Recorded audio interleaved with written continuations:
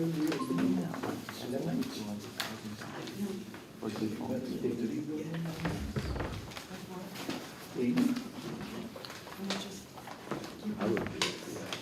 I would do that. Long guarantee. I mean, you know, to establish it, okay.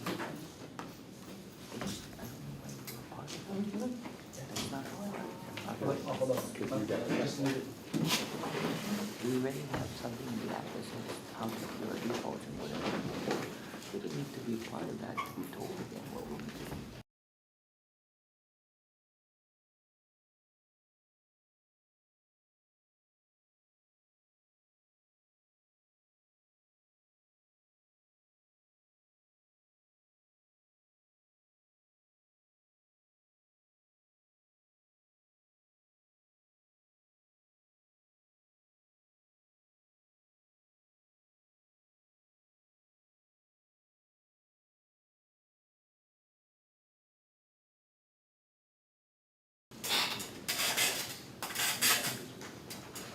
This is the CHamoru Land Trust Commission regular board meeting, Thursday, June 13, 2024 at 1:05 p.m. 1:06. This the meeting is called before we vote. CHamoru Land Trust Conference Room 590 South Marine Corps Drive, ITC, Suite 223, second floor, Tamuning, Guam. Public comments may be made at cltc@cltc.guam.gov. To review the meeting virtually, log on to Gov.Guam Live, YouTube, or CLTC Facebook page or Google Meet. Joining info video call https://www.com/BWQXHVKZIX?HS equals 224. This meeting is now called to order. Certification of quorum present. Mr. Excuse me, Director Guerrero, Director Earl Burrito, Mr. Joey Cruz, Here. Present, Attorney Miller from Present. AG's office, Arlene Berdani, present.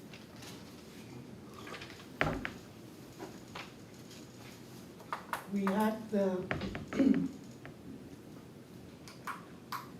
approval of the minutes, November 16, 2023. This is a regular meeting. And we also had on November 27, 2023, the resumption meeting. I need a motion to accept the minutes. Make a motion, Madam Clerk, to put the minutes for November 16th, 2023 regular meeting. And the November 27th. And November 27th, 2023 resumption meeting. You need a second? A second. All in favor? Aye. Aye. Yes?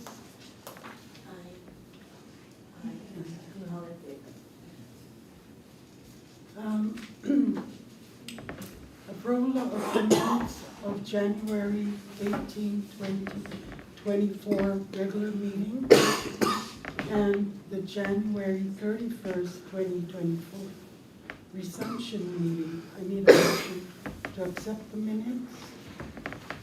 Madam Chair, I'd like again to make a motion for January 18, 2024 regular meeting, and also for January 31st, 2024 resumption meeting.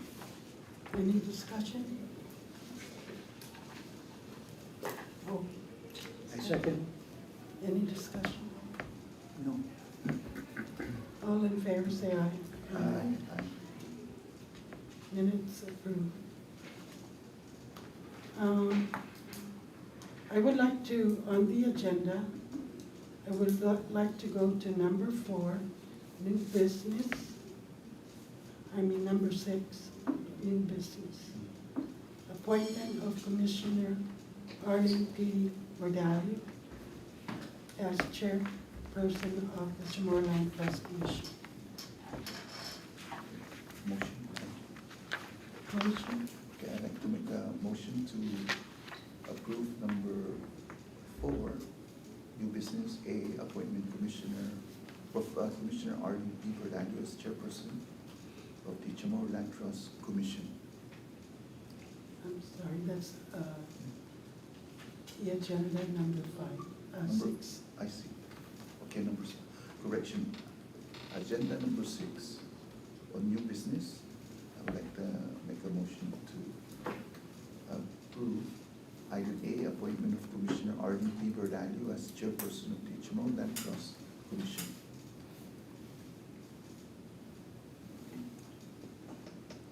Any questions, No question. comments?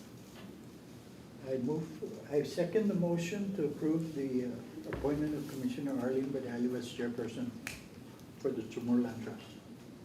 All in favor, say aye. Aye. Aye. Aye. Motion carried. Going back now to Administrator. the section 4, which is the administrator's report. Good afternoon, Madam Chair, Commissioner Sarita, and Commissioner Sherman. Thank you for allowing us to take this opportunity to provide the Administrative Director's report. The first item that we would like to report to the Commission is to remind the Commission of the issues that surround the current leases. Those issues are 1, the switch of application type, 2, the payment of an application made after 30 days, 3, the succession of the lease by an ineligible successor, 4, the issuance of a lease prior to the applicant's date and time, 5, the switch of application date and time, 6, the transfer of application rights by a living applicant. Items 5 and 6 already have been reviewed and have been determined in 2018 by former AG Elizabeth Barrett Anderson that those leases are null and voided. Number 7, award of an agriculture lease without legislative approval. Number 8, issuance of a lease on unregistered property. Number 9, issuance of a lease to an applicant with an existing lease awarded by another government agency. 10, issuance of a lease on GALC property. 11, issuance of a lease on private property. And 12, leases that were administratively issued but not approved by the board. We would just like to remind the Commission that many of our leases today have those issues that surround the lease award. Although we do want to note and thank the Speaker, our Oversight Chair and co-authors of Bill 228-37, which is now known as Public Law 37-74. The now public law allows for or granted the expansion of eligible successors, which include grandchildren, siblings. Unfortunately, because the public law does not contain a grandfather clause, that public law will not be able to address the previous actions of the past, but instead it will allow from enacting forward. So that's regarding the issues surrounding our lease award. Now we'll move to a report on personnel. Recently, we have just completed the recruitment of a program coordinator 2. That individual's name is Ms. Jenny Luces. We expect the recruitment of the LTA Land Agent 1 position for that individual to start on Monday, June 17. In addition to that, most of the staff is currently attending the new farmers training, which is hosted by UOG. It's a refresher course for them. They have attended farmers training in the past. Now we'll move to the projects that we have put together for the commission and staff, in addition to the day-to-day activities that we are already doing, and addressing any other inquiries that we get on a daily.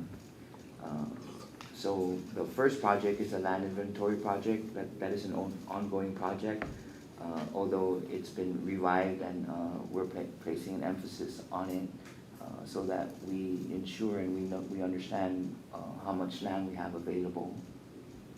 Also, who's the occupants, who's the lessees, and all that other stuff. In addition to that, we also have we've labeled it Moving the Line, also known as the 95 applicants. We are going through what we've already started, which was informing the next 5 in line. We're going to review that process that we have already done to ensure that everybody's been afforded their due process and whatever is granted to them, whatever they're entitled to through the law. Next, with the recruitment of the PC, we were able to establish a compliance section now. So we have a compliance project. Currently, we got a compliance team. The compliance team is focusing on track 9210, which is the northernmost lot we have in our inventory adjacent to Anderson Air Force Base. Once that's completed, they will work their way south. In addition to that, we've also reached out to the Mayor's Council President, Mayor Jesse Alec, to discuss some type of cooperation or joint venture between the mayors and CLTC's compliance endeavors, because we understand that the mayors are able to issue citations. And Mayor Jesse Alec has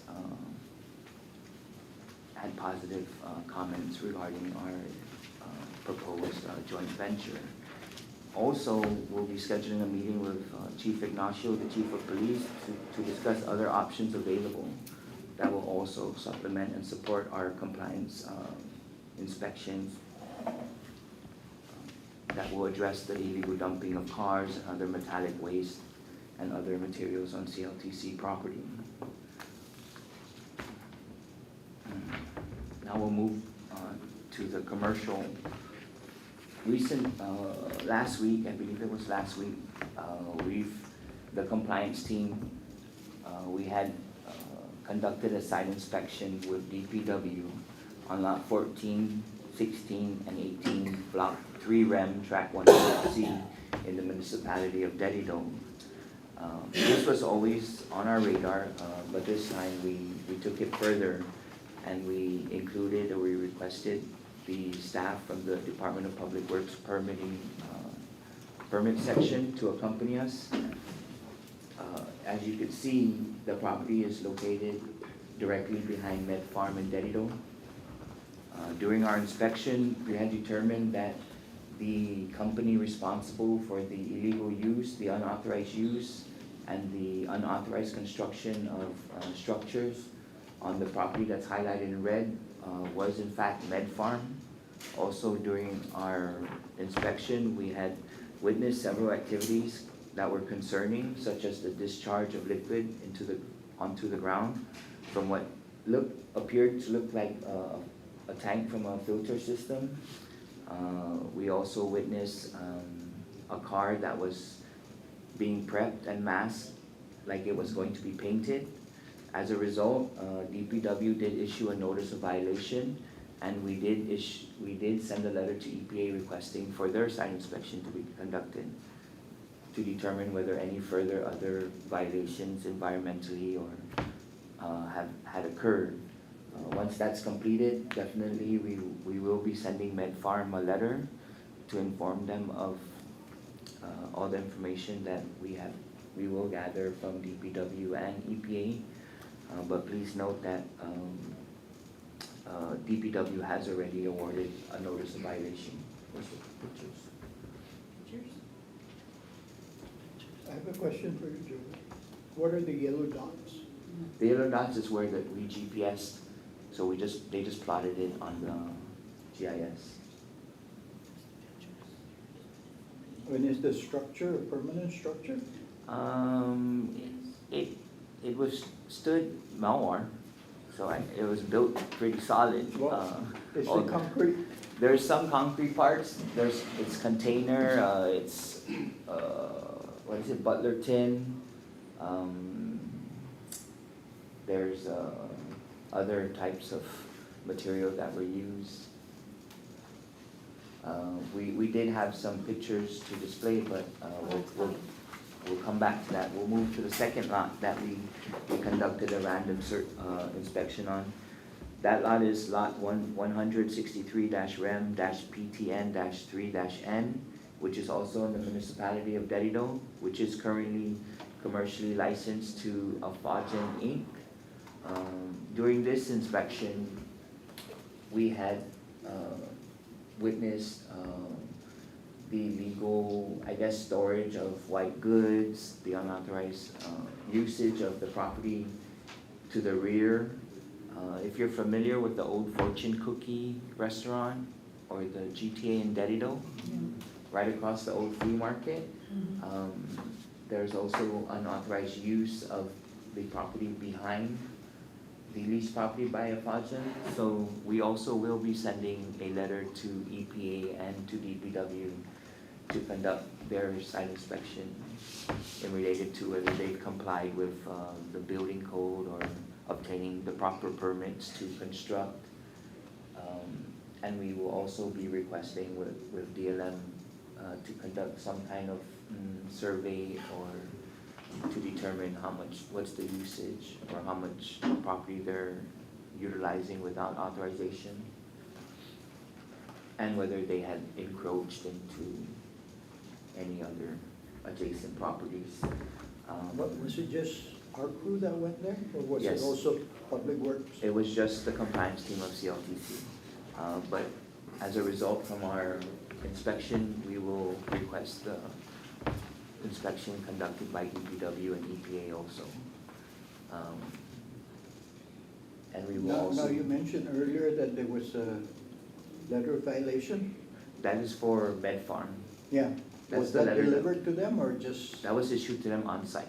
Okay. Yeah, we were present when the notice of violation was issued. These are the pictures from MedFarm. That picture displays this container type office with tin, extension. That's other storage structures. If you see where the red ladder is, to the right of it, that's the masking and the preparation for what appeared to be the car getting ready to be painted. That's another area. Now, when you were doing this on-site inspection with the inspector, did management come out at all? There wasn't a representative from MedFarm, although we were told that the owner of MedFarm, Mr. Ramos, was off island. But there's somebody that's still in charge? I believe it was the lady who was entertaining us, had the authority to take us around and answer any questions we had. Was she asked who gave you authorization? We did request for a copy of the building permits. Unfortunately, the response we got was it's with the owners, because that would lead to, we also did request from DPW if any permits were issued for the construction of those buildings. But we haven't received a response yet.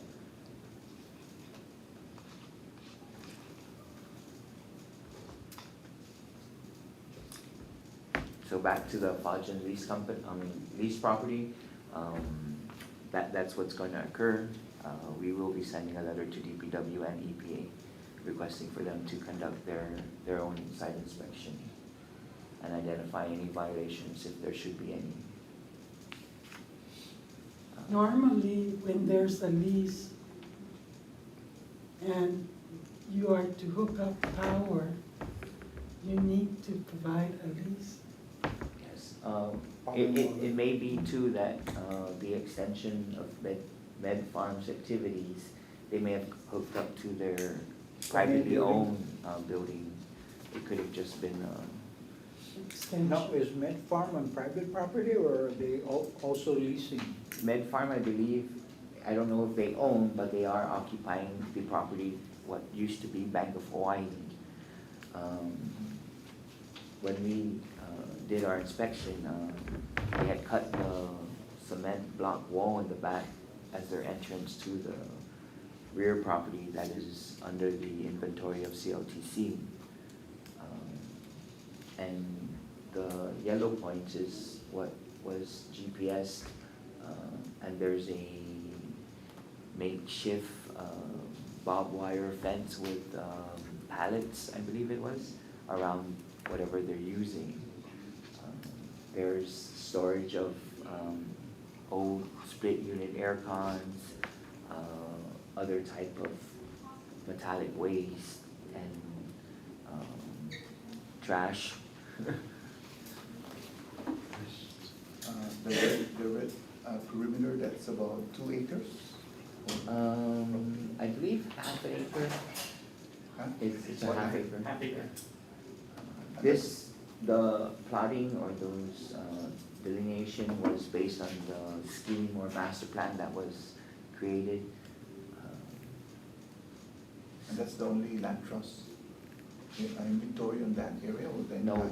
everything south is CHamoru Land Trust property. So everything within the red. I see. This is not Fatima, like buffer zone of that Fatima? No, it's in the back.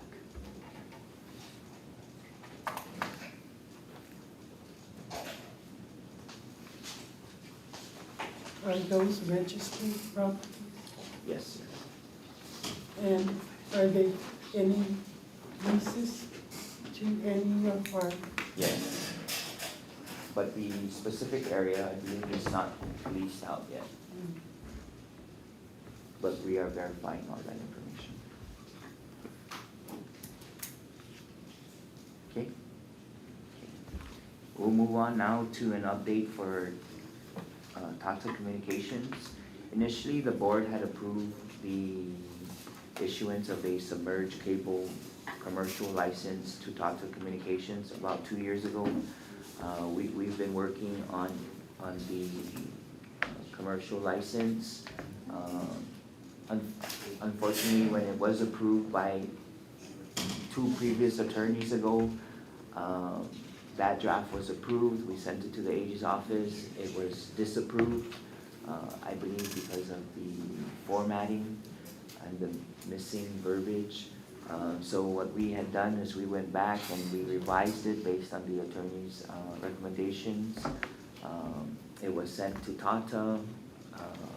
There was some discussion, some request of changing language or removing language.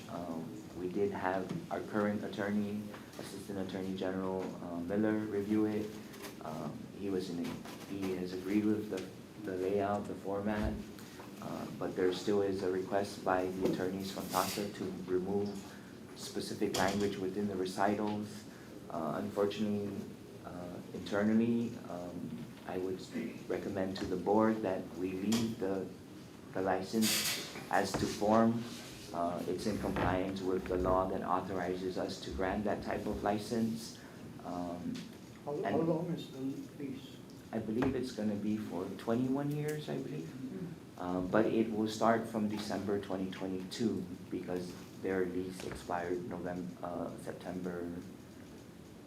December 1st, 2022 is the start date. It expired September 30, 2022, so it'll just carry on. There has been activity within the lease property, submerged lease property of Tata. We've learned that there's a cable that has landed. What else? But like I was saying, we would ask the board to consider sticking to our guns. Is this the agate site? Yes, for the agate site. And Attorney Miller's here to That's it discuss tonight, any. right? Yes. So what we're gonna do is, with the assistance of Attorney Miller, we're preparing a letter to send the draft that has been approved by Attorney Miller and our previous attorney, Attorney Finley. As to form, we don't know whether their attorneys will accept it or not, but please be rest assured that everything on that draft commercial license is almost reiterating the law. There's nothing new, there's nothing out of the ordinary. So there's no wiggle room then? There's nothing. Either they accept it or they pull out their cables? They don't, yes. Madam Chairman, members, we're actually dickering over something called the recitals, which is not a legal component of the lease. It's kind of a little history of the relationship between the parties that you would customarily put at the beginning of one of these types of documents. The conversations we've had with the Tata local counsel, and the local counsel works with corporate counsel who's back in Virginia. The lease document we've sent them says, here's the lease, and here are the terms of our relationship when you land your cable. Well, they called us back and said, well, we've already landed the cable, so we need to change the tense of all this. It's not when we landed, it's now that the cable's already there, here's how we're gonna work with one another. And if they were only legally entitled to land one cable, perhaps that might be something to talk about, but as a matter of fact, the lease allows them to land as many as 6 cables. They've already landed a second. So we're very confident that the language we're using is the appropriate language. But again, local counsel here has to communicate with corporate counsel back in Virginia, and somewhere in that communication, those two groups of lawyers are not on the same page. But anyway, we think we're right, we're confident we're right, and our objective is to move this along and frankly, get their check for landing the second cable as soon as we can. Well, but they've already have landed the second cable. So basically, we have them over a barrel right now. Well, the third cable has landed. It hasn't been connected yet. So, like I was mentioning earlier, with the assistance and working with Attorney Miller, we're gonna draft them a letter and send them the final draft. And if they don't agree, I guess we're gonna have to come back and discuss in front of the board again. But we'll see what happens from there. The lease started in 2022, or like when did these? The initial lease? Yeah. I believe in 2000 or 2001. It was already an existing license. Tata has been operating there for many years, but it expired September 30, 2022. And through the GUAHA, I forget the public law number, that was introduced by Speaker Terlahi, that was related to submerged cables. That was the authority granted to the commission to issue such a license. So 2 months ago, they had their cable layer right outside of the line fence, so that was the third cable. there's a third cable that has been landed. There's two operational cables currently. There's a third cable that has been landed. Later on during my report, we'll display some information regarding the cables because we had discovered through a meeting with a Google representative, Miss Tang, I believe, and the construction company responsible for laying the cables had disclosed some information, so it alerted us to do some research. So what came up from that was we did some research on Google and we found a website where it could display the actual submerged cables coming into Guam, which is there. In Joe, under the search, can you type in PD? This is the light fiber over here. This is the submerged cables of Guam. So there's one cable. We know that GTA has cables running in through PD. Although what happened was, can you click on the echo? No, not that one. Just type PD in. So I think the green, maybe the green.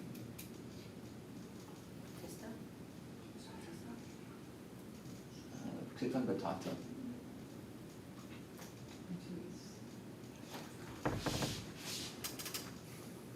So this is specifically a cable that's running in through PD, which the information here displays that Tata Communications is the owner and the supplier is Subcom. The Chamorro Land Trust doesn't have a commercial license with Tata for any submerged cables coming in through PD. So what we did yesterday was we went to the Santos Park to verify whether there's multiple manholes. Usually the manholes run, I guess the cables run through the manholes into terrestrial land. So we did identify two manholes that did have the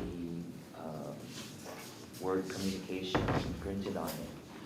But we are still conducting further research and we will be reaching out to Tata Communications within next week to clarify whether they do have any cables coming in through PD. And then we'll go from there and prepare a report and conduct any further research if needed. The PD is Google or GTA's coming in, the submarine cable? This information here is Tata Communications That just goes into the light fiber, into PD. onto PD Yeah, also? so when you type on the search bar PD, it'll bring up the cables that are coming in through PD. So PD has two cables. Two companies that cables are coming into through the submerged, which is GTA, and then we've just learned also Tata Communications. So there's three. But we need to verify with Tata. Three in Aga. Is There's- this affiliated with AT&T? No, I believe it's affiliated with Google, The cable? the cable. In Agate, Tata Communications has a commercial submerged, or not yet, but they're utilizing 3 of their 6 conduits in Agate. I see. Okay, so there's 6 and 2 activated, 1. In Tata, there's 2 active, 1 that has been landed, and also I believe that's also affiliated with Google. On the recital that they don't agree with, what is it? It relates with they may conduct horizontal drilling. So it's not required, but they may. But if I'm not mistaken, I believe they feel that it may cause confusion. But after discussing with Attorney Miller, recitals don't really hold any weight. It's the terms of the agreement. But again, we'll be sending a letter to Tata. Attached to that letter will be the final draft of our proposed commercial submerged license agreement. And if they shall not agree, then I guess we'll be back here again to discuss that issue. I have a question on submerged land. How far out from the high watermark? How far out is the submerged land? Is it variable based on the reef line or, I mean, I don't know that. We would need to get back to you on that. Okay. Ourselves too are not, but we will verify. The statute has language which instructs a surveyor how to draw the line. So it's gonna vary, sort of depend. Would that be in conjunction with the economic zone? I'm not sure. We would need to verify that information. Okay. One more question. The operators that were doing the operation out of vessel, is that considered under submerged land? Melissa? Yeah, you know, there's an activity, like jet ski and boats. The Bikini Island? Right, yeah. So is that out of the submerged land perimeter or, We did have someone, I believe it was Mr. Kanata is his name, who had stopped by the office to inquire. We did make mention of maybe he should stop by and inquire with BSP, but he never came back after that. Well, if that's being conducted as a business, they need a business license, and they need to show some proof of ability to operate on that sandbar. I don't think it's underneath the sand. I think it's like a floating bar. But then again, we could be wrong, but that's not. yeah, as long as we know how far out, like you mentioned, right, based on the survey, so, okay, that's it. So that's in relation to the commercial activity that we wanted to report. We also wanted to report to the board that about a couple of weeks ago, we received 3 demand letters for payment from SBA for defaulted loans. These 3 documents equate to a little over $200,000. We're going to prepare the reports and we will present it to the board for you guys' disposition or further action to settle this matter.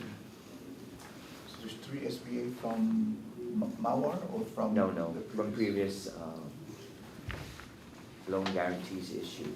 But we wanted to ensure that the board is aware that we are receiving letters for demand letters to pay for defaulted loans that were backed by the guarantees issued by CHamoru.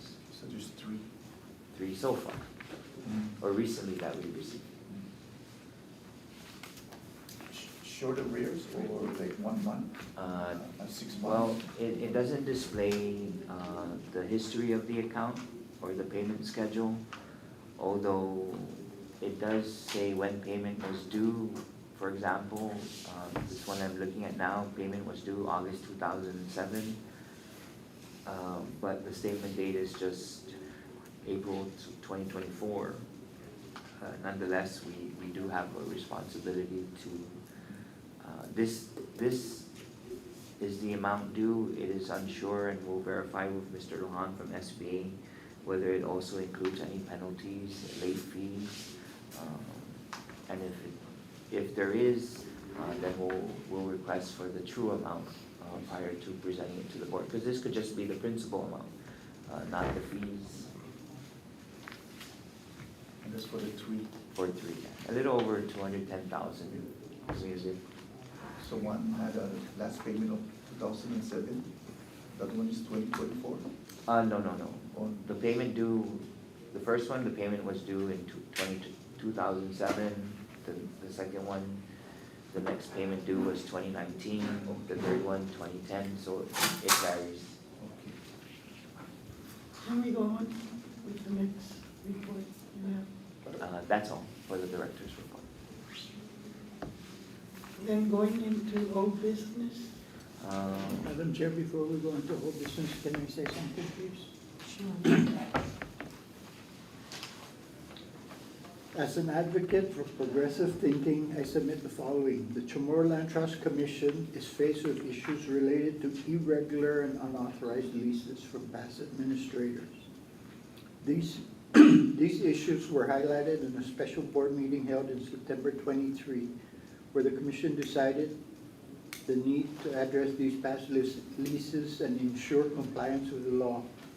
The meeting aimed to rectify the prevailing standards and irregular lots that were leased out without proper authorization. The CLTC is working to resolve these issues and ensure that future leases are conducted in accordance with the law and the Commission's regulations. To ensure accountability for past administrative actions, the CLT can take the following steps. First, conduct a thorough review. The board should conduct comprehensive review of past administrative actions, including leases and contracts, to identify any irregularities or unauthorized activities. Two, document and record keeping. The board should ensure that all relevant documents and records are properly maintained and easily accessible for future references. Three, transparency and communication. The board should maintain transparency in its actions and communicate clearly with stakeholders about any issues or concern related to past administrative actions. Sanctions and penalties. The board should impose appropriate sanctions and penalties for any administrative action found to be irregular or unauthorized as outlined in the CLTC standards. Training and education. The board should provide training and education to the staff on the importance of accountability and compliance with regulation to prevent similar issues in the future. To ensure transparency in past administrative actions, CLTC can follow these best practices. First, define transparency. Establish a clear understanding of what transparency means for the organization, including what information should be shared, how and when. Develop practical, sensible, and realistic guidelines. Establish a clear policy on conflict of interest. Require all directors to disclose potential conflicts before participating in discussions or voting on related matters. Maintain an interest register detailing personnel and business interests that could lead to conflicts. Communicate effectively, keep stakeholders informed about board activities, decisions, and changes through regular newsletters, annual reports, or meetings and minutes. Be prepared to address the questions and requests for clarification. 4, utilize digital platforms. Leverage board portal software or similar digital platforms to facilitate timely and secure sharing of information. This includes centralized file repositories, meeting minutes, and voting records. Document and record keeping. Maintain accurate and accessible records of all administrative actions, including the minutes, agendas, and board packets. Ensure these records are easily retrievable and up to date. Transparency in decision making. Ensure that all decisions are made in a transparent manner with clear explanation and justification. This includes providing reasons for decision and action taken. Accountability and compliance. Implement a system to track and monitor compliance with regulations and applicable laws. Hold directors accountable for their actions and ensure that the board adheres to its own standards. Regular reviews and audits. Conduct regular reviews and audits to identify and address any irregularities or unauthorized actions. This includes reviewing past administrative actions and ensuring compliance with regulations. The key difference between illegal and irregular distress are: illegal distress, void ab initio. Illegal distress is void from the start, meaning it never had any legal effect. This occurs when the landlord has no right to exercise the remedy in the first place, such as when there is no landlord-tenant relationship and no rent default. Trespass. Illegal distress can be considered trespass, which involves direct physical interference with property. More severe consequences. Illegal distress can result in a more severe consequence, including punitive damages, and may be considered a criminal offense. Irregular distress, not void ab initio. Irregular distress is not void from the start. It is still a legal remedy, but the landlord has failed to adhere to procedural requirements. Damages. Irregular distress can result in damages for the tenant, but these are typically limited to special damages and may not include punitive damages. Less severe consequences. Irregular distress typically has less severe consequences than illegal distress, as it does not involve direct physical interference with property or criminal offenses. In summary, illegal distress is void from the start and involves direct physical interference with property, while irregular distress is a legal remedy that involves procedural failure and typically results in damages for the tenant.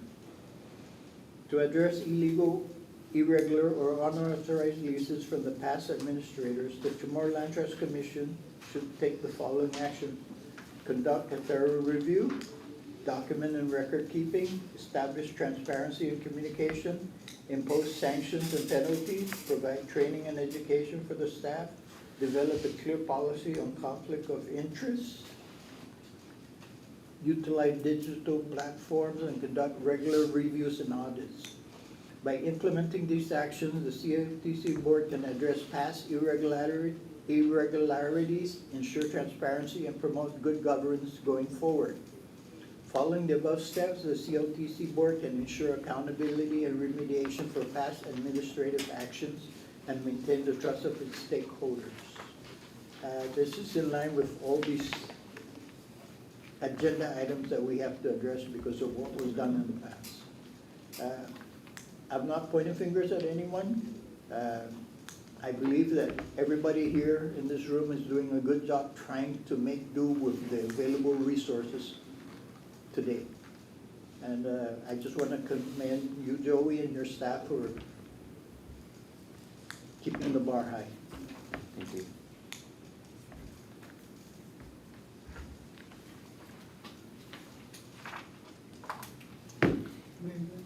If I may just add to the director's report, it just came to me now.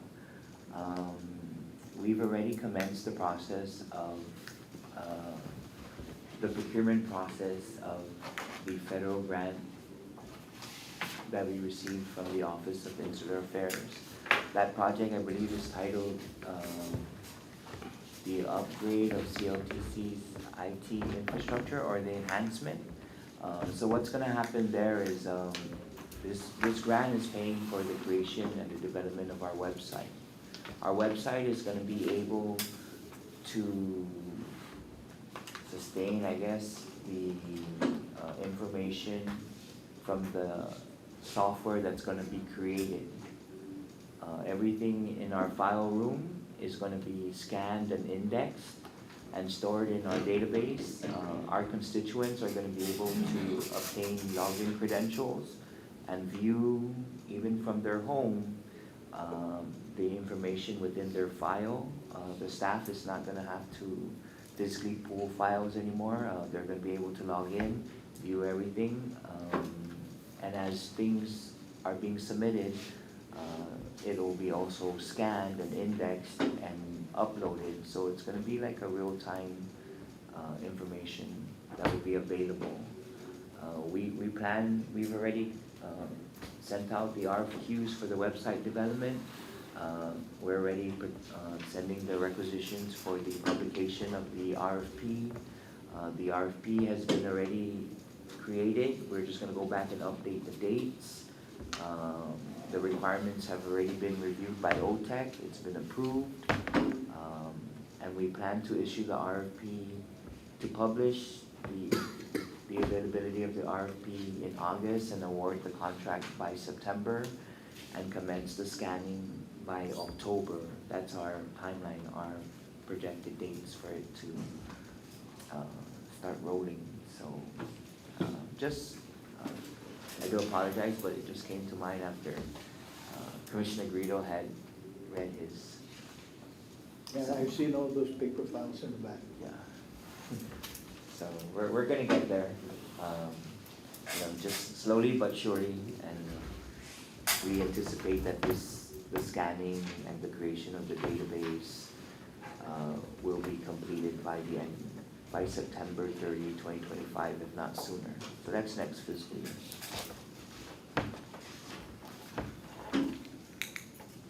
Madam Chair, if I may, the next item on the agenda is the Guam Housing Corporation USDA Rural Development MOU.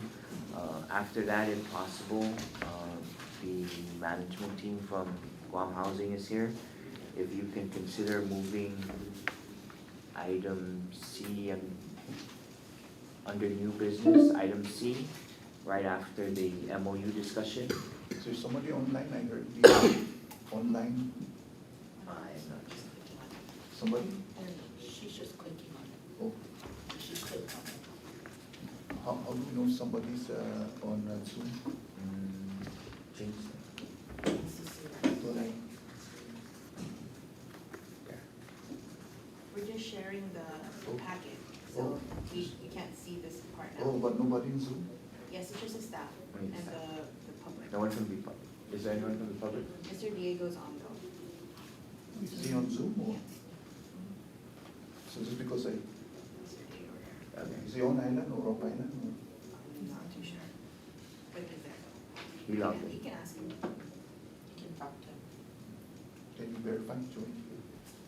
Mr. Diego, are you there? Just because of Papani, yes, I'm here. Okay, so he's present. vacation, yeah. Well, I think he's on, just because of the timeline. Yeah. So the MOU is the next item on the agenda, but Madam Chair, if you can consider moving item C under new business after the MOU discussion, only for the interest of time, and Okay. the Guam Housing Management team is here, and I believe they have another meeting. Okay. It's fine. Okay, so In agreement, directors? everybody agrees? Well, depending on what's his timeline, right? Because I don't know. Yeah, the discussion, the next discussion or the item on the agenda is the MOU with Guam Housing and USDA. We're just requesting that we move It's not midnight yet. the other item C under new business to follow, only for the interest of time. Okay. Guam Housing is also here. But, So- the legal counsel's gonna give us some, He will inform you guys of his findings of his review. So, Ms. Pangilinan and Ms. Guerrero and Ms. Camacho, you're welcome.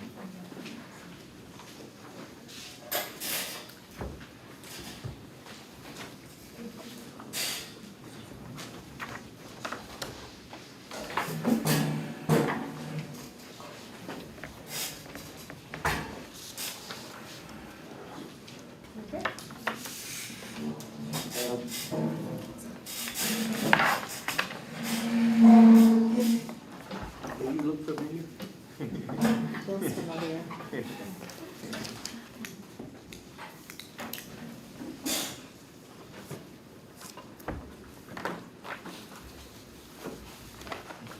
So, we had shared with everybody the latest draft MOU, which is titled Memorandum of Understanding between the Government of Guam to the Guam Housing Corporation and the CHamoru Land Trust Commission and USDA Rural Development. We did share the draft with Attorney Miller, and he would report his comments on the draft. Thank you very much, Madam Chairman, members. I think excuse me, I think the most important thing for you all to understand is to the extent this program moves forward and loans are made, you are authorizing other organizations, Guam Housing and the USDA, to spend your money. You're trusting that they're gonna spend your money wisely. Because as we've already seen, when the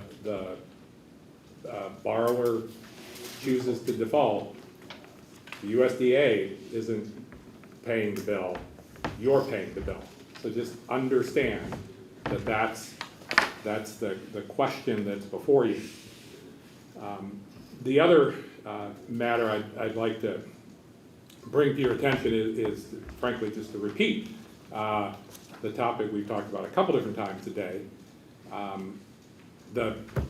This has nothing in particular to do with the program in front of you as it's been defined, but it would be legally problematic if a lessee whose lease is itself problematic to get one of these loans. For example, as we've talked about a couple times today, when somebody has a lease that they had no legal entitlement to, there's really no remedy for that situation other than to say you must leave. You have no legal right to be on this land. You must leave. Well, easy to say, but if they've borrowed money and they've built a house and all is, and all is going along just fine, nonetheless, if that lease was flawed in the beginning, sorry, there's nothing we can do. The lease never should have happened. You never should have been here. And the fact that you went out and borrowed some money and built a very nice house and improved property, there's nothing we can do about that. Now, they can come back and sue everybody else and say, you shouldn't have let me do that. You should have stopped me from taking out that loan. So, there's a number of specific details we could talk about, but I think, again, the two issues I would want to make sure you're aware of as you're considering this program is, number one, if the program goes forward, you're letting other people spend your money, and number two, because we know full well that there are a number of leases that are legally problematic, if borrowers with those problematic leases are applying for these loans, we're just making the legal problems significantly bigger. That's all I have to say for today. Thank you. Question. Sir? We have 3 homes that were built and they were on unregistered lands. And I believe they went through Guam Housing. This is located up at 5308.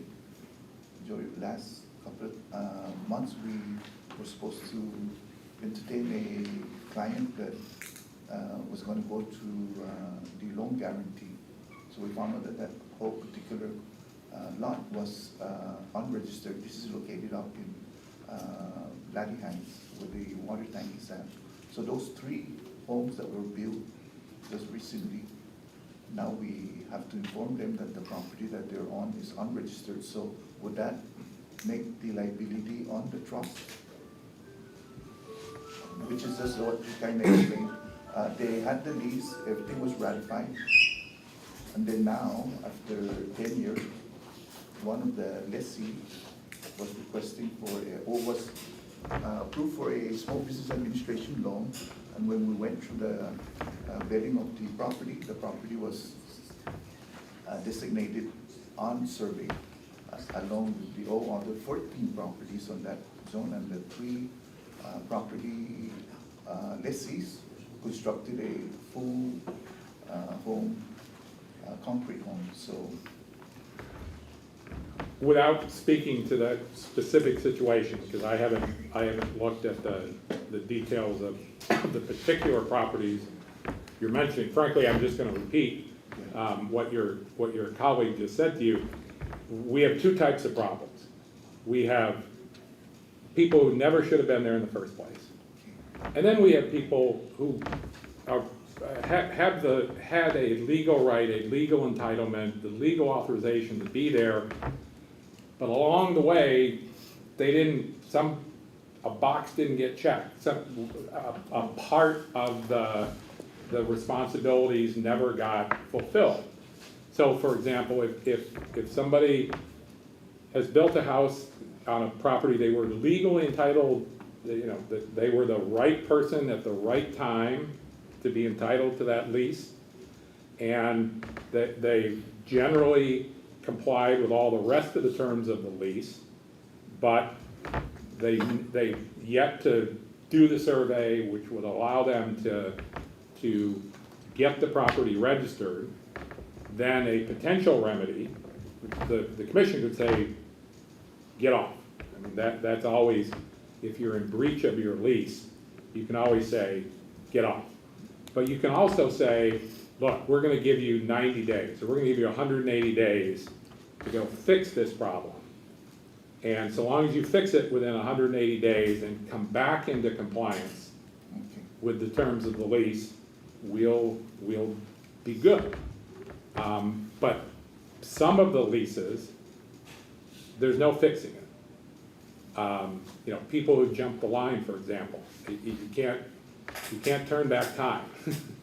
On the other hand, there are people who are legally entitled to be where they are, but of the many requirements they were supposed to fulfill along the way, they haven't done every one of them, and every one of them exactly on time, and the commission has the opportunity to give them the opportunity to catch up and get in compliance. So again, the unregistered land, what do we inform those 3 homeowners that were approved a long-term 30-year mortgage from Guam Housing or SBA? Again, we'd have to look at the particular file to make sure they were legally entitled to be there. They were the right person in the right order at the right day and time, and all the other requirements are met, but they've simply failed to complete one of the requirements in order to get the property registered. No, it was the trust that failed by giving them a lease on an unregistered property. That's my point. Well, you have to provide the information. I think, No, Commissioner the ones Herrera, that gave us the map. your question could be answered in the item that we will discuss after Okay. the MOU, because it relates to the unregistered. Yeah. It was the commission that gave us the property map. Okay, carry on, Madam Chair. So regarding the MOU, Madam Chair, does the board want to Speak. provide any information, or you want to make any comments regarding the MOU? Is Mr. Diego still on Yeah. the line, and maybe he wants to take the lead because this is his program, and our role is to assist CLTC, but it's with your It's program. the USDA. And what about Mr. Jose Munoz? That's next. That's the next item.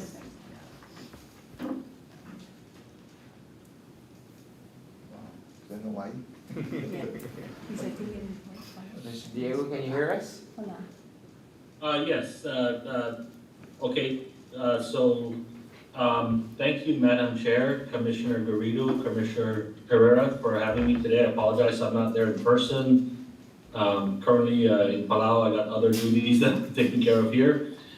But, just as a general introduction, the MOU is, basically a vehicle we're using to propose opening up our housing program to beneficiaries of CHamoru Land Trust, and basically known as our 502 direct loan program.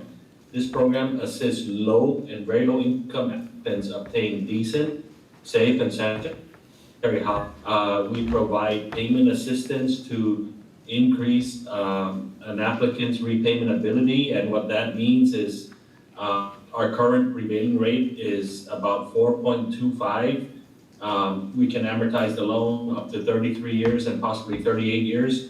But if a rate of 4.25 is not applicable for the applicant's repayment ability, we can bring that interest rate down to 1%. So that essentially increases the individual's repayment ability.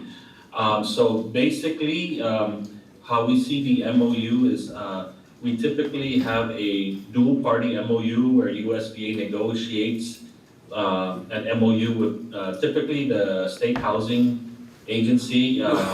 Just last April, we did an MOU with the CNMI to authorize our housing program in CNMI. We currently have the MOU in place in Marshall Islands, and I'm actually here in Palau negotiating with them as well on a MOU. The uniqueness about this particular MOU is it's a tri-party MOU wherein we will be working with both Guam Housing and Chamorro Land Trust to bring our programs to applicants who are residing or have an authorized lease on CLTC. Basically, the function we're looking at is, in a nutshell, Guam Housing would be packaging USDA loans subject to CLTC providing eligible leasees to CLTC. And as the attorney mentioned, should, in the event of foreclosure, of course, this is after USDA has exhausted every effort to, bring the account current, because we really want to see the owner become successful. But in the event of a foreclosure, we would notify both Guam Housing and Chamorro Land Trust, and basically we would, and I know Guam Housing is going to speak, but way we see it is Chamorro Land Trust should already be submitting potential applicants to Guam Housing who would be candidates to take over a distressed account, basically an account that we're going to foreclose upon. So breaking it down in the simplest form, USDA would foreclose. We'd say, Guam Housing, we foreclosed on this, you need to pay USDA the outstanding principal and interest, which Guam Housing would do, assuming it's coming from the established escrow account. And simultaneously, Chamorro Land Trust would have a substitute applicant that may take over, may be interested in taking over the foreclosed home. So when that happens, CLTC would provide that name or that client to Guam Housing. They package the loan for that client to take over the distressed account. USDA again can come in and finance the new client that's going to take over the distressed account. And once we fund, then that funding would actually go to Guam Housing to replenish the escrow account with the amount that was withdrawn to pay back USDA. So that's basically in a nutshell how we envision the MOU, coming into play to assist potential homeowners on Chamorro Land Trust. So that's basically what I have to say, but I can stick around to answer any questions. Thank you.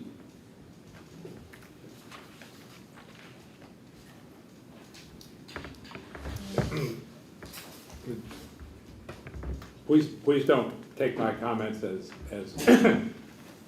a negative view on the program. But let me note, for example, there's no foreclosure here. The Chamorro Land Trust owns the land. If somebody doesn't make their loan payment, well,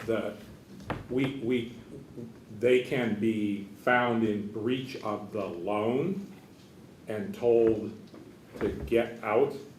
But the usual remedies for housing loans, if you don't pay, is you go to court and you foreclose. And there's a whole foreclosure process. Not going to do that here, because you own the land, you'll always own the land.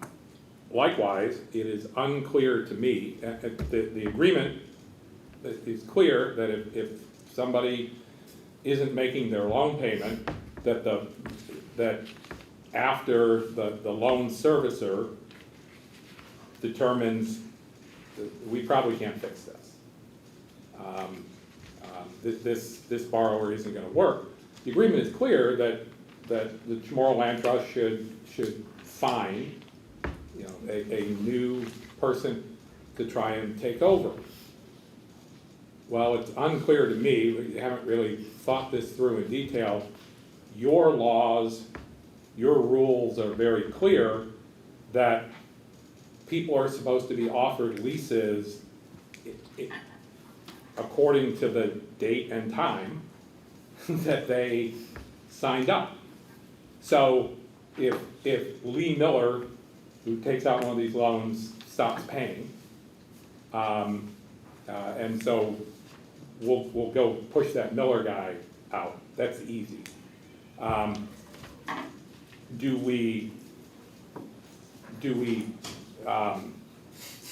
do we find this next person? Do we just go to the next person on the list and say, hey, we have this house that comes with this loan? I mean, do we just keep moving down the list? Can we call up Mr. Cruz and say, hey, you know, Mr. Cruz, I know you were by the office last week looking for an opportunity.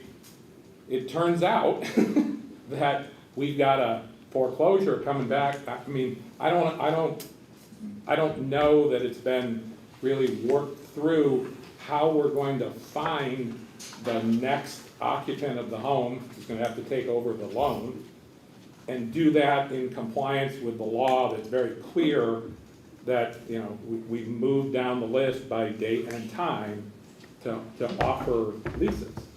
Okay, based on chapter 75A, section 118, there's a successorship clause, and that goes from the main lessee, then it can be passed down to the beneficiary. Now my question on this MOU is that, is this an assumable loan? If the mortgage is consummated, is it assumable? Joe, you? Yes, as part of our servicing, again, our effort is to make that individual a successful homeowner. We have an array of servicing tools from, we can provide moratoriums when, you know, as an example, there's a death in the family. You know, they can be given at least a 6-month moratorium that can extend up to 2 years. We recently, with the Marwar storm we had, we offered all our clients in Guam, outside of CLTC, a 6-month moratorium, basically to, you know, recover their personal crisis. Even in COVID, also, that's one thing. We also offer assumptions. We offer same rate and term assumptions, or we offer new rate and terms and assumptions. We also offer payment assistance, supplementary payment assistance. So there's a wide array of tools we offer to help that family recover from any financial crisis that, you know, they may have experienced. So we're not meant to foreclose the minute it's delinquent. We try to work with the family as best as we can, at the best of the family's capability, to recover from any financial crisis. So that's really the gist and of what we do. But it is assumable. So typically, if we have a client that's in distress, they can't keep up with payments, we will say, do you have children, perhaps? But of course, we'd have to make sure it doesn't violate any CLTC mandates. So this is where we work in partnership, and this is why we want to make it a tri-party MOU to have CLTC also assist in making it a successful agreement, partnership in bringing our programs to CLTC. Okay, thank you, sir. Okay, yes, section 118, the beneficiary, so that would be the first component for successorship in line with what he was mentioning, if it's an assumable, so that would be on 118. Yeah, but in the event that there is no a successorship, and goes back to what you were pointing out. Then it goes to the Time and date. commission, to the board. Right here in the other section, if you read down. Then it goes to the board to make that determination, so. The successorship talks about what happens when the lessee borrower passes away. The more likely case is Lee Miller gets one of these loans and then just stops paying.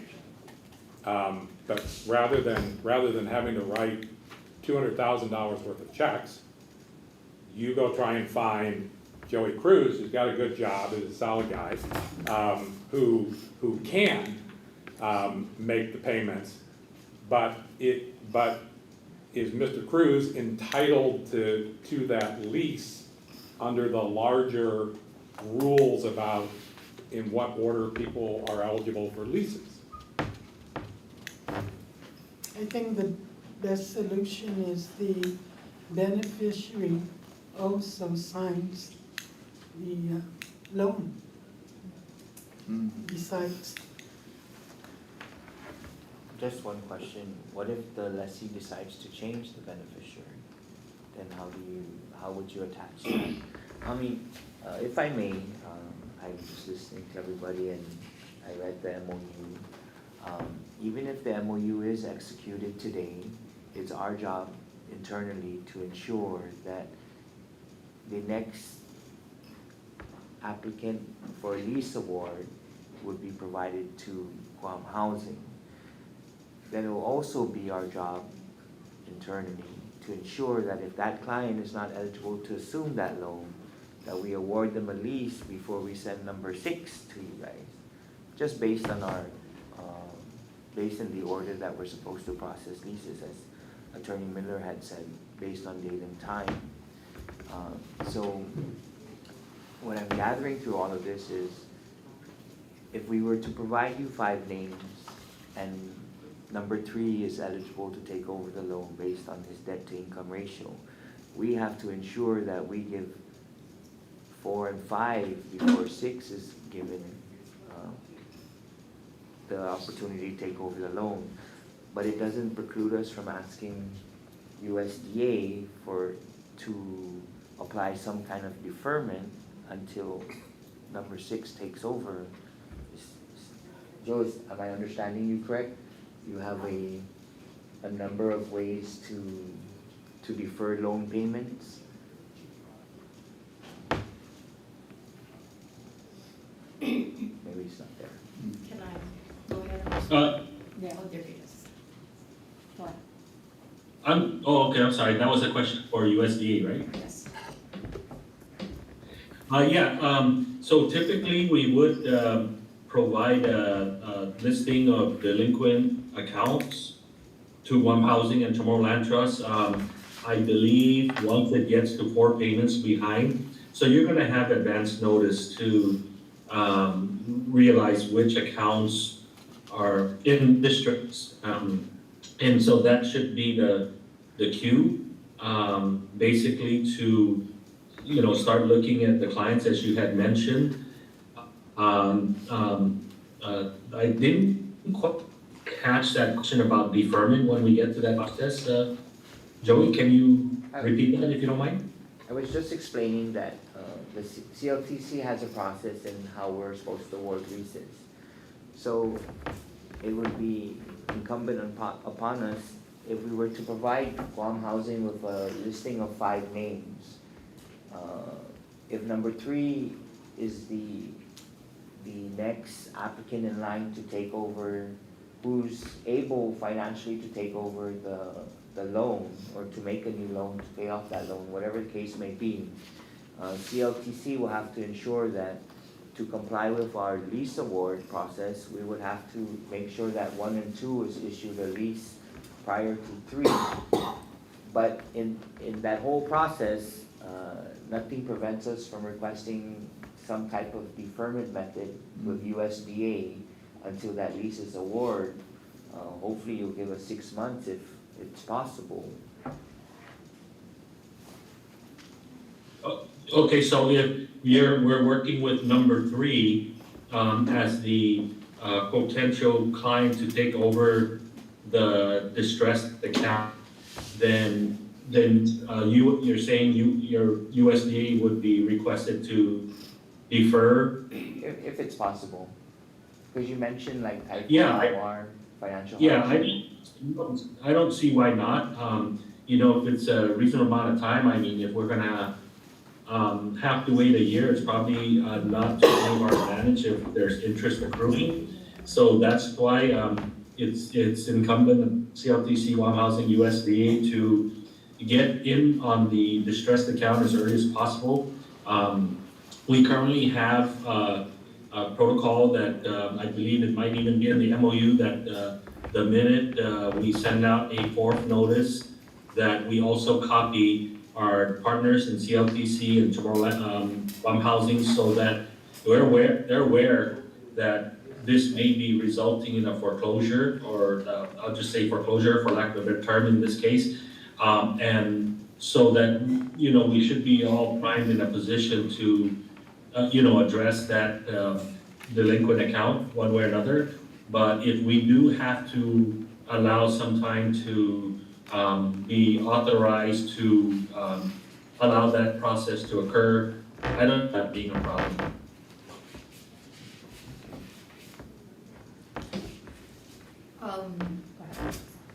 This is Mary Guerrero. So in the event that there's a default and the individual, the lessee, is no longer residing in the property, of course, we're gonna follow whatever CLTC's next applicant would be, and then we'll go through the process of seeing if they are in fact able to assume or take or get a loan to pay off that existing loan. My question, instead of a deferment because of the interest that may accrue, and it's gonna be passed on to CLTC, that I'm not sure if CLTC is allowed to make interim payments on a monthly basis, so that it would still be in line with the amortization schedule, so that you're not just delaying the payment and then maybe your next payment, most of it would be interest because of the deferment. So because Guam Housing is going to be assisting CLTC, I would recommend, if there's a possibility for CLTC to make payments on a monthly payment basis, so that, I don't know if they're allowed to lease it in the interim until they find maybe just the applicant that's next would want to lease until they finalize.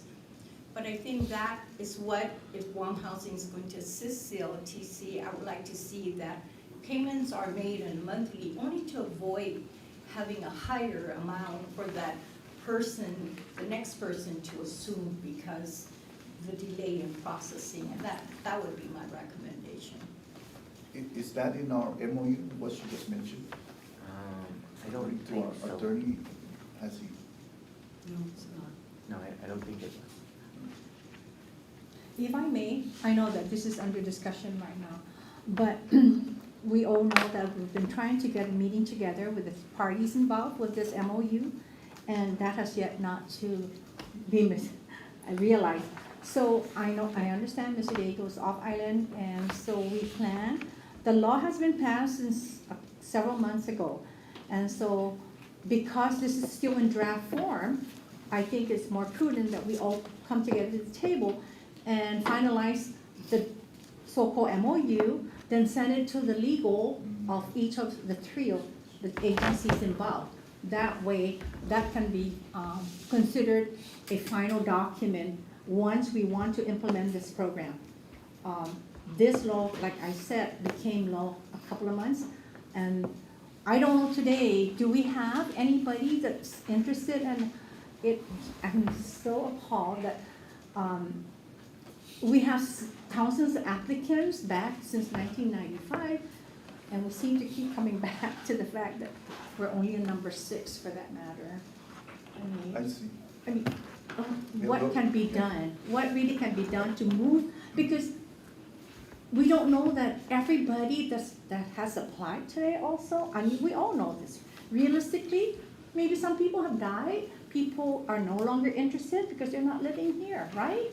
And so, all of these needs also, I mean, I don't know, what are we doing here? Like, what is the land trust Yeah, doing? there's a public law already, right? There was a bill and then it became a public law Yes. to address the grandchild. So we were discussing that, so that grandchild clause needs to be clarified again. Is the grandchild applicable from back in 95 up until now at 2024? That's one part. Now, the other part that you were saying, how many have been vetted? What I am hearing based on the public comments is that there's 5. Joy, can you confirm, no, there's 5? We moved, we've already initiated the communication with the next 5 in line. Yeah.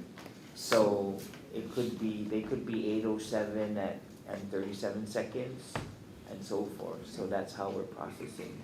So, yeah, so in addition to that, right, I'd like to respectfully request that we're gonna expand that 5 to at least 500, or at least 200 or 300. And of course, that thing requires fundings. So again, and this is my question on this one, if this MOU is approved, I know that we have another MOU since back in 2005. Fine, yes. What happens to that? Is that in your bucket or in our bucket? It's here, but I believe with this MOU, this will supersede Yes. and terminate. And that will release that The $500,000, $2,000, yes. right? And what is there any restriction on that $500,000?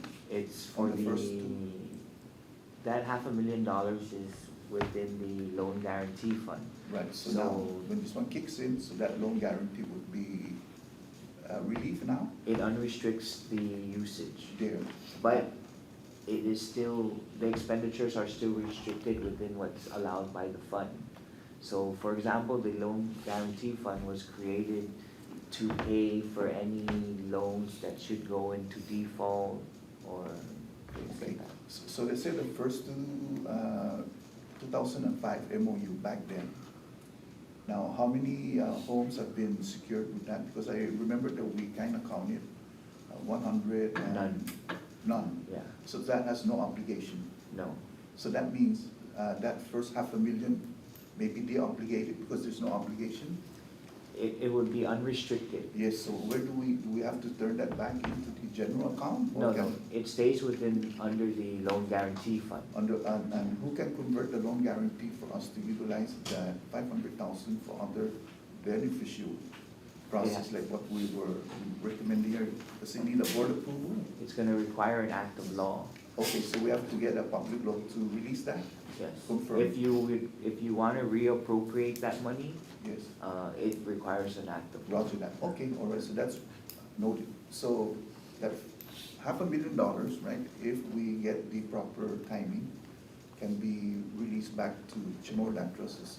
Change the language, it remains in our bucket, right? And then we can use that to utilize to do our mailing process Can be. and the, return mail process. So instead of going 5 by 5 by 5, we can go 100 and 100 and 100. Something like that, because we're gonna need the funds for that, so that's one. If I may, sir, the reason why we stopped at 5 is because number 6 is the grandchild. Yeah, so we kinda already got a bill or a law for that, right? So we need to amend that law that was supposed to address the grandchild. Yes. Good call. Okay, all right, so next, so we have a task to amend the First Amendment Yes, and to reappropriate the first $500,000, yes. right, based on. If that's the intention of the board. Yeah, yes. And then with the grandchild, another slight adjustment to. Just the grandfather clauses. Roger that. Okay, good call. Question. Go ahead. That 500,000 that was recently approved for related to road 37. development, because I think that was approved. I think that was for the purpose of being in the escrow in the event that the loans are made and if anything is in default, Guam Housing would have a recourse if there's just no way of finding another person to assume or we'll tap into that, give it to the next person that has been approved. When they do process the loan and the proceeds then given will go back and replenish what was initially satisfying that default. So Joey, that has Yeah. nothing to do with the guarantee. No, The guarantee With the first one, the Mr. 2005. Yes. Commissioner Herrera's 500,000 was what was reserved to the first agreement. And that That was was the discussion. 2005. Now we have Okay, so 2024. this is a no, different. Not the recent one, Okay, that's a different 500,000, because it's a separate law. yeah. Okay, good question. Okay. Next. Are we okay with the MOU? How does the board, It's still in draft form, so. Attorney Miller, in its form, is it acceptable?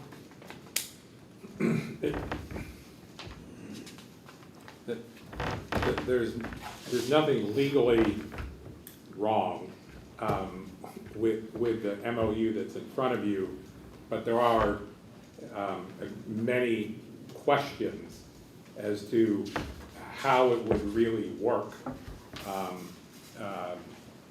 once we got into the business of making these loans.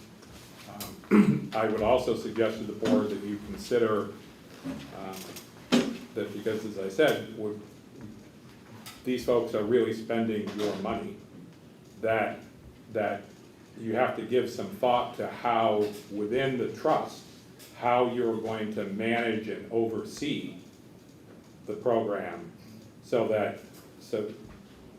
because the USDA and Guam Housing are really the people who, Monday through Friday, 9 to 5, they're the people who are working the loans.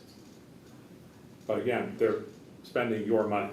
So who here is gonna oversee the program and be aware of how the program is going, how many applications, how many people have qualified, are we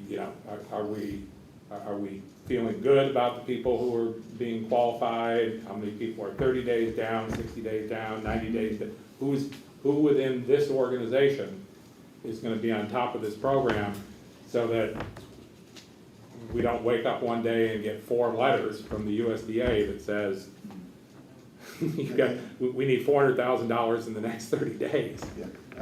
Joey was mentioning that we were going to implement a new automated system, right?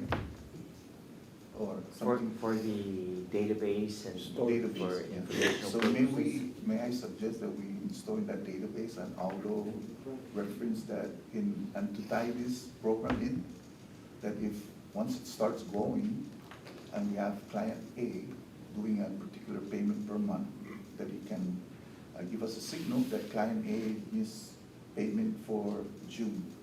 So that gives us a particular, and then we can automate the credit debit on getting the account from the 500,000 or continue the payment instead of accumulating the arrears. And we can do that, we can automate that. Instead of having a human being do it, we can automate, do the transfer from the internal funds. If I may, our act already sets forth how we should cure the defaults. So if the servicer, which is Guam Housing, and USDA, if we work together and we can commonly agree that, yes, 60 days we should be notified, but let's reduce that to 30 days, because we're gonna need time also to vet the next people in line. When we're informed that there's a default, a potential default, or there is a default, a demand letter being submitted, we're reactive and we put it on the agenda, get what we need to get done. But the only thing that I think will cause us an obstacle is getting our line moving. I just read, I think 12 issues that surround the current leases that have been awarded. We're stuck at number 6 because that was, number 6 is the grandchild of the original applicant, which a grandchild is not allowed to succeed a lease nor an application. Yes, there was a recent passage of public law 3774, but absent the grandfather clause, it doesn't apply to that. Because we've already internally prepared the staff report to terminate application number 6.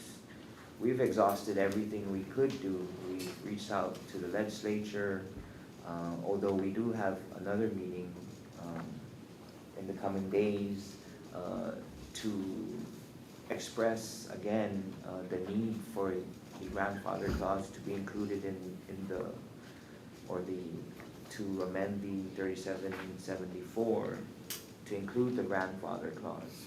Because what's gonna happen now is that we have a lot of leases. One is already too much, but we have more than one lease that has been succeeded by a grandchild who does have a loan guarantee, who may receive a letter soon of the potential termination of their lease based on the action contrary to law. We still have the null and voids that are still floating that haven't been addressed. Many of them have loan guarantees also. Many of them have constructed a home with their own resources that will potentially also get a letter stating that their lease is null and void due to the action that has taken that led to the lease award. And if I remember correctly, in Senator Tom Addis' last term of the last year of his last term, there was a bill introduced to resolve that, but there was no action taken from. And if I remember correctly, I think the fiscal note, the amount of liability that was there was upwards in the 20 million or more. So CLTC doesn't have that type of money in any of our funds to even pay for that liability. Is that with the SBA loans that have been approved? It could be some that are included, So and it could be also some notes of bomb housing. So, I think one housing said you guys have 14? 40. One housing loan? 42. 42, I'm only able to that amount. so it's just to disclose really what we need to do and to get done and to get our line moving. The MOU, I read it, there's nothing wrong with it, and it doesn't mean that the board can't consider to approve it, but we just have to make sure we do our part, that we don't transact any type of issuance of any loan guarantee that relates to this MOU. You could approve it today, it could be there, ready to be applied, but it doesn't necessarily mean that when a constituent comes in and wants to, or requests for a loan guarantee, that we're gonna present it and allow you guys to make a decision on it. If you notice in the last few board meetings, or even more than few board meetings, we've been disclosing every anomaly that surrounds the lease award, so you guys are aware. And so you guys make an informed decision. Also, just so you know, I've taken the position as the acting director now, not to cause a delay, but we're only signing documents that relate to utility requests for humanitarian reasons, verifications for public health and Guam Gura,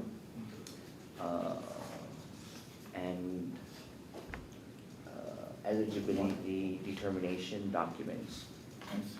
Anything that relates to a building permit, a survey authorization, if there's an issue surrounding the lease award, I'm not signing it. And it's no disrespect to anybody or not to delay the process. But I have to ensure that I do my fiduciary duties to ensure that my actions don't cause or increase the liability of the commission. So I just wanted That's to. a word from the past, Yes, non-compliance. yes.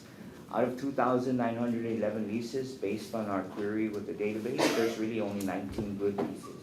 Okay, 19 good leases that were awarded within 8 o'clock to 8:07 a.m. and have board approval. 8 o'clock to 8:07 is the first 5. the first 19. How do we get to 19 when we're only stopped at 6? But you know, that's another one. The order that we're discussing about what we're working on is not necessarily their place in line when they apply, but their place in line for the next lease award. I see. So the first 5 could be, they applied at 8:07, but really based on their stamp date or their place in line is, or because they're next in line, so. Okay. Question on the grandchild. So this public law 3774 does not cover this number 6? No, it doesn't, right? No, Yeah. So to make that cover number 6, we have to amend to do the grandfather. we're gonna be discussing with Attorney Miller because what's gonna happen is when we go back to review that file, one thing we have to consider is because during the time of the action, there was nothing in place to allow for that type of transaction to happen, right? To name the grandchild and then CLTC to allow the grandchild to be named the successor. Okay. So we're looking at everything from all different angles. If we come in and we propose that we terminate the designation and it goes back to the original applicant who is deceased, we are verifying and we need to seek the guidance of Attorney Miller whether the board can name a beneficiary to that deceased applicant. Is number 6 under the beneficiary name? It's under the The grandchild. grandchild, and the grandchild is alive? I believe so. Okay, so. But given that there's the 3774, since its application is from enactment forward, legally the board may have that opportunity to name that grandchild as the successor, and then we Without start the moving. public law. Yeah. So we with can the do it under rules and regs on the GAR? No, already the public law has authorized for grandchildren to be Okay. included in succession. So we just got to do the grandfather ourselves? We can do an approval? We're researching that. We hope within the week we can determine that. Like I said, we still need to talk with Attorney Miller, Okay, if it is. But nonetheless, we are already preparing and we're assessing the lease awards already for grandchildren okay. who are not covered under the new public I law. see. So what is the best recommendation, sir? Should we start start requesting for appeal to amend the law or do it under the GAR rules and regs? The very best thing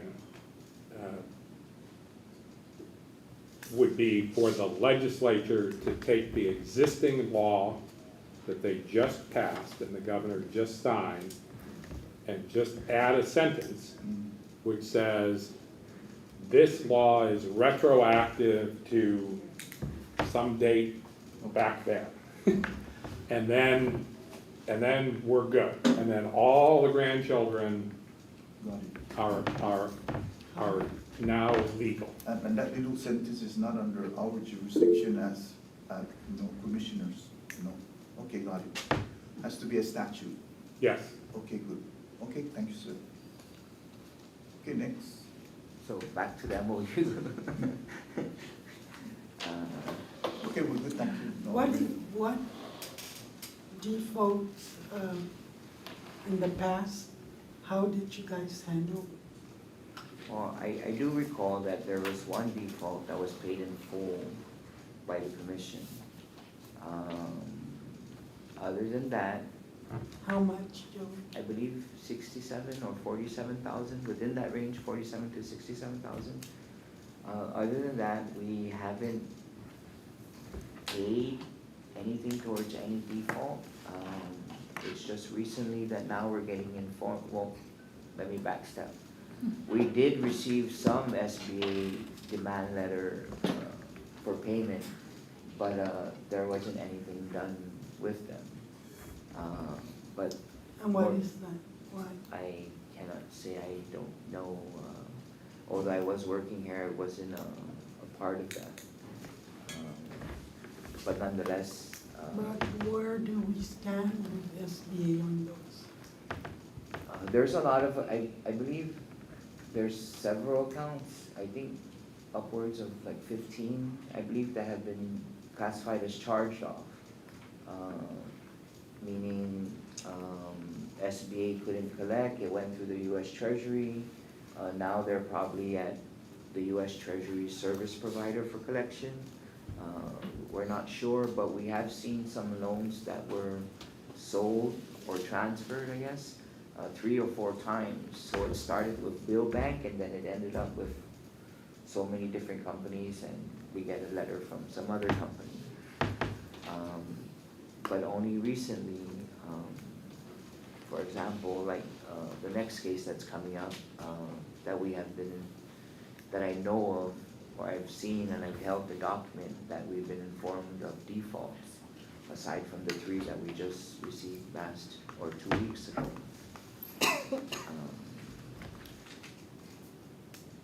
So, yeah, that's all. Like we were discussing about the draft is, there really is no issue with the draft. It could be passed and put in place, but we just have to make sure that we don't inadvertently present a case to the board to provide a guarantee based on this MOU if they're not the next in line, or they're within the priority status of their date and time, and there's no other anomalies that surround their application.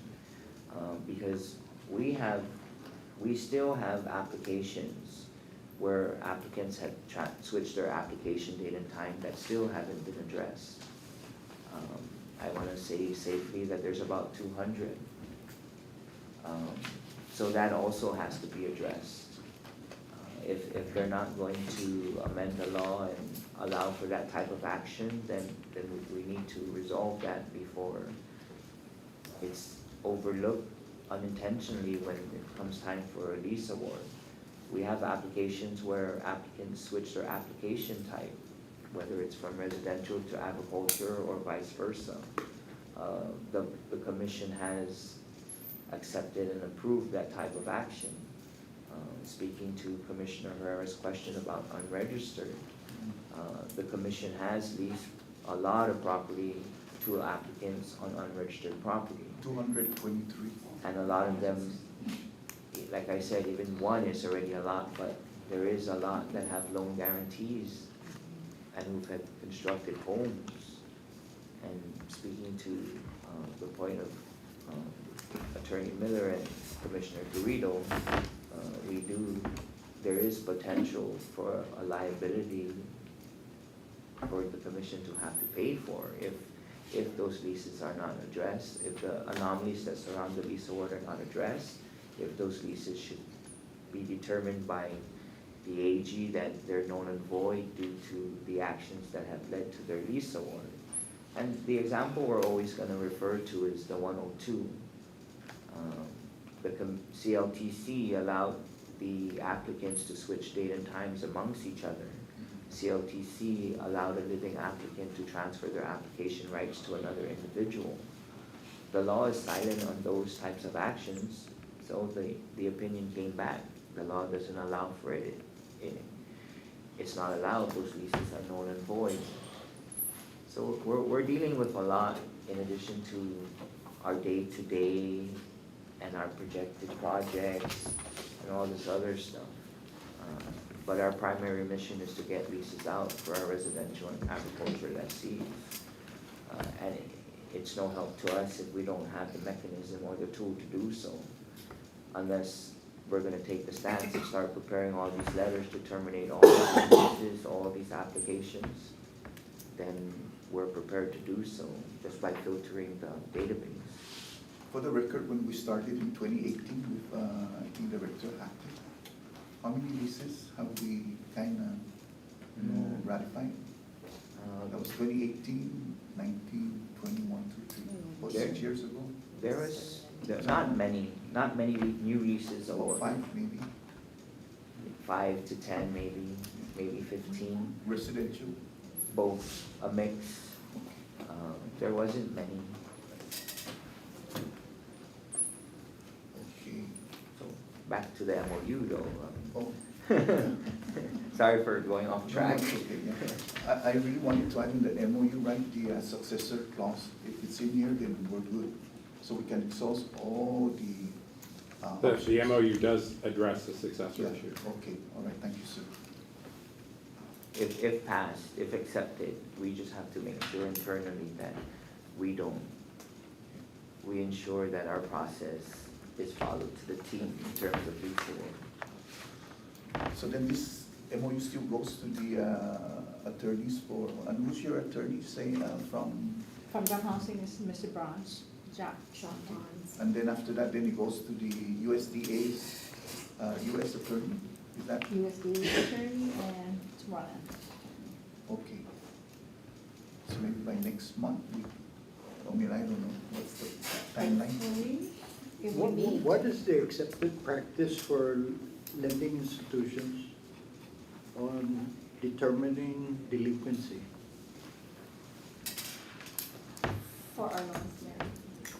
On your notes, as well as supported by your mortgage, there's identity, there's a provision there when they would be, whether it's 10 days, they would already be deemed delinquent, and then 30, 60. But with the arrangement here, CLTC would always be notified when an account is delinquent, so that, because of the restriction of who can assume the loan, who's next and all of that, we're gonna be relying on CLTC to make sure they give us, or like I said, in the interim, they can make the monthly payment.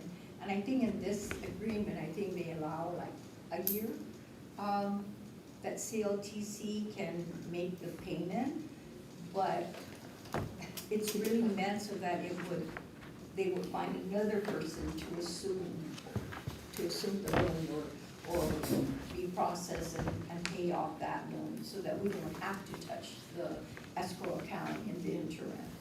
Because rural development in its initial processing will have to do their due diligence to make sure that all their underwriting policies met. And there's not gonna be any exception, because they know that CLTC will come in and make the payment. They would still have to do their underwriting, their due diligence to meet their underwriting.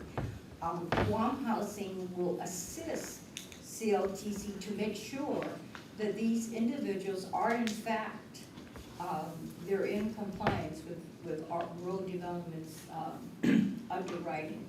So our role would be to help package it so we can submit it. The approval is going to be done by rural development, but again, we will review on behalf of CLTC to make sure that in fact they've met the underwriting. Do you know, is it, under the terms of the USDA program, is it customary for borrowers to escrow for taxes and insurance? They pay, I don't know if they changed it, but they usually pay their own insurance and taxes. They don't have an escrow. So, but they monitor it.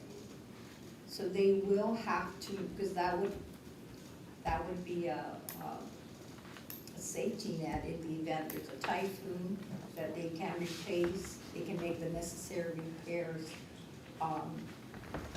If CLTC would like for them to show proof that they're always doing that, that's up to CLTC, just to ensure that they are keeping their, or you would like CLTC, rural development to include those that do not have current insurance, have not paid their property tax, as well as not making their payment. You can ask them to include that into their report. Because So they're gonna do it. does USDA force place insurance? I would hope so, because I know in Guam Housing we will. We need to think as protecting the interests of the lender as well. So if we have to force place it, we will force place it.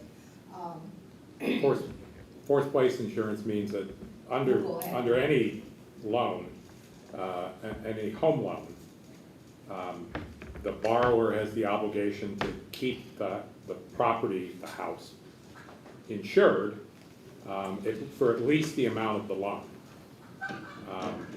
And the insurance company is supposed to be telling the lender the insurance policy is paid up or the insurance policy is not paid up. When the insurance policy is not paid up, under the terms of the loan, the lender is allowed to do something called force the placement of insurance. Just like auto loans. Right. Which is great if you're the lender. I will also note that forced place insurance is about the most expensive kind of insurance that ever exists. And so for a borrower who hasn't been able to make the payment, you know, on the homeowner's policy they went out and got, now you're gonna ask them to make a bigger payment on an insurance policy that they don't really know anything about. If I remember correctly, I believe before CLTC required insurance, but it was removed because it increased the amount, the monthly amount or the total cost amount of the constituent. So at one point there was a requirement of insurance, but now I don't think it's there anymore.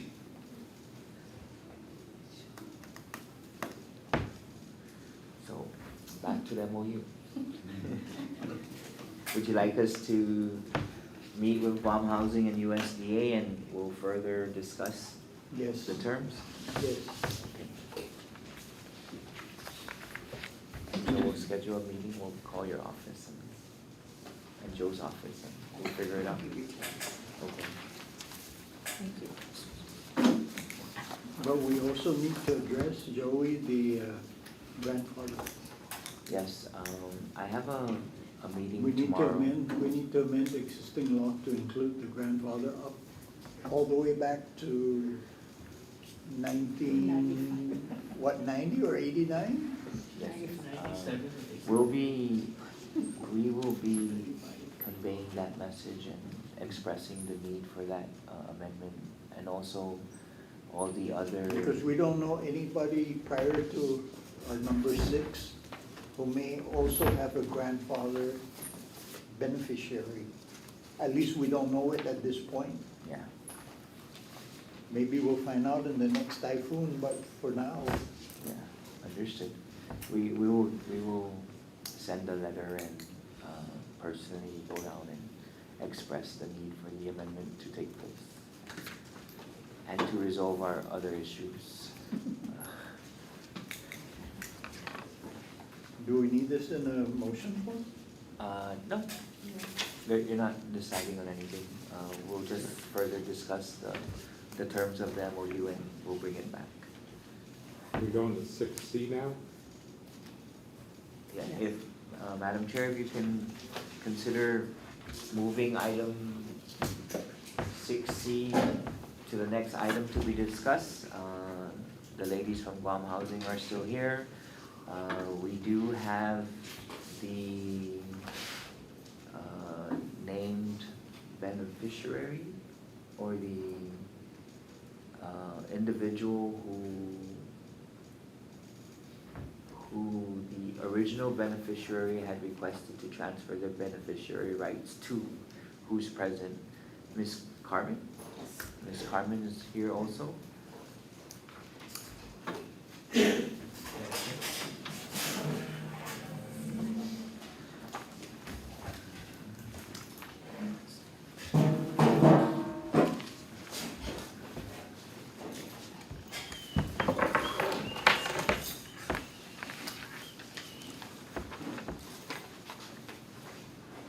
So the next item for discussion is the item 6C, which is labeled Guam Housing / Mr. Jose Munoz. Mr. Munoz is deceased. He had passed away, I believe, in 2020. And here today is Ms. Carmen, who is the daughter of Mr. Munoz's sister, who is also the individual who Mr. Munoz's daughter had requested to transfer her beneficiary rights to Ms. Carmen. Today, this is being discussed because Guam Housing had sent us a letter, a demand letter, a demand pay letter. Although there are two options within the act that the board can make or take, that is to pay the loan current and continue to pay monthly, or to pay the loan in full. Although before you guys make that type of decision, we just want to give you a little history on Mr. Munoz's lease award. Mr. Munoz is an applicant of December 5th, 1995 at 12:42 p.m., which is outside again of the date and time, first come, first served issuance. Mr. Munoz was issued a lease on unregistered property, which again is another issue. Did we legally have the right to, our act says that we shall not lease unregistered property, but we did so. In lieu, upon the death of Mr. Munoz, Ms. Carmen was making monthly payments but had stopped. We invited Ms. Carmen today to this meeting so she can appeal to the board and explain her situation and why she had chose to stop paying. So here today is Ms. Carmen.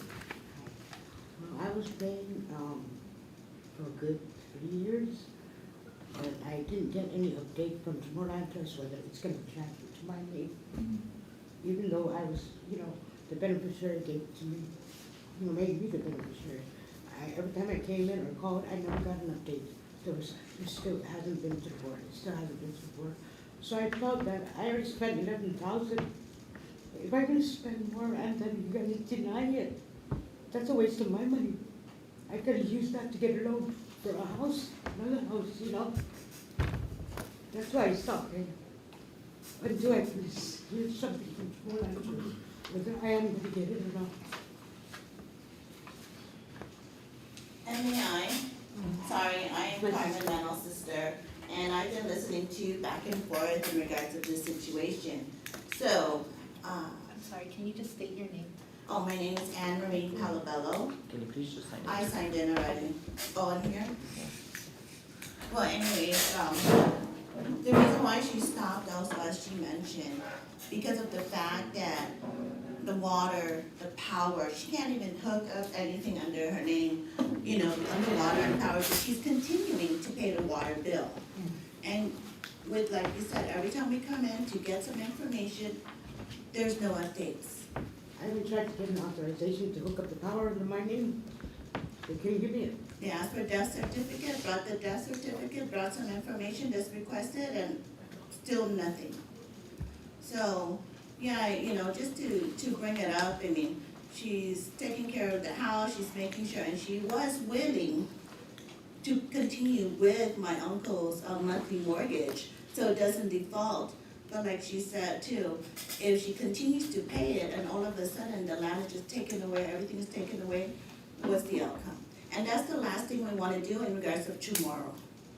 We want to help support each other, but we also need your help in us or for them to move forward.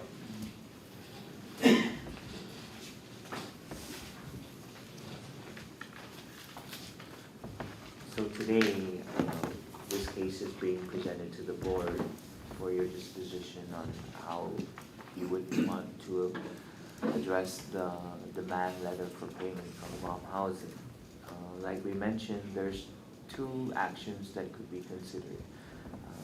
We make payment and keep to bring the account up to date and continue to pay, or the board decides to pay it in full, and that's that. Unfortunately, we would recommend holding off on deciding any type of conveyance of successorship for the mere reason that we still don't have the tool or the mechanism to correct the issuance of the lease prior to the applicant's date and time, and also because the property is on unregistered the lease is on unregistered property. And who was the beneficiary posted? Under whose name?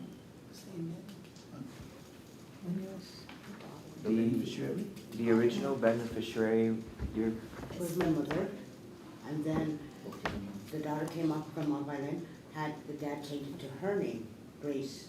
And then when Grace found out that the place was not paid for, you know, they were still making mortgage payment, she decided to, she was told to get a notarized statement that who she's giving it back to, my mom or me, so she gave it back.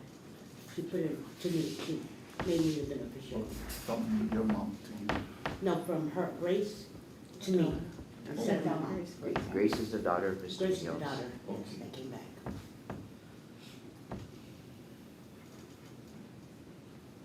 Then from Grace to, this is Grace. To Carmen. Carmen, Oh, you're she's Carmen. Carmen. Underneath, yeah. Okay, Carmen. Let's take a deep breath.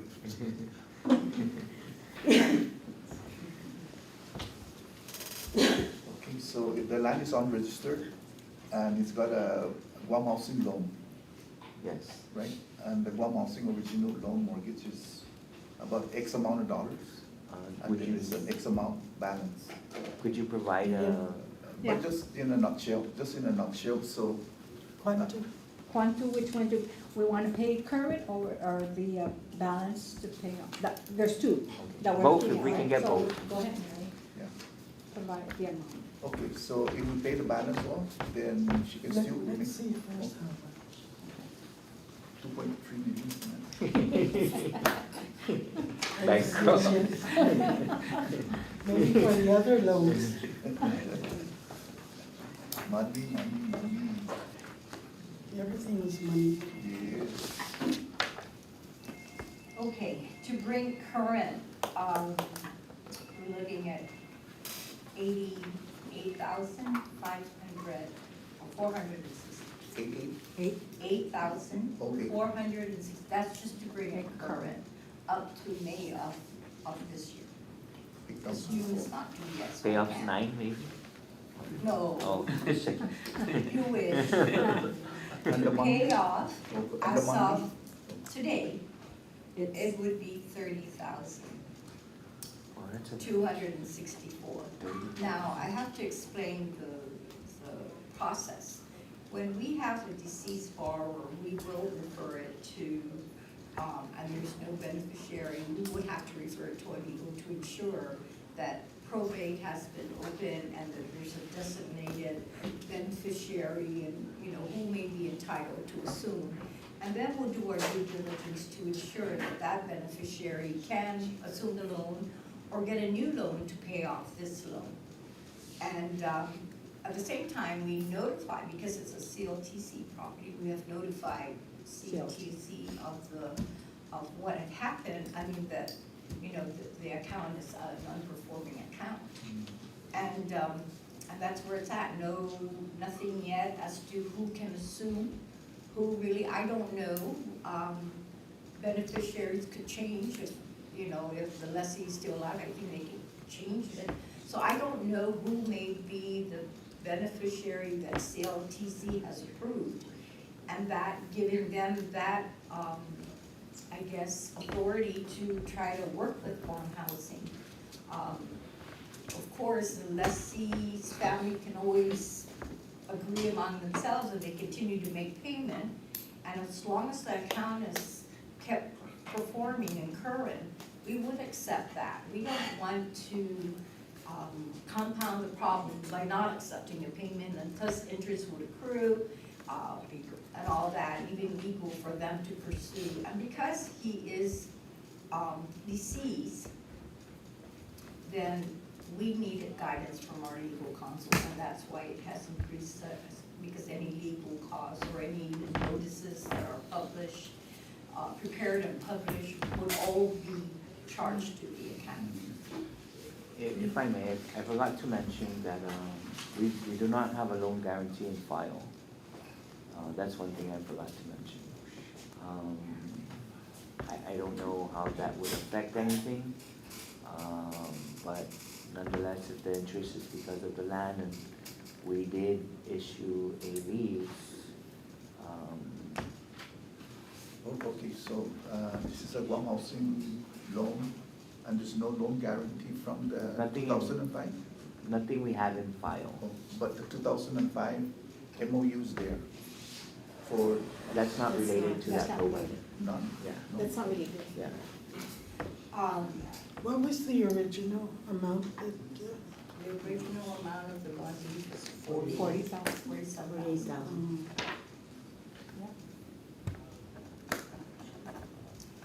The borrower did apply for a loan guarantee, and it was received by CHamoru. Understood, but like we mentioned, the request is a single document. The guarantee itself is a 7-page document. But in our files, there's no loan guarantee. Understood, but the lease was never revoked. It's still an active Understood. lease, still, I'm not gonna question as long as we authorize the rep, or CLTC signs that they are an authorized signature. I'm gonna take that. I'm not gonna be privy to know whether there's any conditions if it's not a part of the recorded lease. So the fact that that ground lease was in fact recorded, then it is a valid lease for 99 years. This guy could pay his loan 3 times before it expires, so there's that to compensate that it is a long-term lease. And like I said, we're required to make sure that he meets our underwriting, that he's, creditworthy, he has the capacity to repay the loan, and when we do the appraisal, we look at only the improvement, because we're not banking on property, because it is a lease, so. So today, now that we know that the property is unregistered, how does that affect the lease that's in file now? I mean, we can ask the legal, That's, right, legal? Like, we have a 99-year lease with is that a 30-year amortized? the loan is for 30 years. Okay, and The then now, lease is- today we discovered that it's unregistered. How do we approach that legally, at this juncture now? Well, do you get lender's title insurance? Yes, we do. Have you approached the title insurance company about why they issued you an insurance policy on an unregistered land? I didn't even see that they've noted that it is an unregistered. I think it's just as recent as last week, 2 weeks ago, that you notified us this is an unregistered. Yesterday I told you. Yeah, Okay, so yeah. even worse, Yeah. yesterday, he told me that it's not registered. All that time, I tell you, I didn't have problems with the borrower. He has made his account, And that thing's recorded, the lease. Yeah. Even And the it's amendment. recorded and they did not find that it was unregistered. This was prepared by CHamoru Land Trust, the lease. And it was recorded we've under made a lot that. of mistakes, so No, we're trying, accept it. yeah, no, we're trying to find out to resolve it, right? Because, Well, there's only one way to resolve it, is pay the 40,000, 30. 30,000. Don't make it more. But the 10,000 may have to go to 30,260. in the probate.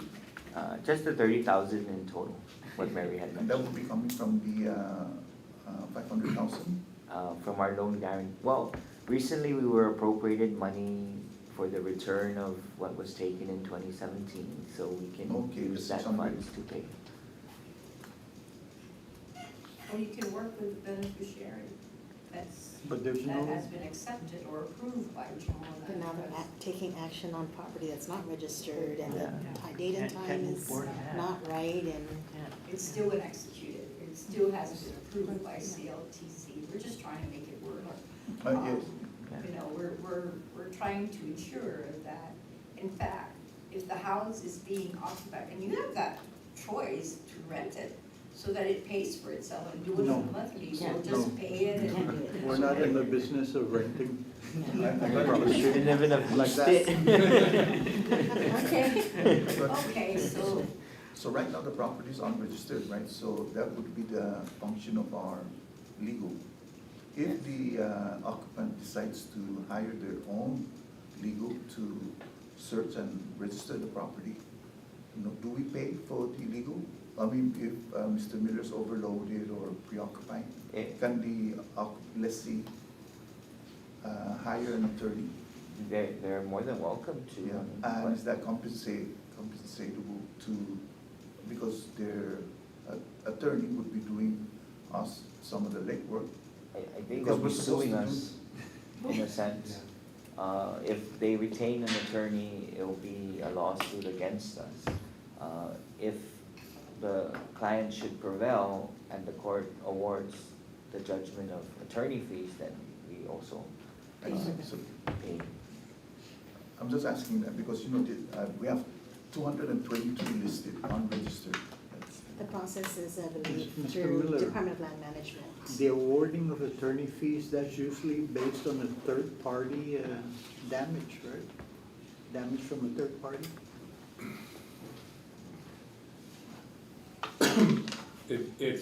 I haven't looked at the exact terms of your lease or the exact terms of the loan document.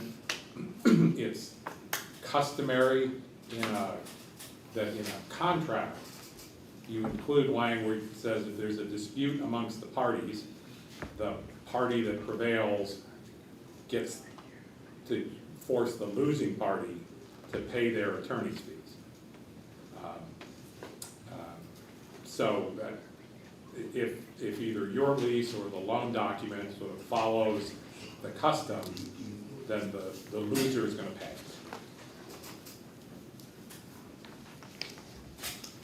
And clearly we might lose, so. At the same token, though, I don't think that the action was taken to give the lease to Ms. Carmen yet, right? No. It's still in the Mr. daughter Munoz. Grace's. Oh, Mr. The lease is Munoz still in even. Mr. Munoz. Even Mr. Munoz, we haven't even gotten to. The lease is still entitled to Mr. Munoz, right, the deceased? Still in his name, It's in correct? his name. And his beneficiary did not want to take over the property. The beneficiary changed a couple times. Which is the current beneficiary? As a matter of request, Ms. Carmen, because it went, Mr. Munoz had named his daughter, or his sister, which is Ms. Carmen's mom. Mr. Munoz came in to change it to his daughter, and then his daughter requested to transfer the beneficiary rights to Ms. Carmen. But did Mr. Munoz transfer it to Ms. Carmen? Or request for it to be transferred? He had died already. So there was, that's invalid, that last part there is invalid. Everything from after Mr. Munoz is invalid because the board didn't, none I of that think went they want before the the board. Before Mr. None of that Munoz, went Yeah. before because it's the board. unregistered property. Well, Okay? even, That lease should have never been signed, but it was, Yeah. but it was. but that doesn't make it right. So how are we gonna make it right? You need That's to, the board's work. this is not an easy fix. Oh, I know, but this is, I know all these If things are if pretty we're, much if we're gonna follow, ongoing. if we're gonna follow the letter of our law, our regulation, that lease is invalid. It should be the name, successorship, original. No, it's invalid because it's an unregistered Oh, property. no, yeah. Bottom line. Yeah, that's what I'm saying. Anything But, on but I think we the title can insurance? own that, what the commission had done. But everything beyond that is. We can say we can own it, but does the law allow us to own it? Based on title, no, we don't own it. Yeah. The government of Guam does not own it. We're to claim it, but they don't. I mean, I wish we had that flexibility, all right? That's part of what I spoke about today. All government land belongs to CHamoru Land Trust, No, yes. Yes. Unless it's identified, right? Reserved by Unless law. it's, Yeah.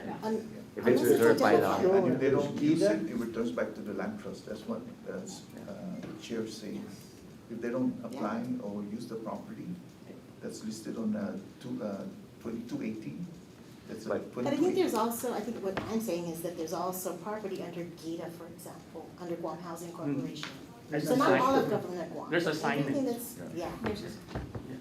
But the But everything property else- that's, the house that Mr. Munoz built with the money borrowed, it's not titled to anybody. Because it's unregistered. Can I go to general land management and request for it? This is out of the scope, okay? But I'm just bouncing around in my head. Since it's unregistered land, can she go into land management and register it under her name?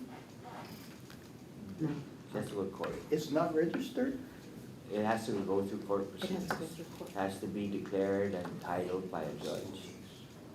And DLM normally takes the lead on registering. For With- land registration. With the assistance of the AG's office, because they have to file Petition for all land kinds of registration. papers. We here assist through the process serving, just like a whole lot of work involved in that. There's no easy answer.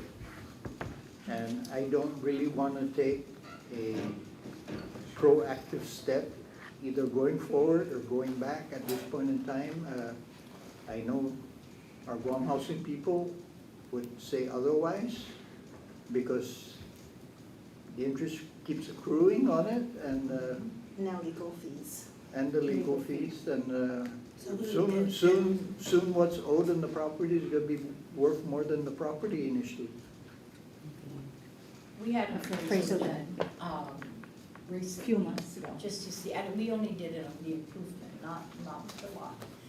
And it is adequate at this point. See? What we would need in order for us to, for us as a lender to protect our interests, because in our policy, we do, get a title insurance policy for this whole process. And in the event there's a defect, if it was, if the insurance was issued and there was a defect that was not disclosed, and it was only yesterday that I was advised that it's an unregistered property.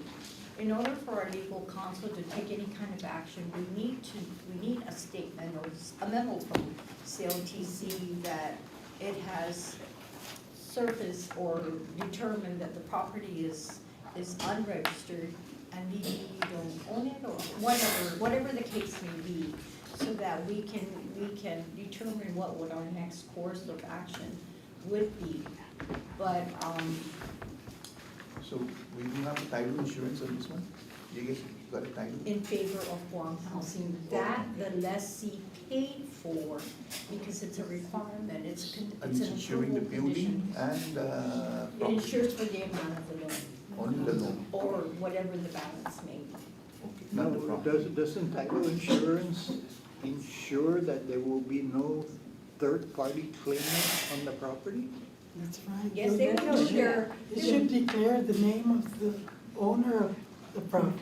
Right, so they And will what do does it the show? research and they, whatever is public, even court documents. Yeah, because And the one that was recorded is a lease, that was executed by CLTC. It was signed by the administrative director at that time to include the governor and the lessee.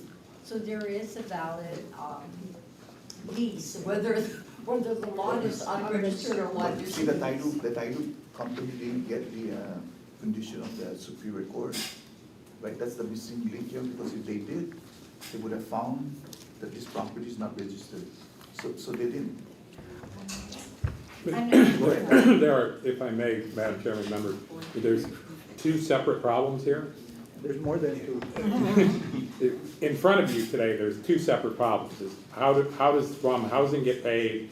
And then the completely separate issue is, what is the future of the claimant on this particular property? As I trust Guam Housing has come to understand, it's gonna be a long time coming before the CHamoru Land Trust and the claimant to the property can settle her entitlement to the property where, and I see no reason why we can't, in short order, give you a letter that says, upon further analysis, lease number whatever was taken on a unregistered piece of property. CHamoru Land Trust, it is illegal for CHamoru Land Trust to lease unregistered property. That's a nice simple statement in the law already. And then your counsel and your title insurance company can figure out where to go next. So that takes care of them. And then we'll spend quite some time going forward, but at least the loan has been addressed. That's a Band-Aid fix for now. Yes. Did you submit an application, Mrs.? Here tomorrow. Yeah, I don't. Yes. Yes. Also, you have a application form. Oh, yes, Because yes. she was the named Oh, beneficiary by Mr. Munoz's but not an daughter. applicant from way back. No, just the process for succeeding a lease. I see. Without paying. So she submitted an application, but she didn't have to pay. Oh, okay. Okay, so what are we doing, Madam Chair? Just remember, we have many lessees on unregistered property. Today, if you decide to That will inform, set up a standard that Yes. opens the door. and, since there has been no action and we know that they're there and it's unregistered and we're allowing them to continue to stay there, that should also be extended to the Other. desired named beneficiary of Mr. Munoz. So if Ms. Carmen should come in tomorrow and request for utility authorization, based on the humanitarian reasons, we're gonna give Ms. Carmen a utility authorization, On that clause, on that humanitarian. based within that authority, because she's the desired named beneficiary, although the lease hasn't transferred. But we have been giving beneficiaries who have been named and who are waiting to succeed the lease, utility authorizations based on humanitarian reasons, because they're currently staying there. For whatever reason, their power or water gets disconnected, it's needed to reapply. But for any other type of improvements like surveying, building permit authorization, we have taken the position, like I mentioned earlier, that we're not gonna sign those documents. Because of the property being. Well, she has already got a structure on the property. Yes, but just to explain our position and what we're taking and what we're doing, we just thought that it's right that we remind the board that Ms. Carmen is one of many that are experiencing the issues. I'm sorry, Carmen, your situation is a dark side of what happened with this commission. Not us per se, but people that were here prior to us. I wish there was an easy fix, and I'm listening very closely to these two because they're giving me tidbits of how we can try and resolve it. I'm not against what Mr. Miller said about CLTC providing some sort of letter to Guam Housing, because they have their, we don't want to have to, at the end of the day, if we have to pay for the property, I don't want to have to pay 3 times the amount of what the property initially was mortgaged for. And at the same time, I agree with Joey's perspective that through humanitarian reasons that we allow you to have the power turn on and the water probably, because you can live without power, but you need water. No, yes, I still have water there. I've been making sure that, you know, like I said, I can live without power, I'm going solar. Oh, It's you been got going water? solar, You have water? but I continue to have water up to this day. Question, Joey, you would be a grandchild, right? Who? And this is Niece. niece, not grandchild. Oh, and the niece is covered on the original successorship. Niece of the sibling of the Yeah, deceased. so she's okay. she's in that successorship. So question, if she's the technical, you know, lessee now, right? And if the property now is unregistered, if she makes a claim through Attorney General that this property now is now unvoid and wants to make a claim, get the compensation and move to another property, so she can start her line and leave that property with the issue, and Attorney General or the trust compensates that. She's not the, Please let me finish, she's not sir, the designated. Sir, can I finish? I'm sorry.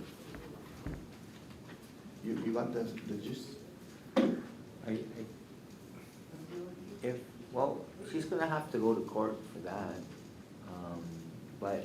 But to the Attorney General, that's our court. Maybe Attorney Miller should speak to that. Dispensa, or dispensa. That we, it'd be inappropriate for me to provide you advice on that question at the moment without working through all the pieces and parts of both her individual claim to the lease as well as the, you know, the larger issue about, you know, what Compensation for. compensation for, you know, for somebody who, a property with encumbrances. who perhaps in good faith, you know, we don't know how it is that her grandfather wound up with that lease. But somehow he did. And I don't know how a court would look at that and say, you know, what's fair. So we'll take it one more step forward. Let's say that the court makes a judgment in her favor and the government compensates for that particular expenses on that asset, and then she can move on to another property. That's clear and no encumbrance. Well, I think what's probably more likely is for the court to say,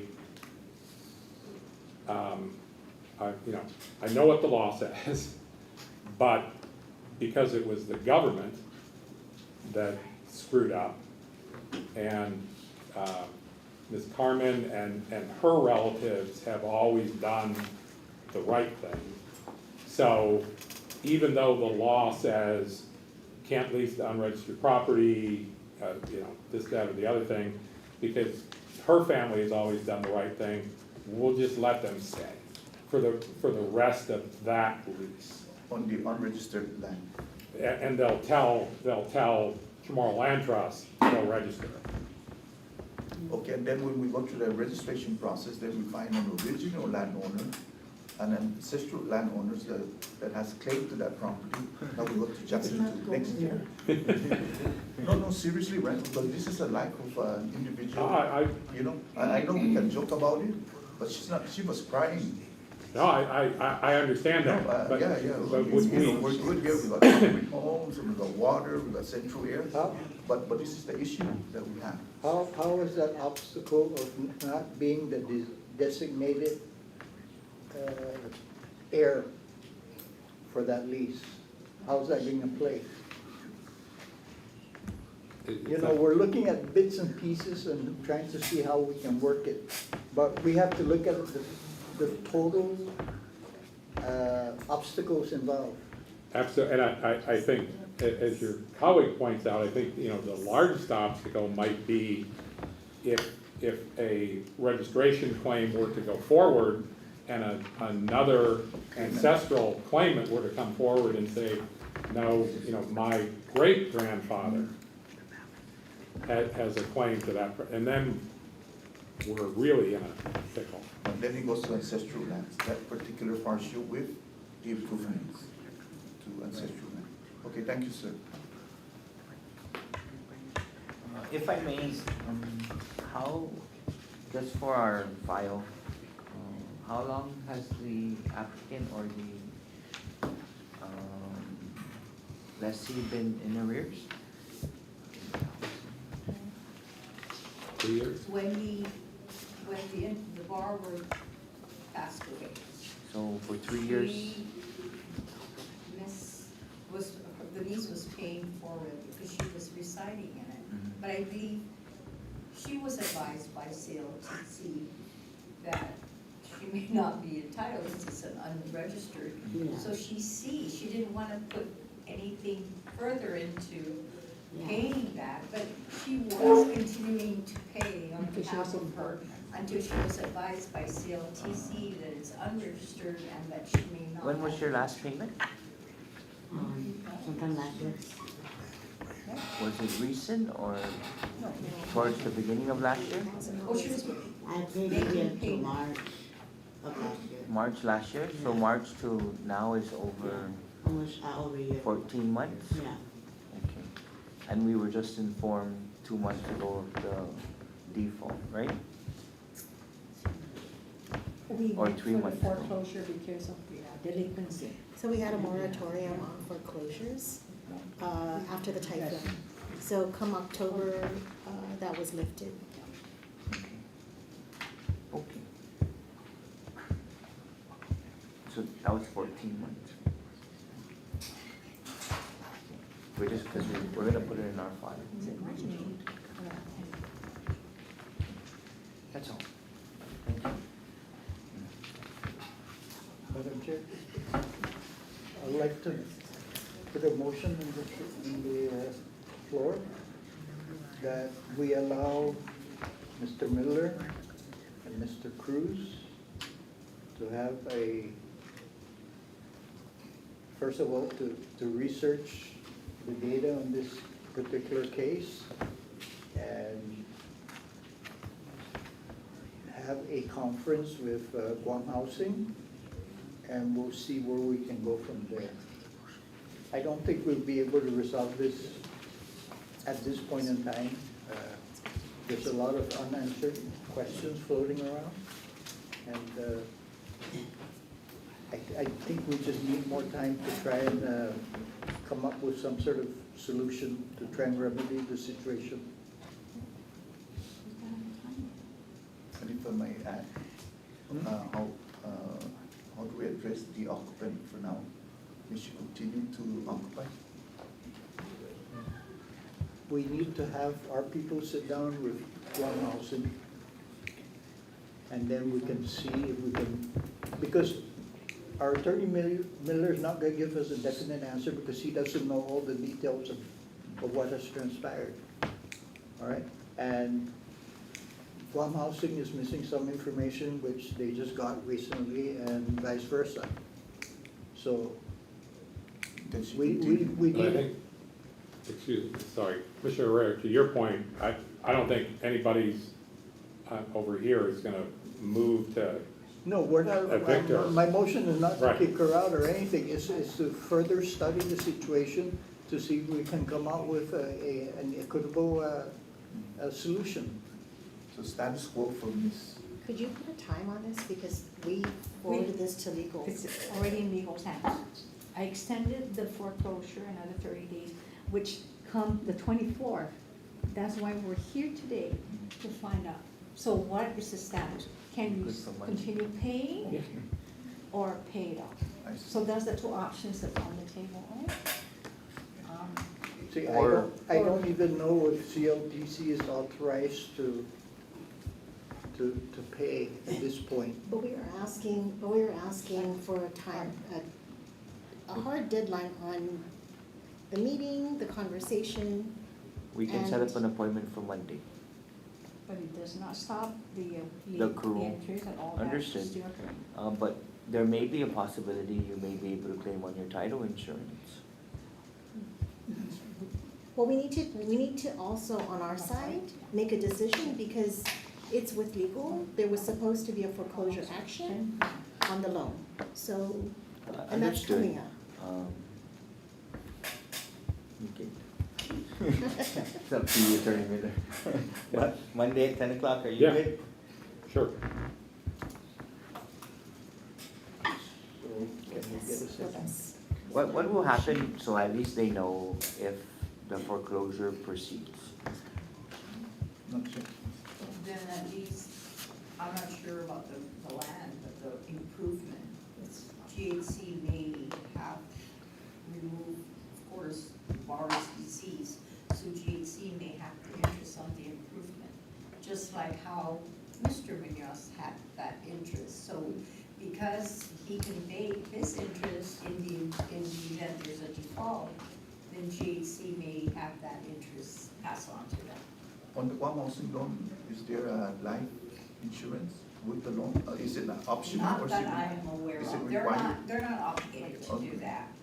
I believe at one point CLTC was requiring it, We were. but they were saying that it wasn't. It's too it was costly. an action, yeah, that they didn't feel that would be equitable for them to all Okay. get, so I think it no longer. Okay, thank you so much. Motion second. She was asking if it's a motion. Motion. Are you in the table? Yeah, for a motion, she was asking. Yes, I made a motion. Yes, she's asking. Because they didn't hear. A motion to give more time so that Attorney Miller and the acting administrator, Mr. Cruz, can sit down and review the details of this situation and get with Guam Housing to see if we can remediate by finding some sort of solution that's equitable to everyone involved. And for the occupant to continue, she can. continue. Everyone involved. Okay. Anyone second? Second? What? Are you gonna second it or not? Yes, I second the motion. Okay, nobody heard it. Nobody. No, because I didn't say it. I was on your left ear. Okay. Yeah. All in favor, say aye. Aye. Motion carries. Madam Chair, may I request a 5-minute break, I think 10. 10-minute break? Yes. Second again. Pass? It passed?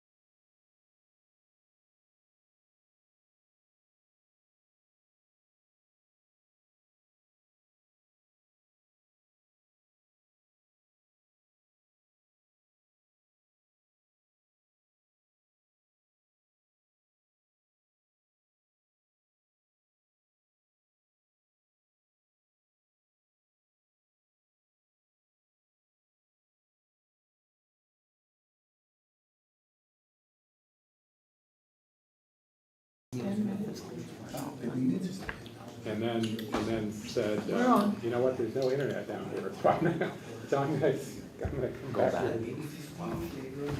That's interesting. All right, Madam Chairman, are we back on record? Yes. So you ready? Joe? Hold on, sorry.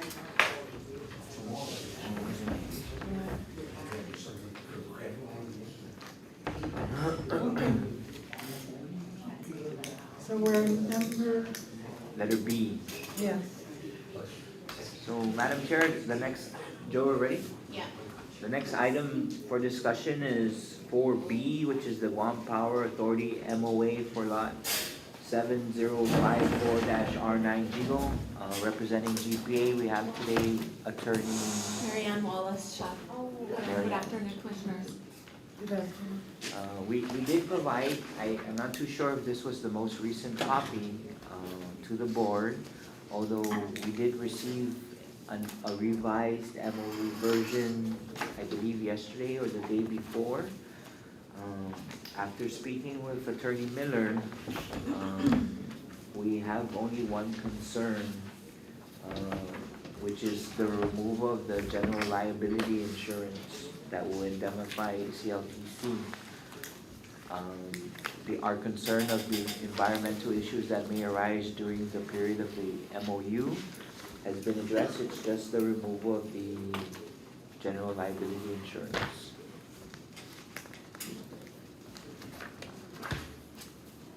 Attorney Miller?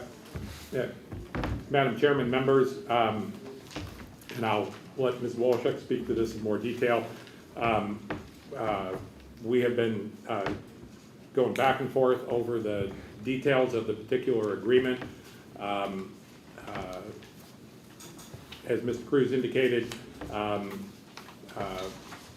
we are relatively satisfied on the language which requires Guam Power Authority to return the land to the trust in the exact same condition in which they found it. Staff does have a lingering concern whether there should be an ongoing requirement to maintain insurance to protect the trust that in fact the land will be returned in the same condition it was found. At the same time, as I understand it, Guam Power largely self-insures for these risks. So I'll let Ms. Wolshuk talk in more detail about exactly what level of comfort Guam Power is able to give you that you're really gonna get your land back neat and tight.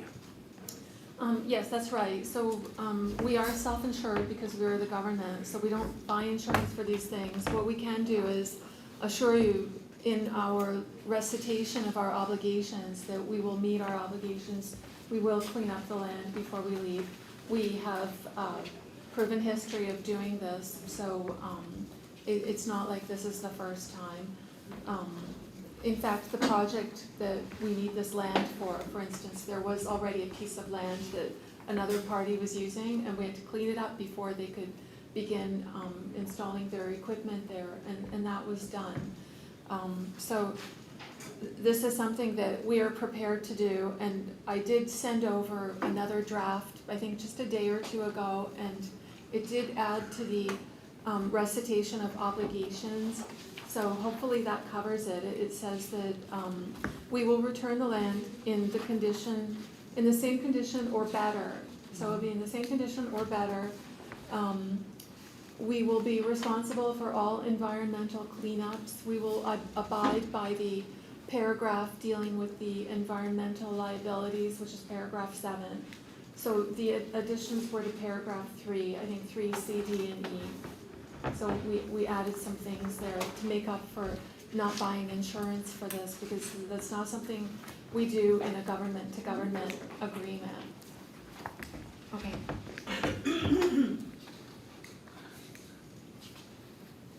Madam Chair, if I may, how, in the event, God forbid, anything should happen during the usage, aside from environmental concerns or issues,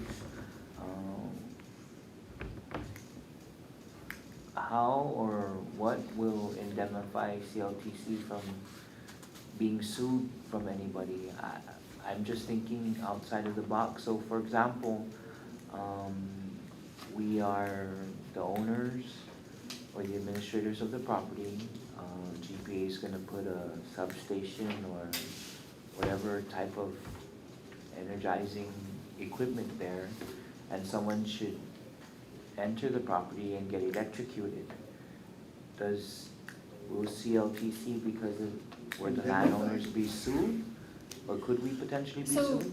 in a case, something like that, commissioners, I would point you to the Government Claims Act. So any individual who is harmed by an act of negligence of the government would sue the governmental entities. So if they did sue the Land Trust Commission, you would obviously bring in GPA, because we would be a party to that as well. And then, the responsibilities would be decided by the court as to whose negligence caused it, if indeed it was caused by negligence. Also, I want to point out, we're not going to be putting any energizing equipment there, and we're not building a substation, we're just using it as a staging area for the temporary power project. We just need someplace to put some generators until we can move them to a different area of the island, and until we can decide what to do with them, whether we should repair them or dispose of them, or fix them up or refurbish them. So this is what we're planning to do with the land. There's no plans to put anything electrified there or anything of that nature.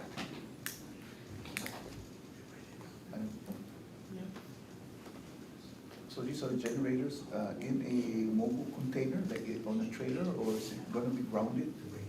So they would be non-operational. They are not going to be operating there as generators. It's just a staging area. We just need some place to store these things until we can move them to where they belong. I see. So like that's what we're hoping to do with those. And it's a diesel generator? Sorry? It's a diesel powered. They are diesel generators. And they're filled with diesel. They have diesel fuel in it. I mean, is it empty or is it filled? I mean, I'm just checking, just for environment. You know, I'm not sure if they're empty or filled, but I have a feeling it's easier to move one that's empty than one that's filled, and to actually reuse the fuel in another place. Okay. So it's probably not a good use of diesel fuel to leave them in generators that are sitting fallow, sorry.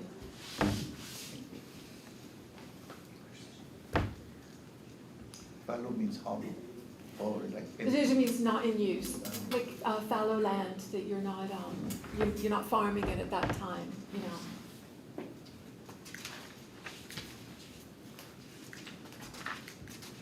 These are brand new generators. The ones that we are moving into this area, they would be older, and the ones that we have, because they are making way for the new ones. I see, okay. This is the temporary power project that was in the news kind of recently. So this is to avoid having load shedding during the summer. Okay. Madam Chair.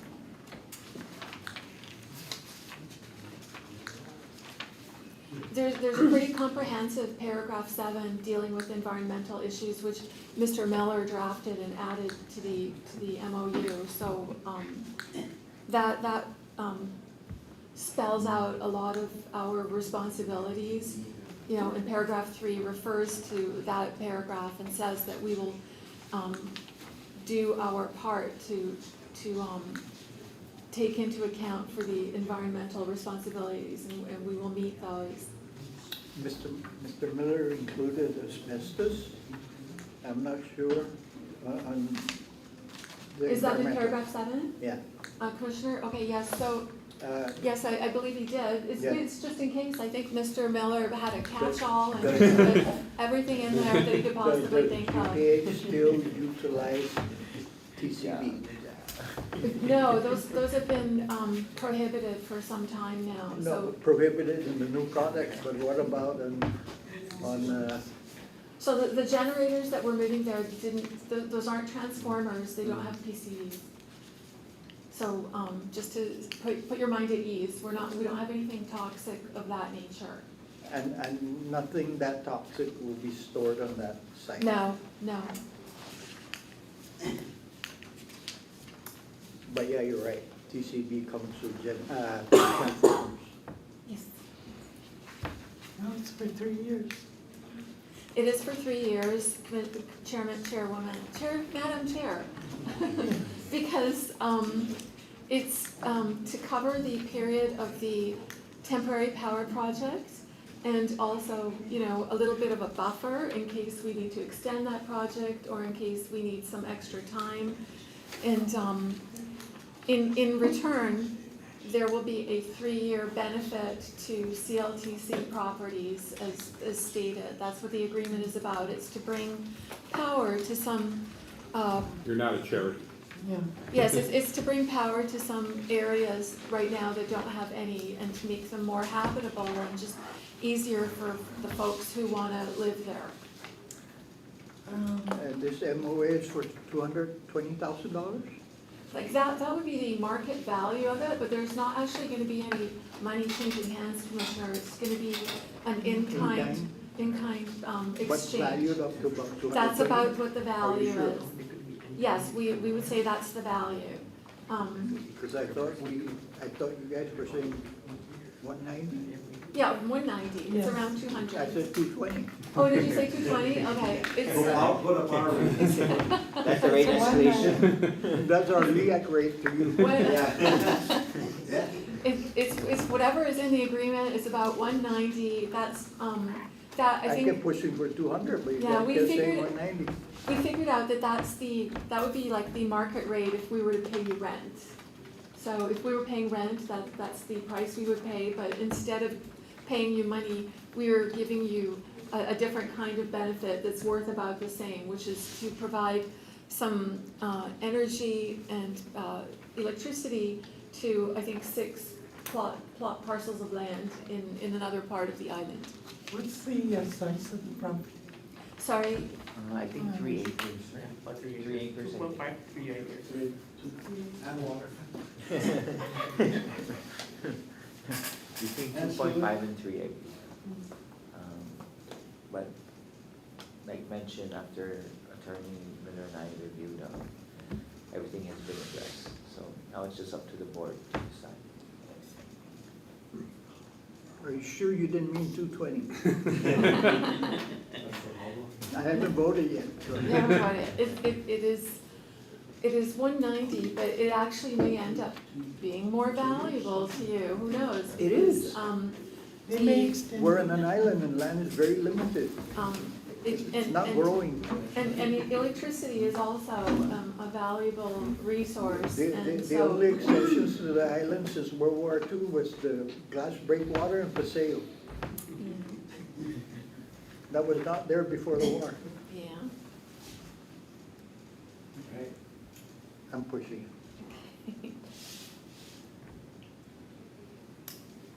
It's gotta move. Madam Chair, may I put a motion on the table? Sure. I move that we, with permission from our legal counsel, that we go ahead and ratify this memorandum of agreement. I second the motion, madam. All in favor, Madam say Chair? aye. If you can be more specific, what MOA?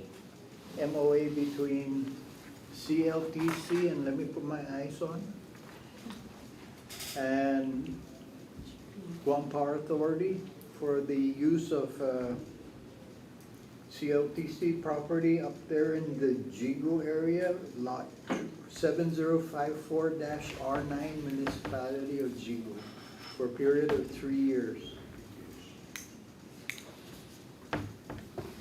And in kind of how much? It's not Service? mentioned. I don't want to put that on the recording.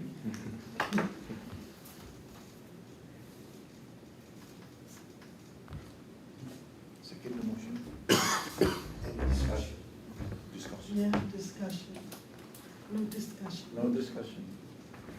Oh, All in favor? all in favor, say aye. Aye. Aye, aye. Aye, aye. Now we So- won't be seeing you. We'll prepare the final final document, then we'll send it for the general manager's signature, and then we'll have our chairperson sign it. Thank you very much, commissioners, really appreciate it. This will really help our temporary power project, and it'll help it get off the ground, and hopefully no load shedding this summer. Oh, good. Thank you so much. You're welcome. When they are getting back? I think in a couple of weeks.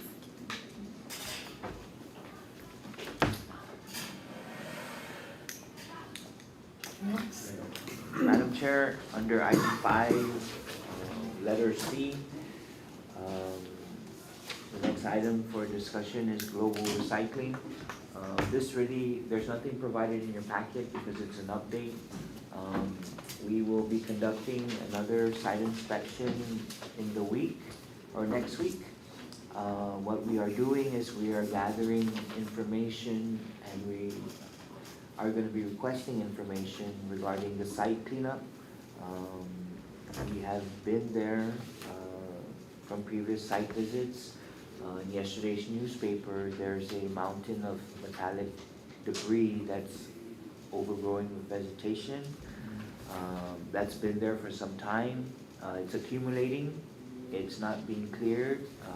You can see that just by the state of the mountain, the overgrown vegetation. And then we intend to present, to meet with Attorney Miller to go over the previous actions of the previous board. The previous board did allow for a 5-year public purpose license issuance.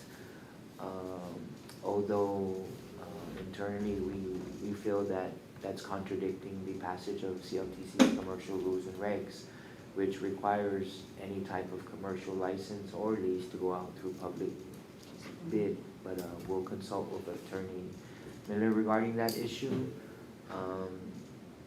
Also, Global Recycling is only operating on that specific property through a authorization to occupy type document. It's open-ended. There's no fees attached to it. There's no end date. And we do understand that Global Recycling is getting the best of both worlds. Free rent, free land with no rent, and then money also from the recycling fund for all the, whatever the mayors do or whatever they submit or things of that nature. Also in our next update for Global Recycling, we'll present a timeline of what we expect to occur. If in the event that any previous actions by the previous board is illegal or contrary to law, we intend to present that specific property to the board to designate for commercial use and go through the whole process for commercial licensing or leasing. That's set forth in the commercial rules and regs. We hope to complete all of this within and award the license by the end of the year, since we're at June already. The whole process is about 6 months. We have to present it to the board. After that, we have to hold public hearings, present it to the board again, present our findings. The board will declare to a resolution. We take that resolution, send it to the legislature. They have 60 days to act on it. We have determination of needs documents to prepare. There's just it's a lengthy process, and we anticipate it may take 6 months. So regarding Global Recycling, we just wanted to present an update and inform you of what's going on. Could we get the original agreement between Global and COCO and CLTC? There was no agreement between the 3 parties. The only agreement that exists between Global will be Global and COCO. COCO had brought in Global through a baling agreement. That's the only type of agreement. After that, the former director, Mr. Elliott, had cleared COCO Recycling of any obligation to clean up that specific area. He had informed them that they had satisfactorily cleaned it, and also had informed Global and another company to stay, to conduct their business while the process of, I guess, creating or executing a license was supposed to take place. But unfortunately, that never occurred. So do we have a timeline on eviction? Allow us to do our assessment first and to understand what's their cleanup plan. We do understand that a lot of metallic debris and a lot of junk cars from various areas of the island has been put there. Just given the picture in the newspaper yesterday or the day before, I don't think that will happen as quickly as we would like. But allow us to assess and conduct and request for information and gather all the information we need, and we can present a timeline. Because they don't have any legal standing to be on that property. You're correct. Because there's no lease, there's no license, there's nothing really except Mr. Elliott saying they should clean up the property, basically. Authorizing them to utilize it for their activities. But there is nothing, no contractual agreement. But again, allow us that time to do our assessment and request for information and understand the timeline or the time frame that's needed to clear it. What we don't want is for them to leave it the way it is now, and we have to pay to clean it up. They have a 5-year public, right now they're because of a 5-year public license, is that? No. What was that 5-year? What happened in the past was the board had approved the issuance of a public purpose commercial license or license. Although that was after the enactment of CLTC's commercial rules and regs for commercial rules and regs, which is Public Law 3395. Public law, our commercial rules and regs requires any type of license, lease related to commercial use to go through a competitive bid process. So, like I said earlier, I need to consult with Attorney Miller so that we can determine whether that action was contrary to law and is considered void, because it wasn't in line with our rules and regs. What was the size of the property? Generally about 12, 15? Maybe 12 to 15, something in that range. Any tax and revenue price on the tax? We didn't verify if there's an assessed value. And they've been there since 1995, right? Or They've been there for quite some time. I don't know offhand. We can get that information.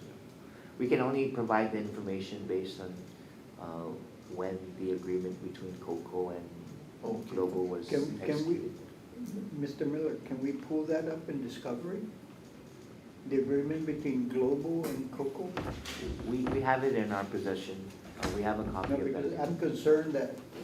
I'm concerned, personally, I'm concerned that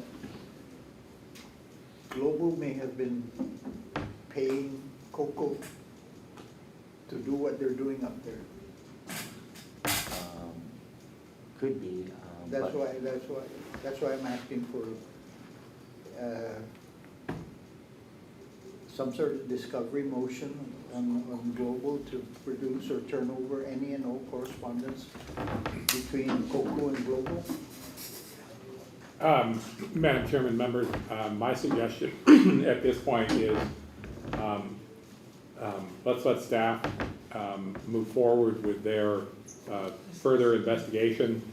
We'll see what that turns up, and then we can get together in executive sessions and talk about legal alternatives.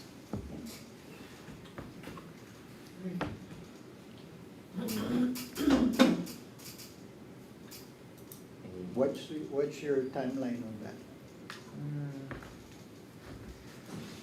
We haven't made I know you're swamped,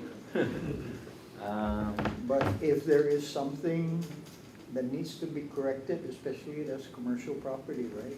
Yes. Then the sooner we move on it, the better we'll be.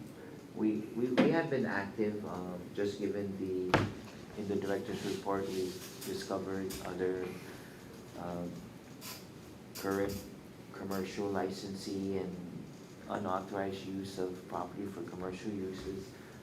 Definitely next week, we will conduct a site inspection, and definitely next week, if it does warrant for us to request EPA also to conduct their own site inspection, we will, so we can have a good and a better understanding of what's there and the time needed to clean up and all that other great information. And then from there, we can potentially provide a projected timeline of when we can issue a cease and desist and for how long, right? But at this point, Commissioner Guido, we're not comfortable with providing you any type of dates yet or timeframe. But sure enough, at the next board meeting, under the director, the next board meeting is next week. The next month's July. board meeting, July, will provide some updates. If it's not on the agenda, we will definitely will provide updates on the director's report. When you do the field visit, can you verify that they're in compliance with EPA? We can request for, and we can request Their ahead of certificates, time yeah. for whatever permits were issued by EPA. Yeah. We'll request directly from EPA if need be. That's fine. But it would be nice if EPA does a field inspection while you guys are there, because on my first visit to Global, I was with Commissioner Herrera and you. And when we went by the transformer shop, the chop shop for transformer, you could see oil film on the ground, and it was raining that day. And the type of oil those type of transformers were usually utilizing is GCB. Okay. We'll request for EPA to accompany us on that day. But if they're not available, we definitely will request for an EPA inspection to be conducted.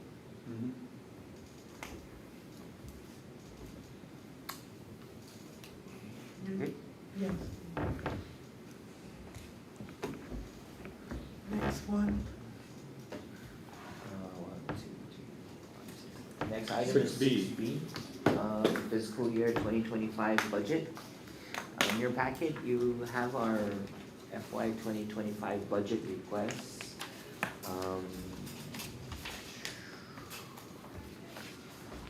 Our total budget requests for 2025 is $1,577,510. The breakdown of that amount is a $730,467 request from CLTC's Operations Fund. It's one of our special funds. $21,183 from CLTC's Survey and Infrastructure Fund. That's another special fund. And then a $825,860 appropriation request from the general fund, which equates to the fund I just mentioned, the total budget request earlier. With that budget, we intend to recruit some employees.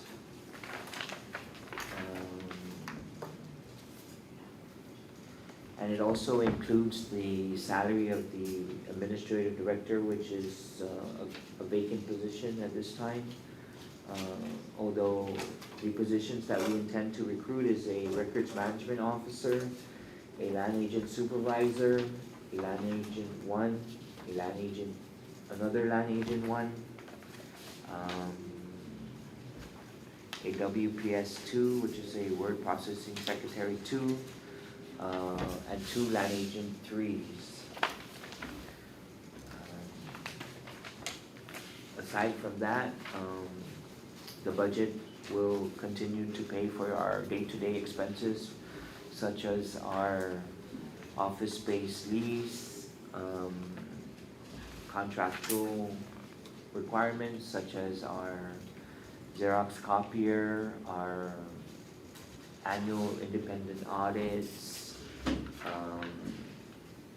supplies, office supplies, gas, vehicle maintenance, and other day-to-day expenditures.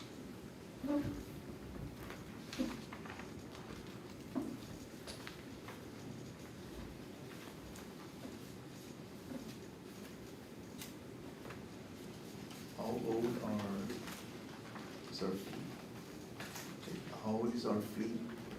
Our vehicle The two fleet? Fords and Uh, the motor? They're About old. three, no? Yes, we have, no, we have 4 vehicles. 2 are not operational. One has an overheating issue. The one that we used the last time, same? Yes. It's- Okay, But in the weeks to come, we're sending them to the auto body shops to get them repaired. the overheating and The overheating and then service for oil change, and whatever other types of service that's needed. it's about 5 years old, right, the Ford? Yes, if not older. Like we mentioned in one of the previous meetings, we do have appropriations from 2022 and 2023. We are going to request for an allotment modification to move them into the object class that would allow us to purchase vehicles. Because there's a deadline for any procurement over 25,000, we missed that deadline. So we won't be able to initiate the procurement process until October 1st, It's over 25? over 25,000, so. For another, like, same, we can't,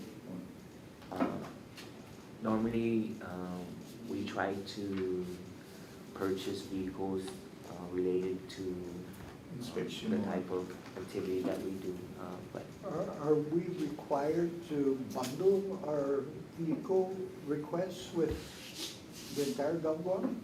no, but I don't wanna say expedite, but to make the process a little quicker, if there's a valid IFB that has been awarded for vehicles and it's in line with what we need, then we'll just utilize that IFB.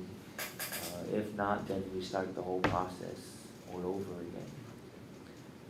And that's done by us getting specs from DPW and creating a requisition and all that other great stuff. You have to set a budget for that also?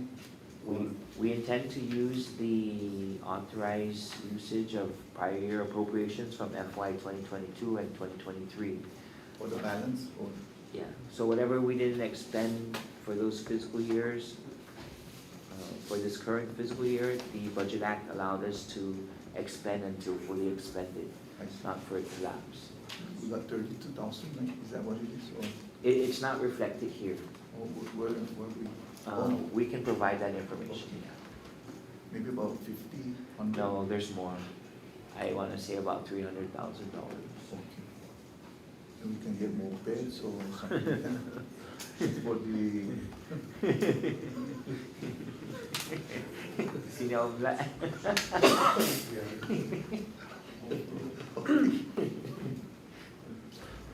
the moped, for accessibility. So we're presenting it to the board for your approval, prior to us submitting it to the Office of Finance and Budget. Okay, for the vehicles. Has Chamorro Trust ever get federal money? Because you have this listing, federal match. We have we've been granted federal funding through a grant, which is what's gonna pay for our IT infrastructure enhancement project. But in terms of paying for operations, no. For your, for that, how much are you getting? I believe it's around 239,000, I believe. Yeah, I don't have that information I don't remember that offhand, but it's around 239,000, 230,000. You have a lot of vacancies. It's unfunded. I Yeah, know. yeah. I know. 8 or 9? You guys Nine, need more. We do, but we also have to consider our revenue stream. Okay, how about, I didn't really look at that carefully, the budget from last year and this year. It's only an increase of like $67,500, something in that nature. Wow. So, we have to consider, like I said, our budget stream, our money flow. And given that we have to request a supplement from the general fund, we aren't getting money. The operations fund is what was created to solely fund CLTC's operations. Unfortunately, every lease that is executed after October 2015 will now be deposited into CLTC Survey and Infrastructure Fund. So any lease prior to that will start to mature soon. And every year, there's gonna be a decline in collections unless there's escalation in someone's lease, but it's very minimal. We projected all the way to 2045. 2045 is when we're gonna not have any type of revenue stream for the operations fund. So, like I said, all commercial licenses that are executed after October 2015 to current, based on the law that created CLTC Survey and Infrastructure Fund, all the revenues will go to that fund. We are hoping to open up dialogue to amend that fund, because sooner than later, we're gonna need another funding source unless we become entirely reliant on the general fund. Because the Survey and Infrastructure Fund is very restricted. It's specific as to what expenditures we can use that money for. How many new employees are we bringing in I believe. this we're- month? We're, this month? This one or two? One. And we hope that that individual will start on Monday. But even after that one, we're already preparing the position descriptions for the recruitment of the positions that I had just mentioned. The only reason why I had said we intend to recruit is because of the time lag in between processing, right? So we can put it in today, but it may not be announced until 2 months from today, and may not be reviewed until 2 months after that. We're already going into 2025, so, but we will start the recruitment process this fiscal year.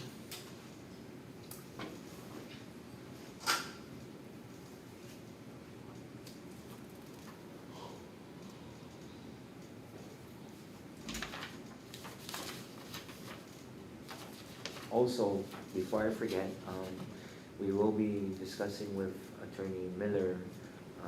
We intend to regain custody of our accounts from DOA. There is a section in the act that allows for CLTC or the director to be the custodian of those accounts. We have in the past, but due to whatever reasons, that custody was removed and transferred to DOA. But given that we had clean audits for the last how many years, we should be able to substantiate our argument that we're capable. So again, that will be discussed with Attorney Miller, and we hope to regain the custody of our bank accounts, and hopefully we'll be able to start collecting payment here as it was, how it was structured in like 98, 99. Commissioner Herrera knows at one point in time CLTC was collecting their own revenues. So we hope to get it structured like that again, but gradually, we'll get there.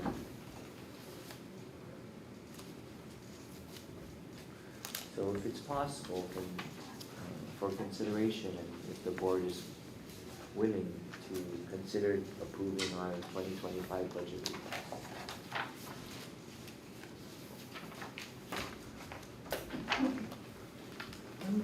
I can make a motion Yes, you could. to approve the 2025 budget as presented by the administrative director. How much? 1.577, 510, $1,577,510.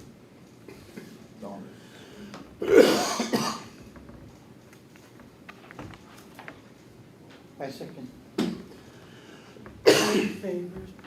Aye. Aye. No discussion. Thank you. Oh, if you first, if you push the motion to the floor and I second, there's only the two of us. Discussion should have been made before we vote on it.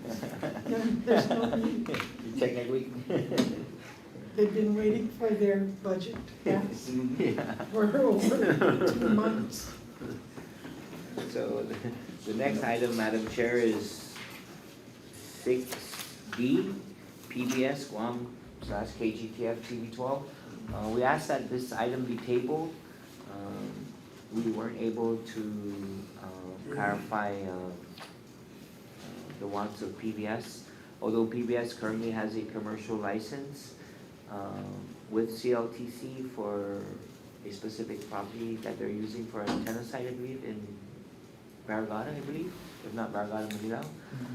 In lieu of any monetary payments, PBS is providing in-kind services. The gentleman here is part of the services that they provide for us monthly. So if we can just table that until next month or until we're able to sit down and speak with PBS. When you say table it until July meeting or until next week? July. We won't be able to meet the deadline for next week. That's been already published, that agenda, I believe. So the next item, Yes. Wait, oh, sorry. do we need to make a motion to table it? Yeah, because it's on the list. Yeah, that, Okay, it would, that would be just a, yeah, motion and a second to table it. Madam Chair, I'd like to table the CHamoru Land Trust Commission license agreement with KGTF until our July regular meeting. It concerns lot 10-R3 Block B, Track 9, Municipality of Barragata, Guam. KGTF is a non-profit public organization, education telecommunication organization, corporation. Okay. My second, Madam Chair. Any discussion? No discussion. All in favor, say aye. Aye. Aye.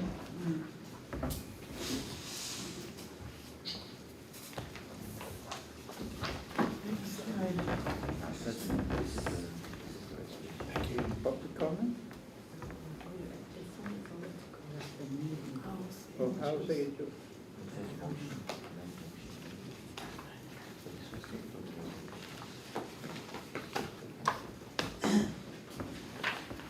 Okay, the next item on the agenda is House Angels.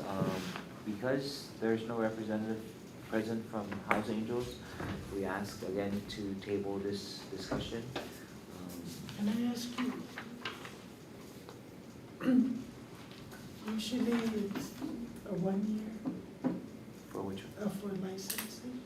license, CLTC can license up to 21 years, not to exceed 21 years. And lease? 25. 25 years for lease? Yes. Without legislative intervention? Well, currently, our commercial rules and regs allow any exceptional term beyond 25 needs legislative approval. Yes, definitely. But again, it's up to 25, so it doesn't necessarily mean you give them a straight 25, you can give it 5-year increments as how we see in other commercial licenses, because there's also the rent escalation that needs to occur and all that other great stuff, so. Do you guys have problems with the, House Angels? yeah, Maybe not necessarily us, but I think they may have issues with their neighbors. Your neighbors? Yeah. Is that the rights of way or no? Yeah, it was something like that. Yeah, well, that's why we requested to table it, so Mr. Shiroma will be able to. The rugby is using their property to access this. Yeah, but there was some action taken to remediate those issues regarding easements and access. But I don't think, those, actions to resolve it were ever executed or completed. Although, again, we're gonna have to discuss with Attorney Miller because, if my memory serves me correct, those licenses do not explicitly state any type of, lease extensions. They're really only license extensions, they're only for 21 years. They're set to expire soon. But during their discussions and negotiations between Rugby's, CLTC, and House Angels, if I'm not mistaken, I believe the board had authorized the extension. But that had all occurred after the enactment of CHamoru commercial rules and regs. So we have to consult again with Attorney Miller whether those actions are legal and binding or illegal and contrary to law and should be voided. But again, we'll The get that. rugby association is represented by Morrison. At one point in time, Mr. Morrison, I believe, was the president of the Guam Rugby Association. Now I believe it's Mr. Perez who's the president, not Mr. Morrison anymore. No, when I heard Morrison, when I thought about Morrison, I thought it was the company. I believe they're affiliated. Because The that company equipment has rental? now been bought by AK. Correct, correct. Oracle. Miracle. I believe there's affiliation there. But then again, like I mentioned, there are some actions that need to be validated in regards to whether they're valid or not, and we would need to consult with Attorney Miller on that. So what's our position right now with the House Angels? We set it aside to our July meeting? If you can table it, so at least also we can gather information too. Because at our last board meeting, he wanted to be placed on the agenda and, with minimal information that we do know, we don't have a good understanding of what his concerns are. So if you can table it to July, that would be much appreciated.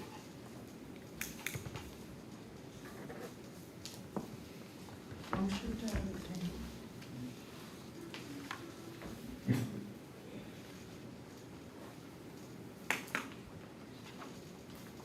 Madam Chair.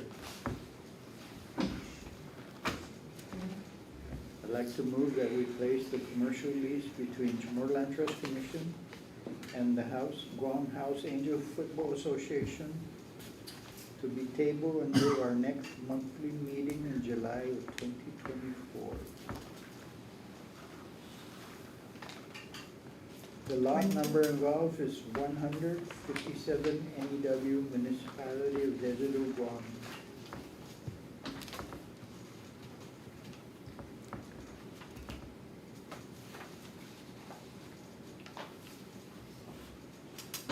Right. Okay. Yeah. Second the motion, Madam Chair. All in favor, say aye. Aye.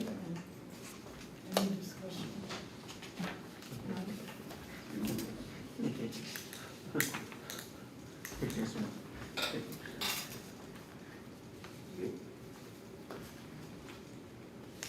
Okay, the motion made on meeting minutes for December 28th.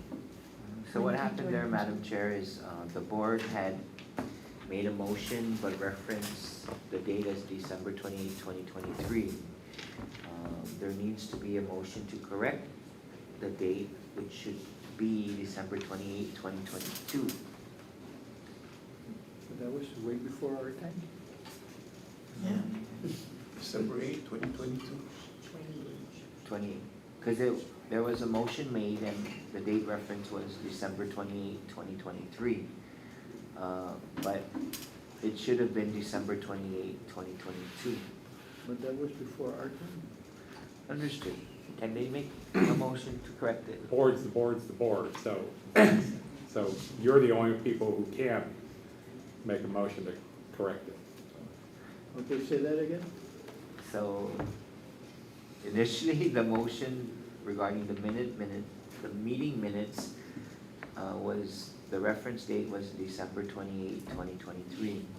The correct date is supposed to be December Okay. 28, 2022. Okay, Madam Chair, I move that we make correction to the minutes of the meeting of December 28, 2022 to reflect December 28, 2022 instead of December 28, 2023. Okay, I second the motion, Madam Chair. All in favor, say Aye. aye. Aye, aye. No discussion.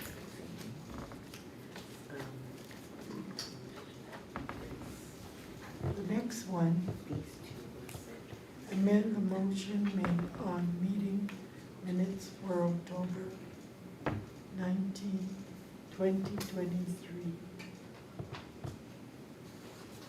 No, that's what we just did. Is that the aye? So that's the meeting minutes. No? We're in the, Yeah, I just made the motion. Oh, no. Oh, I did December, okay. so now, The next item is, February 27. so the The G should be what? no, G should, well, what was motion and reference was October 13, October 17, and October 19, 2023. October 13 and 17 was the publication dates. The correct motion that should have been made was, and the reference date is October 19, 2023.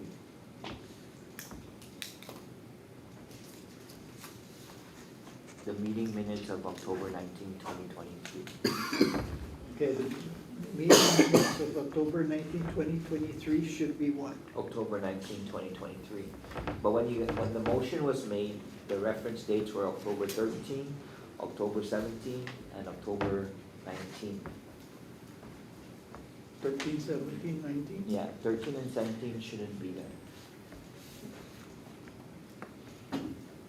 Only, October 19. Correct. Madam Chair, 2023. May I put a motion on the table, please?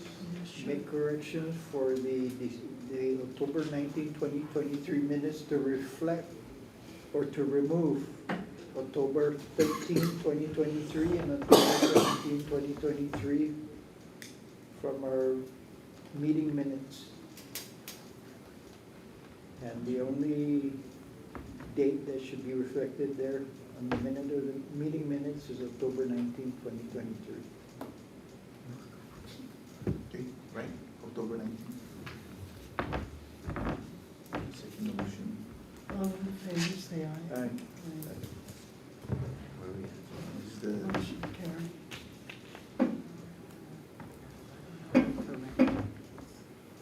Tell us about January 18th. Date correction. So the next amended motion that's needed was, or, okay, the next correction that's needed was, for the January 18, 2024 board meeting. The board meeting was called to order using the date of March 18, 2024. It shows March 18th. Through transcription, it was said March 18, 2024. Upus, January 18. When January, The meeting, the board meeting of January 18, 2024 was started and was referenced the meeting of March 18, 2024. But it should have been January 18, 2024.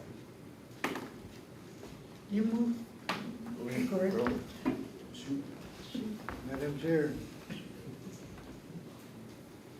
I'd like to place a motion on the table for the correction of our January 2024 board meeting to reflect January 18, 2024 instead of March April- 18. March 13, 18. 18, 2024. Correct. So the corrected date should be January 18, 2024.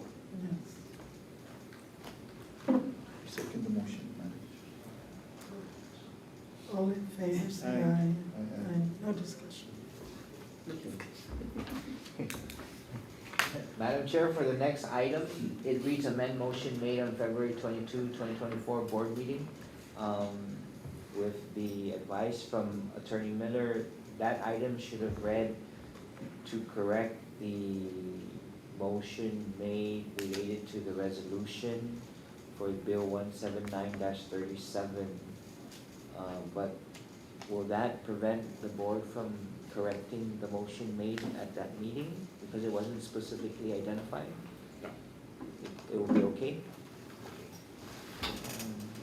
So, Void. Void. no, Attorney Miller says even if it's not specifically identified in the agenda, it's okay still to decide on it, correct? Okay. So the resolution. GICC.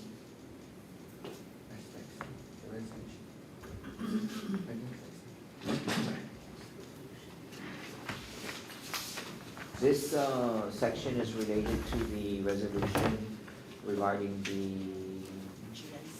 regarding Bill 179-37 related to GICC. When the motion was made in support of a bill, it referenced the bill for the $100 power credit, not the 179-37. It was a different bill number. What was the bill for the $100 credit? I forget, but that's what it was. So this is not for the 179? If the board chooses to move forward to maintain its support through this resolution, we need to correct the bill number that was referenced. I believe it was 147-37, something like that. For the credit? That was for the power, $100 power tax credit. We're checking it right now. Okay. But because the resolution references Bill 179-37, there was a technical error. So during the time of the public hearing, we requested to withdraw because of the technical error. But it wasn't about 179, it was about The board had motioned to submit this resolution to support the bill that was related to the $100 power credit, not to the 179-37.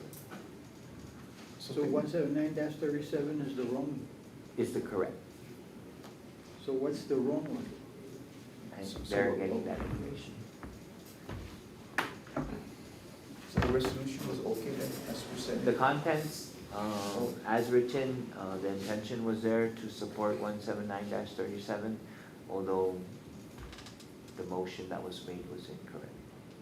And it was for the power credit.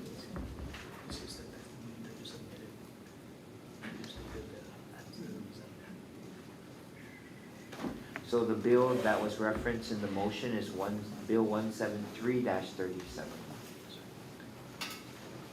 A copy of the testimony that we provided is being provided.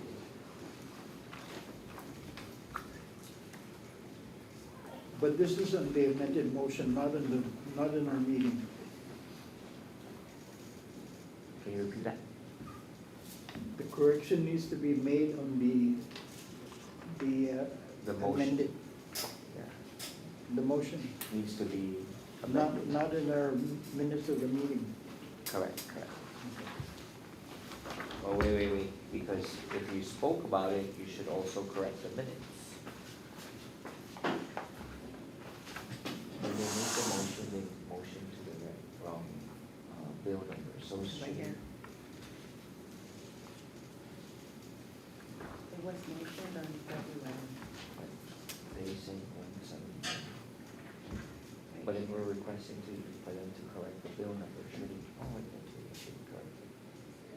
Right? That's why they need to amend the motion. So once you amend your motion, it should automatically correct update the transcription.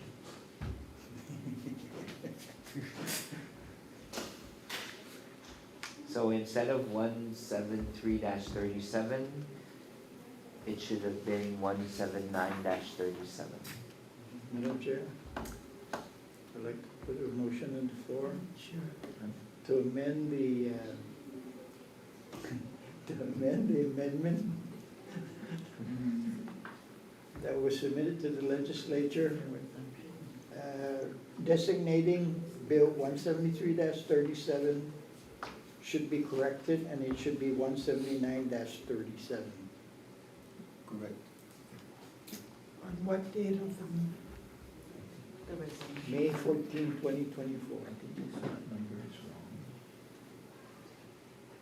Should be 122 or the February. Yeah, 101. Okay. Okay, I second the motion, Madam Chair. All in favor? Aye. Aye. Okay. Motion carried. What's the date that you referenced? What meeting date? May 14. Is that the right? No. number? It should be February? February 22, 2024. That's when we. May 14 was the public hearing. Yeah. Correction or void that. Repeat. February what? It should be February 22, 2024. It's right there in the second paragraph.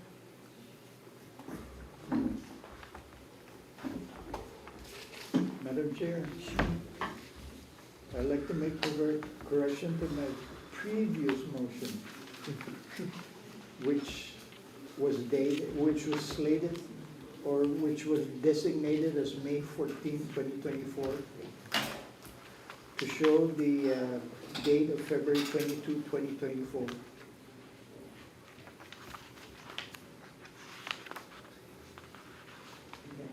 Okay, second the motion. All in favor, say aye. Aye. Motion carried. Okay, so that's all. Bill number 28837.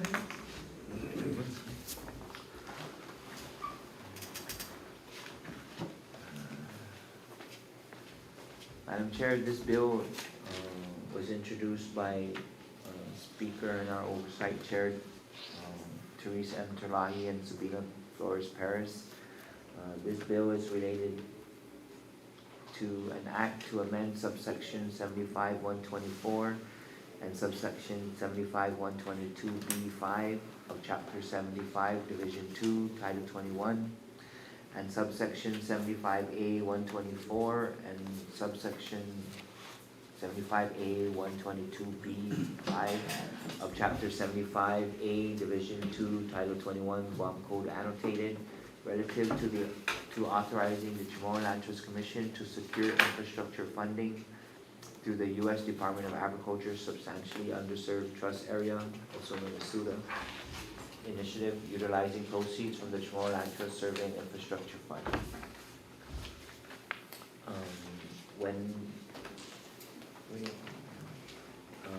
During the public hearing, we also submitted testimony, and we requested to submit written testimony at a later date due to the fact that the commission hasn't had the opportunity to discuss this bill.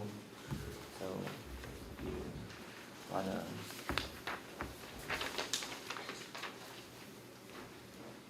if there's anything you would want me to Yes, put together and provide, yes. please let me know. If you look at page 4, halfway down, item number 2, the construction of infrastructure to include access roads, water, sewer, power utilities, Okay. telecommunication resources, Okay, water, I don't understand. Okay. And I think the correct verbiage for that next, instead of power, should be electric utilities. Electric? Yeah. And a question I have is telecommunication resources. These are private entities. Will we be subsidizing them to put in their infrastructure? Sounds like it. Yeah, I don't agree with it, Is there, so, would, because these are all private entities. so request to remove? Yeah. And I don't know what that second water for. Is it water, you know? Says access road, water, water, Okay. So I don't know whether we should remove one water or she meant something else, I don't know. Okay. Any other comments or suggestions?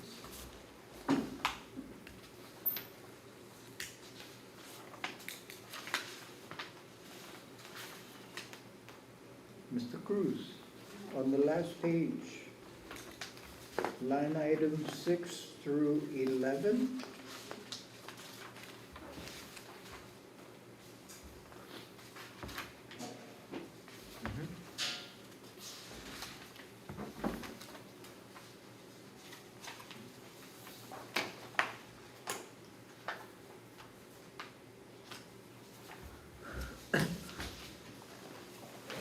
Can you summarize that, please? Notwithstanding, no less than 50%.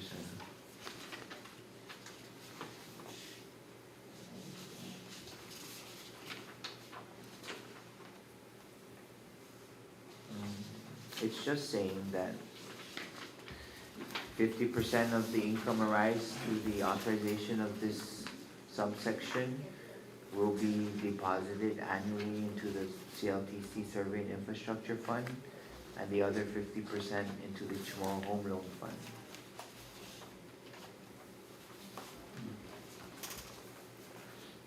I have a 287, same. Do you have 288? Oh, We apologize. We'll get your copy. thank you.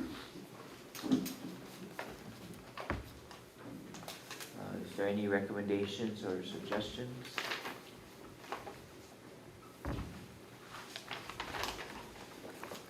I don't know, it just caught my eye. I didn't like the way it was written. I don't know. I'm not a lawmaker, so I just didn't like the way it's represented.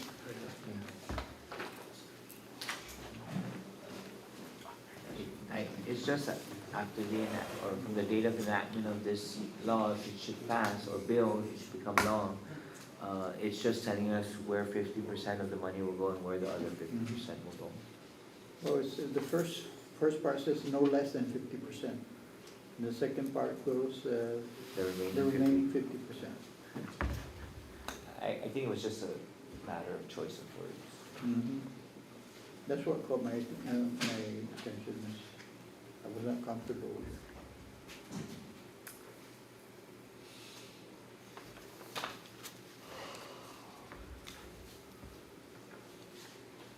I think your water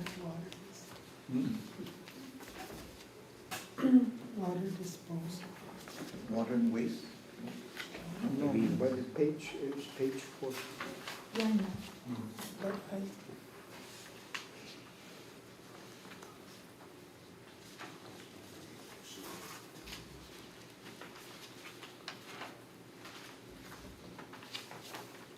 I think the second water is supposed to be waste. yeah, There's sewer, so I think the second one's supposed to be waste, if you look at the first page. That's not the first. wastewater. Water Waste and disposal. wastewater. Okay, yeah. I don't know, okay? I'm just guessing. I'm not the one that wrote this, so I don't know. But water, water didn't make any sense. So remove one water. Yes. But are you sure that second water wasn't meant to be waste? Maybe you're it's right. rainwater. You're right, it should, yeah, wastewater sewer. See on page one? Yeah.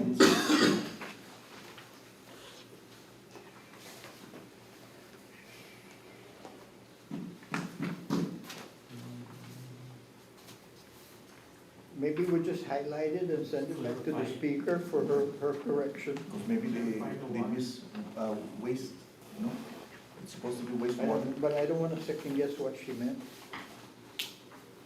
We'll just identify and We can identify what we think the discrepancy and let them handle it. Okay, so that will be for the water, but for the power change to electric Yeah, and remove telecommunications resources, correct? and remove it completely, because those are all private entities, those are not, Okay.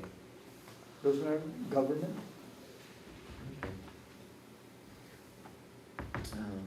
Any other suggestions?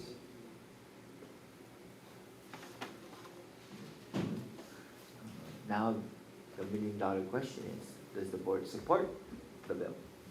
So we can, Not as presented. with the corrections? With conditions. Madam Chair, I supported it.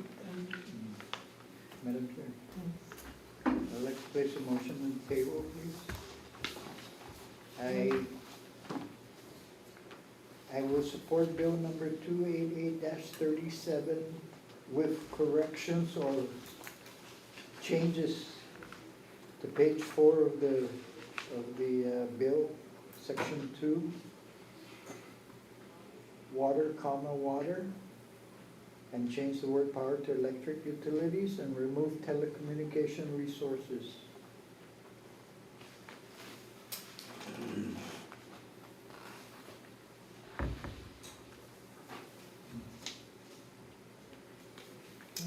I don't know what the water is, so Okay. we'll just highlight it and have the speaker look at it and make what changes she feels are justified for it.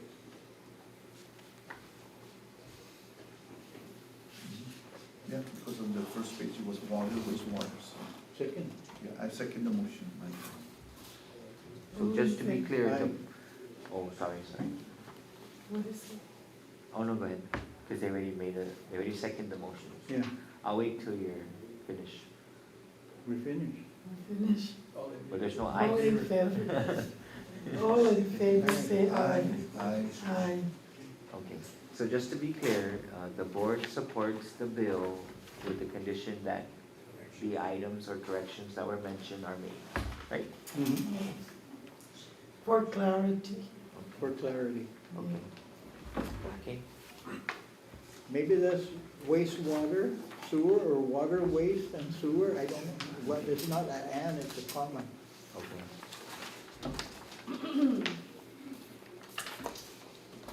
We're on K, bill number 287-37.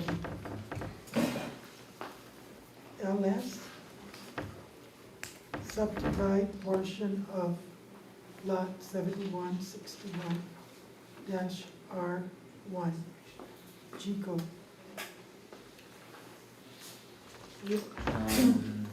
Can we This- table this? If you would like, but this public hearing is on Next week, Thursday, June Yeah. 20. Right, same.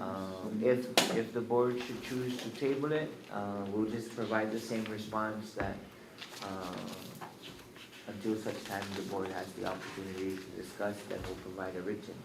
Or you guys can discuss it and we'll take notes, prepare the response. Mr. Miller, Let's discuss I have a question for you, sir. Yes. On page 2 of this, Section C, or item C, should it be paid for the leasing?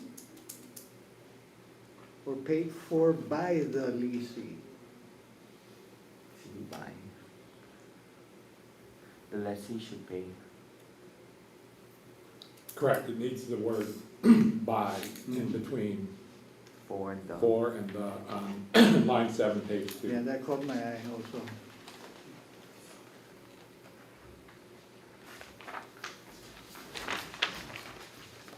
That was my only suggestion.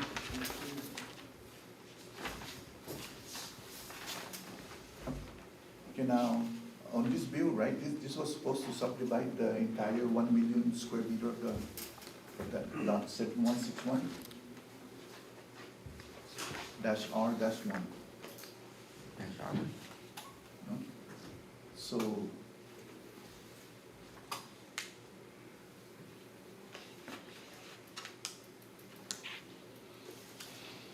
So, the trust is going to have to retain a surveyor, and somebody's gonna have to take the large lot and decide what is raceway infrastructure and what isn't raceway infrastructure, and draw the right line, and then record the lot split. That's basically, part of that has already been done. There was a proposal to cut out the part where the raceway has its footprint, and the remaining property to be separated from the raceway's footprint. do we have that in hard copy, just for a preliminary tabletop cut on the drift, the drag, and the, I believe I mean, I we remember did that, that, yeah. no? We can provide that, we just have to have peer Yeah, search. just to- before the public hearing next week on Yeah, Thursday. it should be an attachment to this. Because we need to show that visually to, I believe we can also provide a digital copy, so at least they can project it on their screen there at the actually.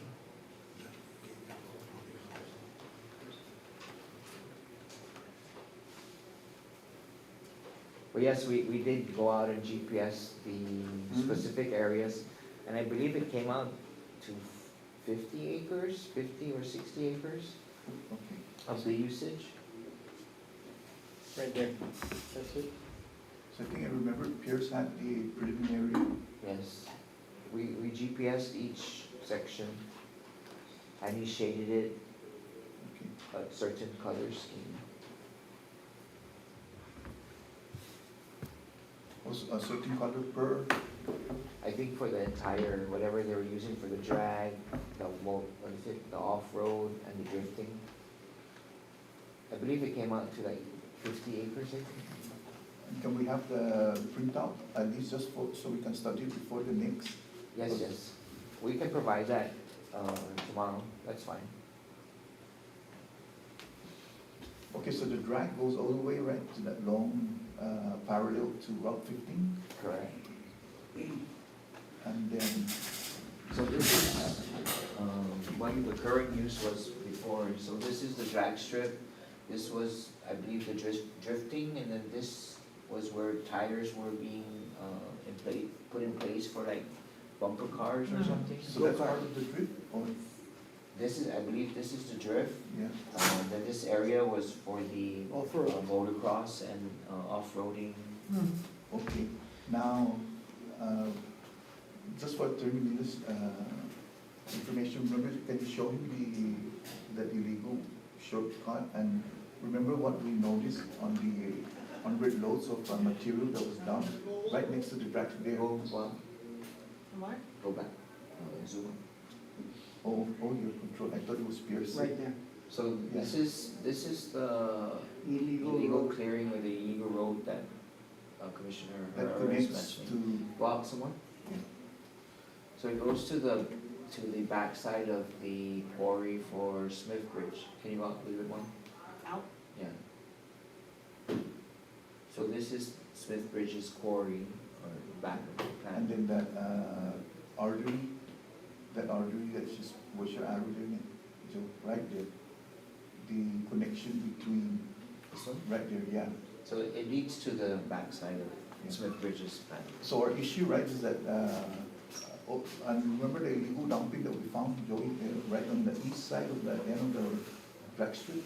Because if we do the So subdivision, right there, this is the, where, the backfilling had occurred.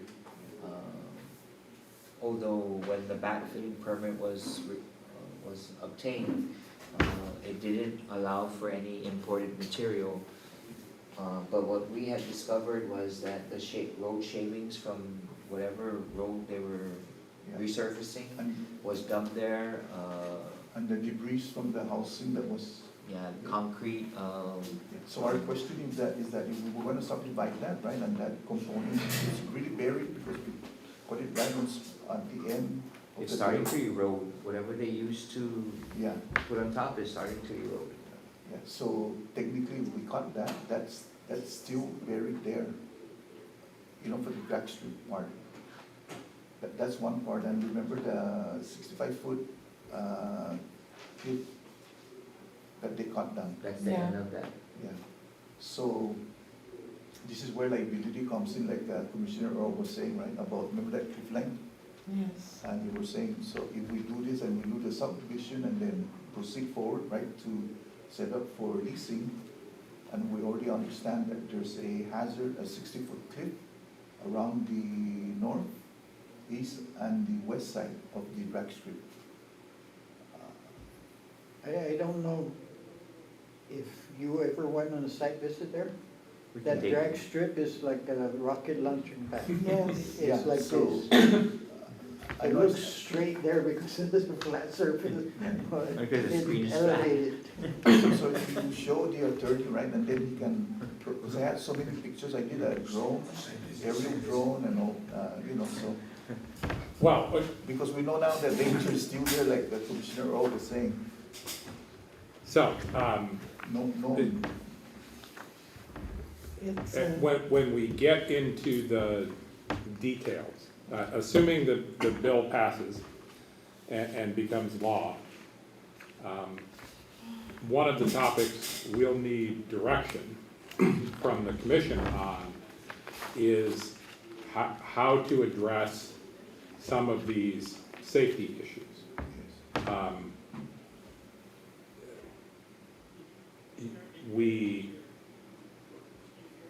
To go to one extreme, as an example, we could say that any racing that occurs on CHamoru Land Trust land shall comply with the technical rules and regulations of the United States Auto Car Club, which are very detailed, very technical, and mean that the cars that pass the tech check are quite safe. But that's going to mean that a lot of people who are building a car in their backyard are just gonna be out from being able to race because they're not gonna pass the USAC tech check. So we'll need some direction from you all as to how much, you know, how, No, I think the issue, I'm sorry, but and so for, you know, the drag strip, I promise you, I can find a rule that says in order to have authorized drag racing, the track has to be horizontal. has to be dead level. yeah, it's not. And if we put that in the lease, are we just eliminating all drag racing? And there are no side guardrails on the strip. Yeah. They have tires. and the reason why attorney is that, that strip that you see there, that strip itself was just a temporary drag strip. and that's about 65 feet high from the elevation of From the Route base. 15. So the intent there was to do the temporary, do the configuration of the contour, and then cut the black strip out, and then construct the new black strip on the level of the Route 15. So that being said, again, that's just one. Now, Joe, remember that big crater that you guys first told me there, the big crater in the back? So just so that the attorney can see what we're talking about. Remember the first crater that you guys told me on the cliff line? That, right there. Yeah, so that one is about maybe 30 feet crater, and the red line is a cliff line. That cliff line is about 100 feet on the topography from sea level. It goes up to the red line. So from the red line to the first staircase, it's about maybe 100, 150 feet. So those are the things that we noticed on the first time we came there, 2022. And I guess the question here is that, how long have they been shading from the first feet, 1 feet, 2 feet, up to 60 feet of shavings that I guess we found it at the time we came there, 2022 now, about March, April. It was already 65 feet down from the top of where the drag strip is at, 60 feet down, so. That, Well, certainly, yeah. when you do the field tour, you kind of see. We can write all kinds of limits and rules into the lease. But realistically, it's gonna require the trust's compliance team to be out there when they're racing to say, no, stop. You are not in compliance with the rules for using the land. And so somebody with some authority is gonna have to be willing to be out there to enforce whatever the rules are we end up with in the lease. Attorney Miller, can you share with me initially why you were pulled off from CLPC? When the AG pulled you away? Oh, he pulled us away from all the agencies. Well, not all, 21. I think 21 agencies. Because it seems that the reasoning that we surmised was because maybe there was an ongoing investigation with the raceway? Yes. Because of the Attorney General's office, the Attorney General's office is currently engaged in the criminal prosecution of some individuals who were formerly managers of various government of Guam agencies. That's different, that's a Ganya. Well, Guam is unique in that there's only one government law firm. I work for the civil division of the Attorney General's office, but the people next door to me are the criminal division. We're all one organization. That's very unusual. Normally, the criminal people are a whole different organization. Different building, different badge, you don't talk, you don't work together. The criminal does their thing, civil is over here and they do their thing and they don't ever meet. Well, we're only one, there's only one of us. And so in these in these criminal trials that are going on now, the criminal defense attorneys, whose job it is to do everything they possibly can to get their clients off said, no, it's a conflict of interest for the same law firm that has been helping us with our regular business to then turn around and say, aha, you're a bad person, I'm gonna put you in jail. So we can intermingle. Because of the claim of intermingling. That has been adjudicated. The Supreme Court of Guam has now told us what the rules are for who gets to talk to who and under what circumstances do we get to talk and intermingle. And so we are back full service, whatever issues that occurred in February and March, the Supreme Court has resolved those issues, and we're back. The Attorney General's office is back in full, providing whatever legal services you request. I don't know if it's appropriate for me to ask, but is there an ongoing investigation on the raceway?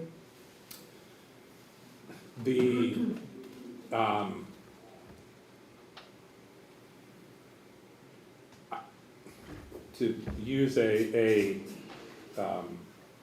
very lawyerly term, out of an abundance of caution, knowing that in two separate cases, the criminal defense lawyer said, you know, you can't, this case can't go forward because there was too much intermingling. What the Attorney General's office did was say, okay, in every situation we know of where the Office of Public Accountability has raised questions about the effective management of some board, commission, or agency, we just listed every board, commission, or agency that OPA raised concerns about. And I trust you're fully aware that OPA has raised questions about how this commission has done its work in its past. And so that's how you made the list. But having said that, that's all behind us now. The Supreme Court has told us what the rules are. The reason why I'm bringing it up is because part of our reasoning for removing the Guam Raceway, what were they called? Guam Raceway Federation? Guam Racing Federation. The reason for us evicting them was because they were excavating coral. Mhm. So I was just wondering whether the AG is preparing a case to go after those people for the excavation of coral, mining of coral. Well, in accordance with the direction we have from the Guam Supreme Court, I have no idea. Okay. A non-answer. But how would that affect this? Right, the violations that we identified, how does it? No. What the Supreme Court has told the Attorney General's office is that me, as your attorney who works with you day to day on the regular business of the commission, I can't talk to the people on the criminal side of the house about what they do, and I especially can't talk to the people on the criminal side of the house about the specific agencies that I work with, what they do. So, So that's another group? So as I said, I have no idea what the criminal people are, and the Supreme Court has told me that I'll get in trouble if I do find out what the criminal division is up to. Even if we put a conflict wall between you and individual? Well, I'll put it to you this, if I do find out what the criminal division is up to about past actions at the raceway, I can't be your lawyer anymore. Okay, even if you have And besides, you're not supposed to share that. Right. They're not supposed to ask me what you guys are up to, and I'm not supposed to tell them what you guys are up to. That's with the criminal side? Yes. Okay. So can you bring up about those buried tons of, because you know, it was buried and it was covered, but we saw it, right, Glenn? I mean, and the truck drivers were gonna run over us because we laid it right on the middle of the dumping.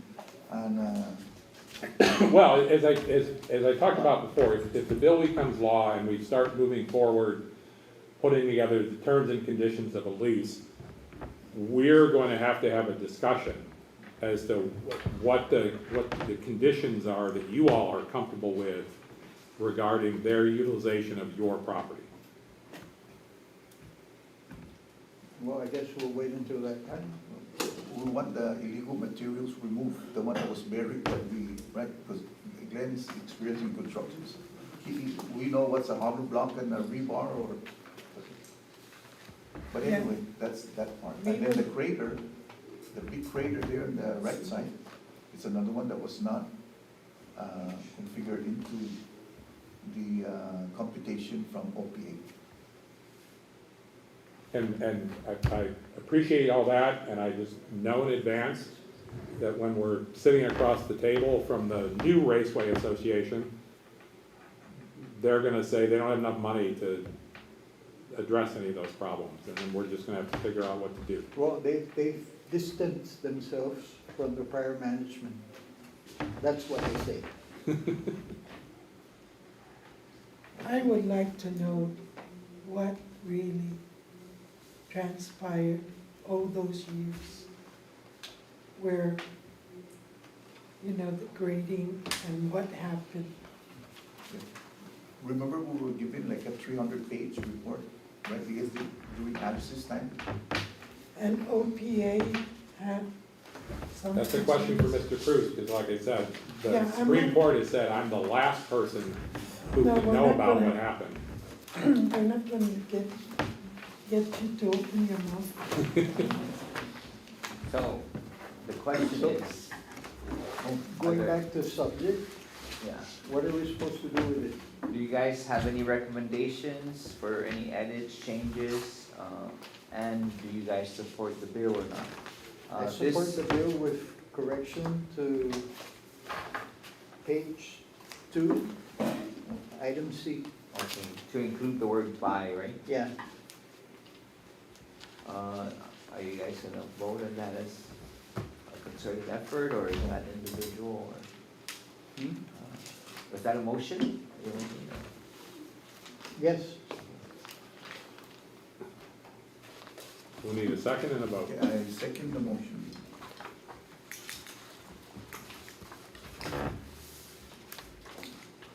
And then we can discuss this with the public hearing also. There's more that's gonna be coming up. Madam Chair? Madam Chair. Hold on. If I buried that thing, Huh? I buried it. You're pulling it out.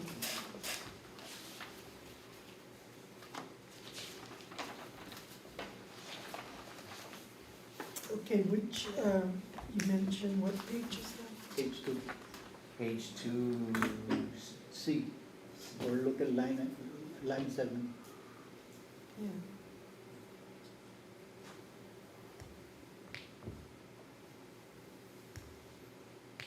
to add the word by, or include the word by.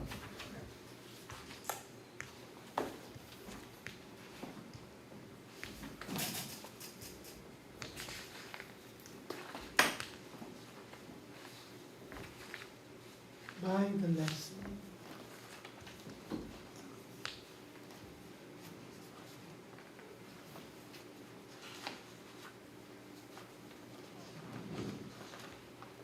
When you say the subdivide the property, how much is that? At this time, I don't think we exactly know what the area size is gonna be. Although based on the GPS that we did do last year, I believe it was 50 acres in total for the drag racing strip, the drifting, The and the motocross, motocross. It's close to 50 acres. Huh? Approximately 50 acres. Approximately 50. Instead of 250. Right.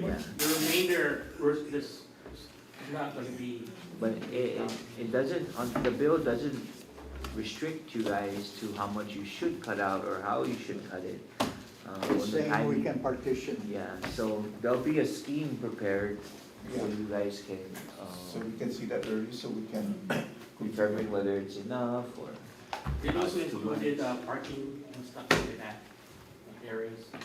There's like 5 parcels that are identified, like for drifting and so forth. Yeah, I Yeah, understand yeah, that, so but how much of that is not close to 50 acres. That's just a rough. Correct, yeah. When do you think we can see that? Because the meeting is just next Thursday. I mean, the public hearing is at 5 I 5 believe we p.m. can provide that tomorrow, we can email it. Okay, all right. Because I believe we saved it, but we'll figure it Yeah, out. remember when Pierce, so that one, when you send it through a link, right, we can do an 11 by 17 on a 11 by 17. I believe he saved it as a PDF, but let us verify. Okay. Um, You know, if it's a little bit larger, so we can send it down as a legislature. So we're going to present this to the legislature. I'm gonna prepare a response based on the board's recommendations and Not yet, approval. not yet.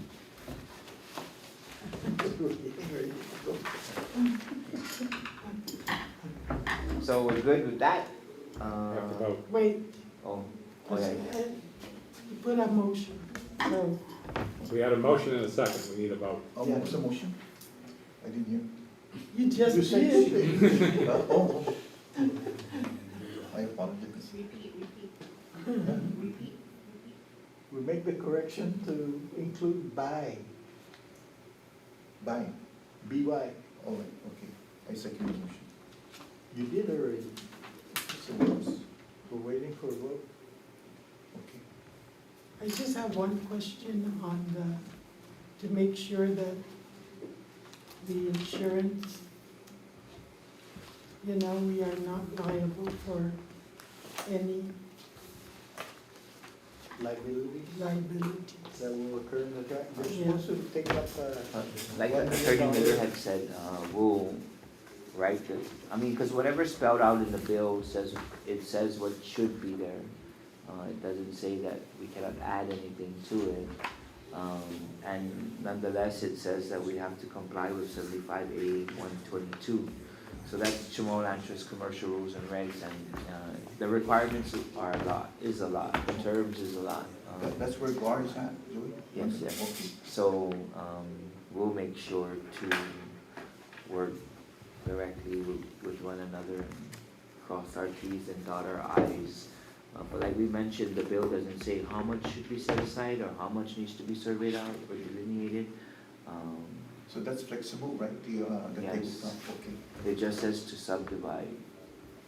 It doesn't say how much, where, or It anything. didn't give parameters.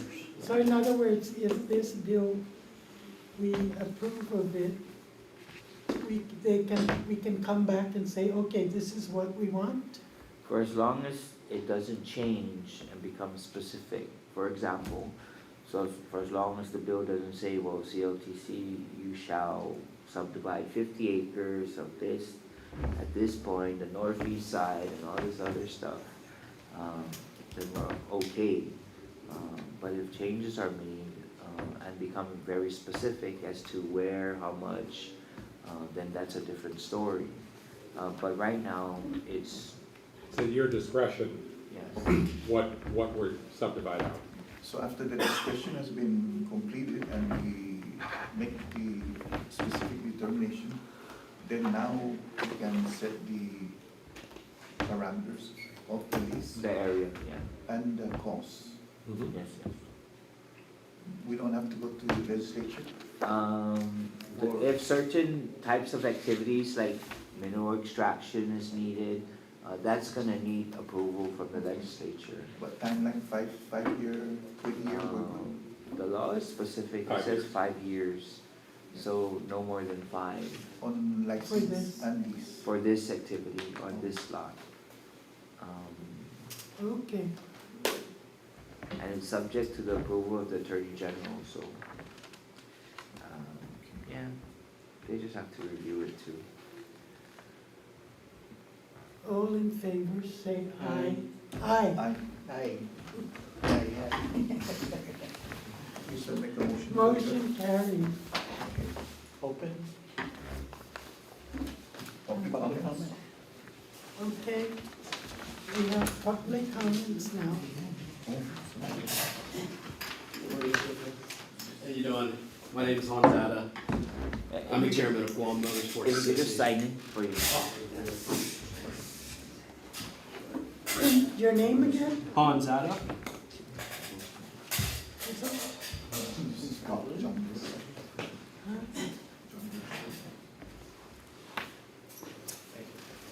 So I'm the chairman of Guam Motorsports Association. We're not affiliated with GRF at all. We understand that. I just recently moved on island, so, and a month ago I joined the effort towards opening up Guam Raceway. So I'm very new to this, so I've had a lot to learn and download in the past month. We're not advocating for any grading or anything that's tarnished the raceway's relationship with the community. We just want to open up the racetrack and have a positive impact on just getting the racers off the streets and doing it in a safe and controlled environment, and to do it properly, like things that were mentioned, like with tech. So I'm just here to help. I'm starting on a clean slate. I grew up in the States. I was born here, but I grew up in the States. So I'm about as new as it gets. And you've been racing back in the States? So I have a professional racing and education background. I grew up racing. I've raced Formula cars. I've raced on Circuit of America's Formula 1 track. I've won there. I raced off-road, short course off-road, Baja. I've raced side-by-sides. I've had professional relationships with manufacturers, raced, manufacturer sponsorships. So, And the venues that you were racing on was private, government, or private owned? It's actually one of the things that I saw when I first saw the racetrack when I came to Guam was that this is pretty cool that this is a Gov Guam racetrack, because you do have that in the States, but it's not as common. Yeah. Yeah, but you do have government assistance. So like the Subsidy. Formula 1 track that I mentioned, which is in Austin, Texas, they rely on a $25.8 million check from the state of Texas because it is not feasible, because racetracks are operations heavy and low profit margin. So without that $25 million check from the state, they're in trouble. It's like a subsidy. Yeah, because they bring in so many tourists and just they really stimulate the economy. So the state writes a And the check. property is owned by the government or Yeah, private? it's private. Oh, individuals, private, yes. private owned. Yes, but that's the only relationship they have. And what was the name of the? Circuit of the Americas. So that is the one purpose-built Formula 1 track that is permanently in the United States. In that part of Texas? Yes, Austin, Texas. Austin. But I grew up, I raced, and I've also developed drivers professionally. So I provide ride and drive services for other drivers. They're very successful today. And you brought your vehicles here from the States, or? I don't have any vehicles. I initially came here just because I was taking care of my nana. So I was her hospice nurse for like 8-9 months. Nana's still okay? She passed. Aye. Yeah. But yeah, so that was initially why I came out here. So was that your rail that was in front of the church between the? So that's my chairman, John Birch Jr. John Birch? Jr. Yes. Yeah, we have a John Birch here. Yes. Do That's his you father. know Mr. John Birch? No, I just know John Birch Jr. I'm very new, so I'm meeting everyone. Okay. Yeah, I'm learning who does what. Have you ever raced up on the track when it was open at any time? I grew up I mean, I would come in here like once every other year for a month to visit family on my dad's And side. you tried riding that track, or? So I've only made it to Smoking Wheels in 2018 and last year, Okay. two times. Yeah, we extended the smoking wheels last time, so. Yeah, yes, I appreciate You that. were watching or driving? You were I was watching? racing, yes, So sir. you were racing? Yes, sir, yes, sir.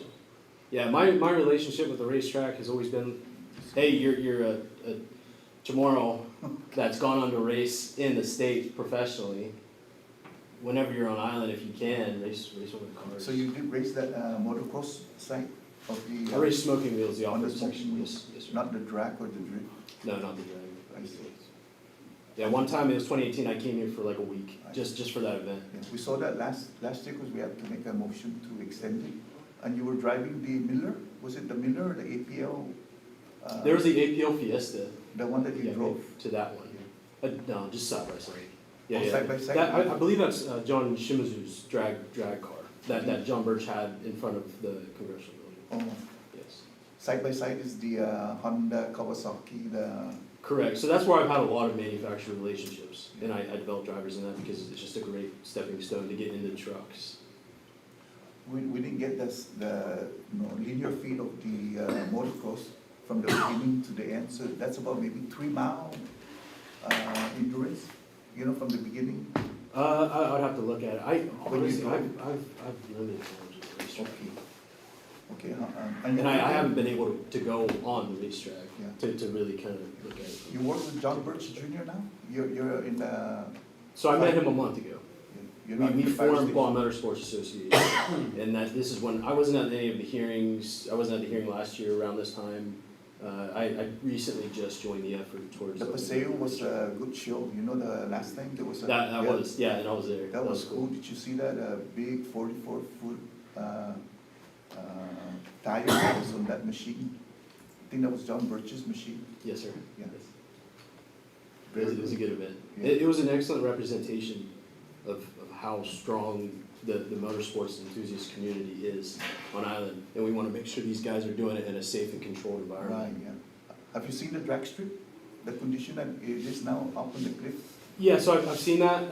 It's you know, I would have to see it more. I haven't even been on the drag strip. If that- After it if that was answers- cut? I've seen it in the distance, but I haven't even been on. Oh, the from drag strip.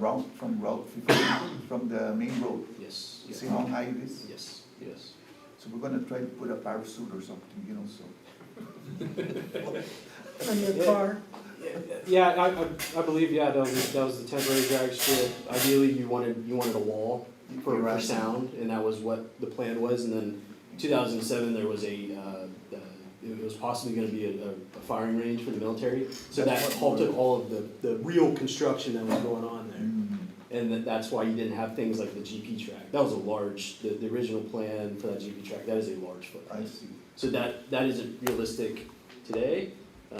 But on the east side, in that jungle, is Going to the cliff line. Ufahalamtanum, Fatting, Right. and what I've been told, and I've actually raced a endurance mountain bike race in that jungle. Oh, So really? if you see, as you're heading up north on the most east part of the off-road track, you continue going straight, and that goes into all these footpaths for, they had the trench challenge, which is running over obstacles, you have the cycling, and then you have all the running that goes in that More jungle. deeper into Yeah, that. so I've actually got to go in there and compete, and it's like 6 hours long, and it's You see the cool. cliff- With the cliff line, and you can see the overview of the ocean. Yeah, yeah. So you got a Kawasaki now? You're planning to get a Kawasaki or a Yamaha? I don't have anything, but if the track opens, that would be great. Yeah, That'd be cool. because they have, Joey has a lot of Yamahas. He that's does, already yes, ready to go, yes, yes. for maybe 60,000. And that's the other thing is, you know, the racing, I've seen it so many different places, racetracks. It's a bonding experience for the families. Yeah, very good. You know, and I see it, I understand there's the negative side of all this. But when they're selling their equipment, it's really hard to get back into it, you know, and it breeds great kids, you know. I got my first dirt bike when I was 12, and it's Here in one or? no, in Ohio. I grew up in Ohio, but it forces maturity at a very young age, so it's very. Oh, at It 12? has a very positive impact. At 12 years old? Yeah. Kawasaki, Yamaha? Honda. Oh, number one. Yeah, good. Number one. Don't tell Joey that. You met Joey already? I have. Yeah. How about Henry? I've met Henry. So Joey would always, whenever I'd come, he invited me to come race the Smoke Wheels Joey, race in 2018. Wow.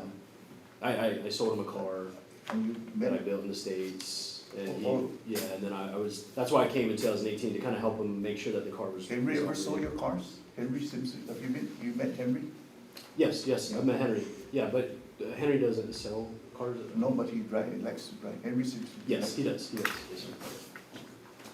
How about Reeves, Jeff? You know Jeff Reeves? He's got a lot I've met of- him at a couple of the races, but again, recently, this past month, learning and meeting everyone. He's got a warehouse down in Harmon here, he's got vehicles in the warehouse. I've heard, I haven't been to them. Good, thanks, huh? Good what? I'm sorry. No, very good, Hans. Thank Look, you. what's your name? H-A-N-S, right? My mom's German, Oh, right. yes. My dad is Jesse Atta, I don't know if you briefly practiced orthopedics here with Chris Jesse, Rivers. no, he's not a senator, right? No, Tony Adams, the Adda mortuaries and, Yes, I refer to my aunties for the family tree, but we are related. thanks for coming back to Guam. Thank you. This is the chairwoman, Madam Bernardo. Very nice to meet you. From Florida. That's our director and our attorney Very nice to and meet our you. land agent. So, great. But I'm here to try to find a solution. Okay. You know, it's like clean slate. I don't, we're not advocating for anything that's unfortunately tarnished the relationship. You want to come to between the race- public hearing next week? Yes. Yeah. Yeah. On, what time is that? Do you know? 5. Oh, It's the last, thing we're gonna cover. I believe it's three bills we're gonna cover. You got your ID card already? Yeah. Okay. But yeah, just, if there's any questions you guys have, I'm just here to help. I don't, well, I think the main goal is we want to try to look forward, and just so that there's an open track. I understand there's other things that have to be handled on the side, but We're just kind of ironing out, our attorney's very sharp in properties and Mhm. land. okay, So that's what we've been needing for the past 10, 20 years. okay. I just thought it'd be nice to introduce myself personally, and just so you know, he's the head of Guam Motorsports Association. I don't know if you guys know John Birch Jr., since you know John. Have you met John Birch Senior yet? I haven't met John Birch. Good, very good. That's exciting. You're driving Grand Prix that goes up to 240 miles.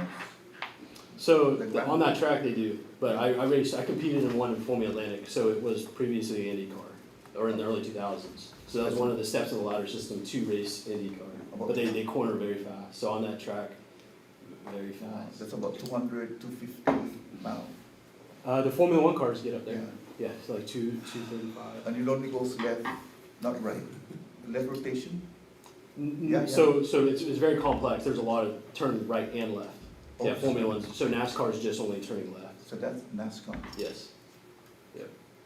Yeah, but some of the corners in there, you'll be going in a very sharp corner at like 150 miles an hour. That's where Formula cars are cool, because it's a lot of G-force. Yeah, because NASCAR just goes on one rotation, right, NASCAR? It is, they're both, I respect both disciplines, but Formula One is extremely complex. It's just that, the tires will wear just on one side primarily, and then you have to adjust your suspension, your camber caster. We have others.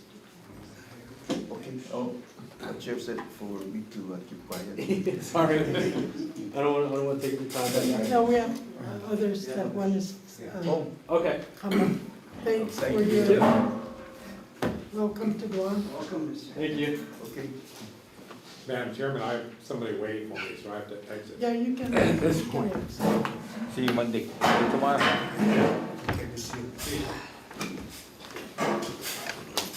Are you guys a tag team today? No, I just want to hurry up and get it over. It's cut off. So what's up, Carlos? Well, thank you very much again. Once in a while I come here just to listen and try to provide ideas, but you got great managers, Joey and Glenn. I've watched you guys dialogue and, I'll sign after. Thank you. And I just want to throw in a couple of ideas because I do deal with Guam housing, and I pushed the 10737, which is now what you guys are describing on the tri-party agreement. And Joey got a good point, where I only used my 5 family as example. If they do a potential, you can't use the word foreclosure because you can't foreclose on property, but when you do a default on that individual, whoever that may be, and Joey said, let's say number 4 is the next qualified applicant. Based on your rules, you guys got to follow 1, 2, 3. However, that would take, if the 1, 2, 3 don't qualify, will delay the distribution or the payment. On the applicants? Yeah, so one of the ideas I got was, that would be a great, I'm not sure if that'd be a GAR within your, it's so amazing, the 107, no, I'm sorry. That could be either done here or to statutory reasons, right? And I think my thought, and maybe Joey and Glenn already thought about this, is the guys from 1, 2, 3 won't lose their position, but they'll offer it, if they're not ready to get USDA assumption or loan, then they'll go to number 4 immediately, so you don't have to wait to give a lease to 1, 2, 3. No, But- but that defeats our time and date. No, that's why I was just giving an idea. So they don't lose their position, you just give the next qualified USDA number 4 to get it, but then you go back. 'Cause hopefully not everybody's gonna go under foreclosure, but you go back to 1, 2, and 3 to say, okay, what do we do to, no, you're right, the time and date. That's where, if you need statutory amendment to say, so we don't put you guys in harm's way to come up with the money to pay this liability, because you got 8,000 in the wait list, what? You never know what position is ready to assume or get the loan. So you gotta figure out with the attorney and great minds like your management, and what do we do to just leave those guys, if they're offered this stuff and they can't qualify? How do you jump to number 4 without violating, like I said, the time and date? But you probably gotta make an amendment. That's just a suggestion, an idea. Because what one man can change, I always say this word, what one man can put in books like you did at time and date, a body can change to accommodate your flexibility, that's all. That's what I'm saying. For at least one idea, if you don't mind, Joey No, no. and Glenn. The other one I thought of was, as I've been here to the last 8 months, I've been hearing this unregistered land, and it impacts a lot of these 200, I keep hearing 200 something families. Unfortunately, these families don't have the resource to hire their own attorney, or they can go to the Government Claims Act and go through that bureaucratic process. One of that thought I got is what Joey mentioned, that you guys will be de-obligating the 500,000, but it'll go to a certain fund, but you need legislative authority to move that fund for whatever use you want. Again, my 2 cents to help an idea is take some of the funds to hire your own land registration attorney, specifically for that. Put out an RFI to find out what it'll cost to register these 200 lots, and hopefully attorneys will come in and say, well, we'll do all that work for you guys for 150,000, I don't know, I'm not an attorney, 150,000, but then you get the authority from the legislature to move that part of the 500 to pay that, so you can solve the 200 application to get their land registered, at least on that scenario. And that's just, maybe you guys already thought of that, but when you brought the idea that it has to be legislatively requested for the use, my thought is to fix it and get the land registered. Then they'll be caught in the same web as I hear that they were given the lease on a time and date situation again, right? They're caught in the back then, so that's internally how you guys have to figure out to solve them. I'm just giving an idea on how to, That's the biggest barrier, yeah, date and time. I know, so you gotta, maybe you have a work session, I'm assuming a work session, so we don't get stuck there for 8 hours, and you guys will figure out that solution. That's like handcuffs. Yeah. So that's just 2 ideas, Joey and Glenn, that you probably already thought of it, because like I said, you guys got great minds and thoughts, but you guys got 1,000 things to do also, but I just wanted to share that idea. The third one you mentioned about, hopefully you might be losing your operational cash flow based on this new 288-37, because now the money after 2015 will go towards 2 different accounts, right? After that, and then it will dwindle down.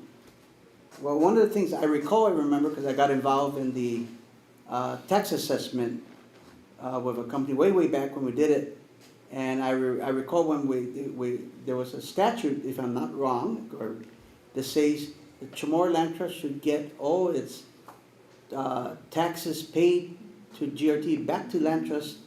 All that money, whatever $10 go there, gotta go $10 go back to Land Trust. I don't know if that exercise has ever been done, but I heard you said you guys made clean audit, you're gonna handle your own account. That's one source. I don't know how much that is worth. You guys gave out 2,900 leases. They're all paying taxes now, right? I'm assuming. But that goes to DRT, but then money never comes back to you guys, I'm assuming. How much that is, I don't know. That can come back to you guys, and that'll be one of your resources of cash flow. But if I'm wrong, statutory, wasn't that money supposed to go back to you guys, I think? Yes, the revenue account is called payment in lieu of taxes, the Right. pilot account. But that revenue source is dedicated for our loan guarantees. Okay, but they never transmitted to that, you guys yet? Remitted, no. In 2017, we had to write off like $300-some thousand. We recorded as revenue and as a receivable from the government, but because of the financial condition of the government at that time and the cumulative total compounded over many years, we had to comply with the GASB regulations and in preparation of our financial statements, so we had to write it off then.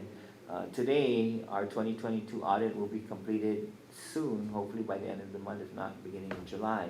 But it'll also reflect that there's a due from the general fund. Right. So, I was out, you see, you got great managers, they know about it. It's just that source is there, and we've been having surpluses lately, just to let you guys know. And we've been having surpluses, so it's time you guys should figure out how to, especially with clean audit, as you described, Joey. You should see how you can request for those monies to come back to your guys' account. That's all, those are my just 3 thoughts. Sharing, I'm always trying to see how we can. Sharing is caring. Yeah, yeah. I'm talking about the surplus that Bill 315 is for, to recommend or to request for the surplus for the $9 million. Oh, that's it, yeah. I wasn't talking, no, I was talking about the land taxes. I see. That's supposed to go back to you guys as cash flow. And they, like Joey just mentioned, many years ago when the government was cash strapped, they just wrote that off as a write-off. But now that we got these military buildup of all the positive cash flow, I think my thought is just that you guys can request for how can you get some of those monies back to you guys? Now, these are land taxes from private and public, or just? No, just your CHamoru Land Trust. LTC only. Yeah. I was The gonna ask, statute says that money supposed to go to you guys. have we been collecting that in the past? I don't know. We've been recording the revenues, but the actual cash in the bank, no. And the revenue roughly would be per year? Yeah. So at the end of 2017, we had to write off like 300-some thousand. Is that per year collected? No. That was a cumulative total over a 5-year period. I see. Well, Joey, that's not substantial. Our whole existence is not substantial for raising revenue. Of course. You know, $1 a year for a piece of land for 100 years, or 99 years, $99 for a 100-year lease is, you can't do nothing with $1 a year. Yeah, the one, But the land tax, right? For the example? land tax. The land tax, Guam's land tax is the cheapest in the entire nation. It's less than 1%. Yeah, you're correct. It is less than 1%. Yeah. So those are the 3 ideas I just want to share. Probably you guys already got it in your, your portfolio. I stayed back because I wanted just to share some ideas. Well, we appreciate it. Yeah. We do appreciate the insights or outside views looking in. No problem. Is appreciated. Yeah. Like you said, sharing is caring. That's it I got. And just, again, thanks for always being open and sharing. And again, I'll watch next week's 287. And I'm not going to comment because both sides are my friends, but I will listen to see if there's anything we could provide in regards to Land Trust's highest and best opportunity. That's all. Thank you very much. Thank you. Papabulo. Sejak masih na yun este na putene da si rano lagwana zu gagi zu gini dot kumbu tong. As a public tungo like in an amzu fight position meju for the racetrack. What is your position on that? Do you kogaza meju in support or testimony for that hearing in a day? You need to state a position for that hearing. According to the board, they support the bill with a specific amendment or addition of a word. Other than that, that's all. And so, what about the public law on the 200 acres, no? That's public land that was designated by Raceway down in the south. Can you recommend that in your position statement? Sa stanay niyo, no, this the tempo na you know, the actual intent of the CHamoru Land Trust was not for recreational, not for activities. But it was for the people. And right there, we even have one of your own employees what struggling to live her life, and she's wondering when is it her turn. You know, I just want to make sure that, you know, we support Raceway in Spokpati, but you guys have to stay in position and stand up for those lands, you know, and start thinking out of the box. You know, we support racing, but they're going to request. I'm hearing that they're requesting to take over the entire 240. And we've seen what they did from that and their conscience, and I talked to them. I said, I talked to Joey Chrysostom, Joey, your conscience, Joey, you know what's been going on. I still have yet to talk to Jeff Rios now. He's a member of our ancestral lands, and he's a part of that. Our own people stealing from our own ancestors, from the future of our children. We have to stand up, Manelu, and fight for our people. That's what we need to do. We cannot just let it go by and let these people, just because there's a racing industry of a sport, yeah, again, we support it, but let them use only the portion that's needed, not to try to expand and create their own bicycle racing track. Recommend that there is a public law that designates approximately 200 acres for racing in the south. We stated that in our last position hearing. We were down there, and you know, we just want to work it so that we can maintain and retain as much as these properties back to our people for purposes para iman CHamoru po pangaysaga man. Edsa na yung gagagagin and anzu na Madam Chair, you know, think about that. Always bring it back to when we protested this with the late Ongin Santos and Benevetti. They're all gone now. You know, I'm just trying to maintain what we pledged from the university right there, to maintain the 7 elements of our peoplehood: the land, the water, spirituality, the language, and that's what I pledged, and I still maintain for that. But I'm glad that you guys are working really well. It's just Mossy, man, you're doing a great job, Joey. Then you guys, and I just want to keep up with what's going on with the ancestral lands as well. I keep those guys intact. We got a clean audit, and I'm hoping you guys also would get a clean audit. And we work together. So these lands are sacred lands, Joey, and you know, we got the same attorney, so he's a good attorney, but we need to get him to assist us on the side. Give us recommendations, like he said, and state that position at the public hearing, because they're going to be coming with their amendments. Believe me, they will be there. They're going to, we want to strike this, and then we want to take all these lands, this and that, for that. Bonito todo. And it's a political time right now. That's why we got them at that point. I just came back from that hearing down there on the to bring up to the agenda on the septic tanks and the the nitrate system. Yeah. There was about 40 of us down there. When they saw us, they were going to strike that out for the putting it on session floor. But when they saw us, they passed it. So they're in fear right now. So state needs a major position like that, bring it back. That lami guys, panasu na hulu hanzu, and put it in public. That remember, the CHamoru Land Trust Act was for the CHamoru people, for them to have their dream. And the racetrack was snuck in. Same with that golf course, Gihalungui. I don't know how that came in there, but all of a sudden, like the late Senator Frank Santos, all of a sudden leave. It's a classic. It's a visa for me to CHamoru in a tempo. Then later on, that Nelson.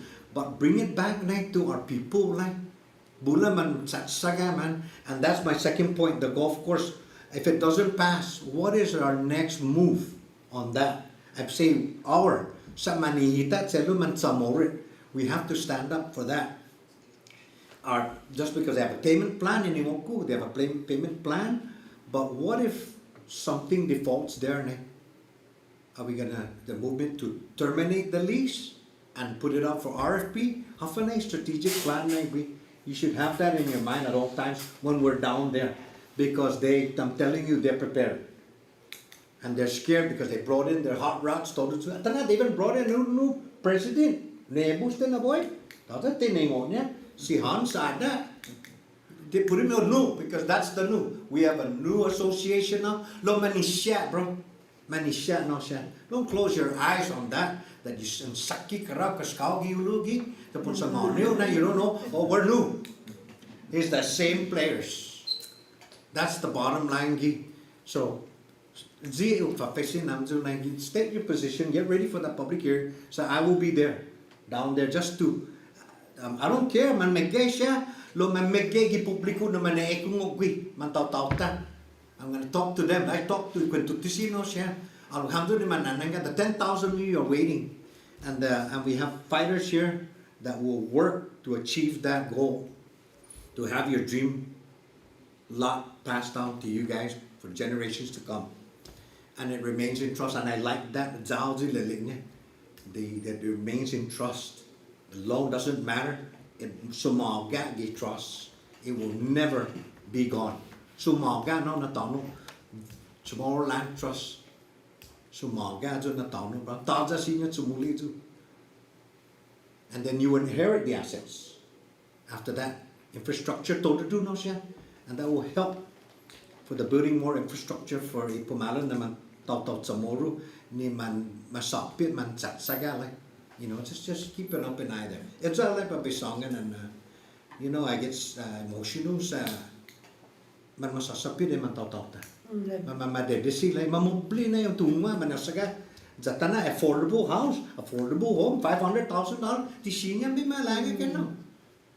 But like my brother here, he's not just the international, but he's got background and I'm learning from him. So he's got that good ideas, you know, to help out. We just want to help. We Canada in a lot man matayit. Anzi parro in ajuda imamamala na pamagun. Just a Pablo right sitting here, man. I tell you a story. I want my children to apply like for the land trust. It took 10,000. Look ka matay siya, but they applied. Their grandchildren, right, will come up the name, right? Something or the meter system sa taza tanonia. But hopefully within 20-30 years, guaha, mas morning na nasu, and they'll call up my daughter. Say, "Hey, your name's up. Pagu, you cleared 10,000, 10,001, you know." And then she'll say, "Lana, right?" And then you guys have your building structures and stuff. Okay, go farming then you have your raised beds and all of that. Thought some dream na para famaganta. Some kamanagwit, but at least gagi na amnya ifamagonu ki estin na plano niya wifi imanay nata. They have that dream to protect the lands, the CHamoru lands, sacred lands. It's like so. We expect everybody down there, no, Selu? We should be down there and state your position and protect it with the best interest and at least say, hey, the 200 acres is a public law, no? There's a public law and we suggested that. At least do your motocross down there. They brought all that fatty there and they brought it up there. It's down there, red dirt is down there. That's true. So designate that already there, and there's no Cascao down there, so it's guaranteed Tata Cascao, no problem. But here, Henry, where Gary? Henry, remove the blocks. It's Yatsugi. Come on, don't worry, it's night time and Mamay goes, yeah, they don't know what's going on. But you know, we gotta monitor it and hire your staff. I mean, supporting your budget hearing, I will be there to support the CLTC. For your additional staff to monitor when it comes to the raceway. Now, I want an employee of CLTC, your staff, to come there and reserve seats, free seating for the board members. You know, at least something like that. The benefits give. Well, this is honorary. These are our landlords. And make sure those monies are collected. That they're coming in, the revenue's coming in. Now, Siguru, bro, monitor it now. We already know now. Mafabababay, ne, Joe, Joe? Mr. Laguardia, Laguardia, you mentioned nitrate. That was nitrate, yeah. That, That's the is- word, right? that's the word for your sewer system. Nitrate. Yeah, but they were saying then that there's still not enough research on that matter, could it be poison? But it's a new technology, an alternative. Japan has it. Right, there you go, for the northern Santunga, is the Ordut Paraulu, that's our water lines, did you know that? From Ordut all the way up, it's under Weary, so I attended to the training under Weary. From Ordut all the way up. Yeah, right there, it's right there, then I said, wow, we need to know. So, it's all go, espiritu mizu lane para interpretation na tao sa bunga man pang nai todo mas ito sa para matsulia todo 240 acres gi dalay ang zoo hasui manatati, and the intent, remember, the intent was not for recreational nor activities. It was for the CHamoru people to have their dream. Residential agriculture. Think of that. And then we already experienced it. Yung tungong bilang niya, okay, siga, stimulugi, next thing you know, siga mamang waduk talo, okay. You know, manisya ni. It's all like sa Joy, I'm sorry, you know, taga nawa like. Sa, you know, masampi ni matotota, and maninintyo, gini ni mananata. Naperta dahi, tataputehi, itanong, dan itotota, dan todo no siya, na elemento in the first. Yes, one next is in we. Oh yes, ako patana na no. The debut tatsu we lo hami manamya dan si parigana gina shon we protested down at Haralu. We were down there. It's that to ngasu that scenario gina but I was there every day with those guys. I didn't go under strike law. It was a decision, a historic decision na magprepa selling there was unconstitutional. But look at it now.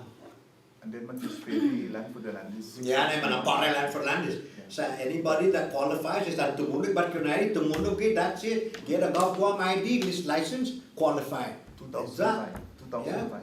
Very cheap. Yeah. Tana apinino no. Yeah. Kasi anyway, sesta sa man nadiwi ito pala yung fundraiser lang. Tayo yung sibisa. Si Dusma. Yeah, okay, yeah, to is the Tao BMC. Yes, the late senator. You asawamu. Susti what di manelu side na. Right on.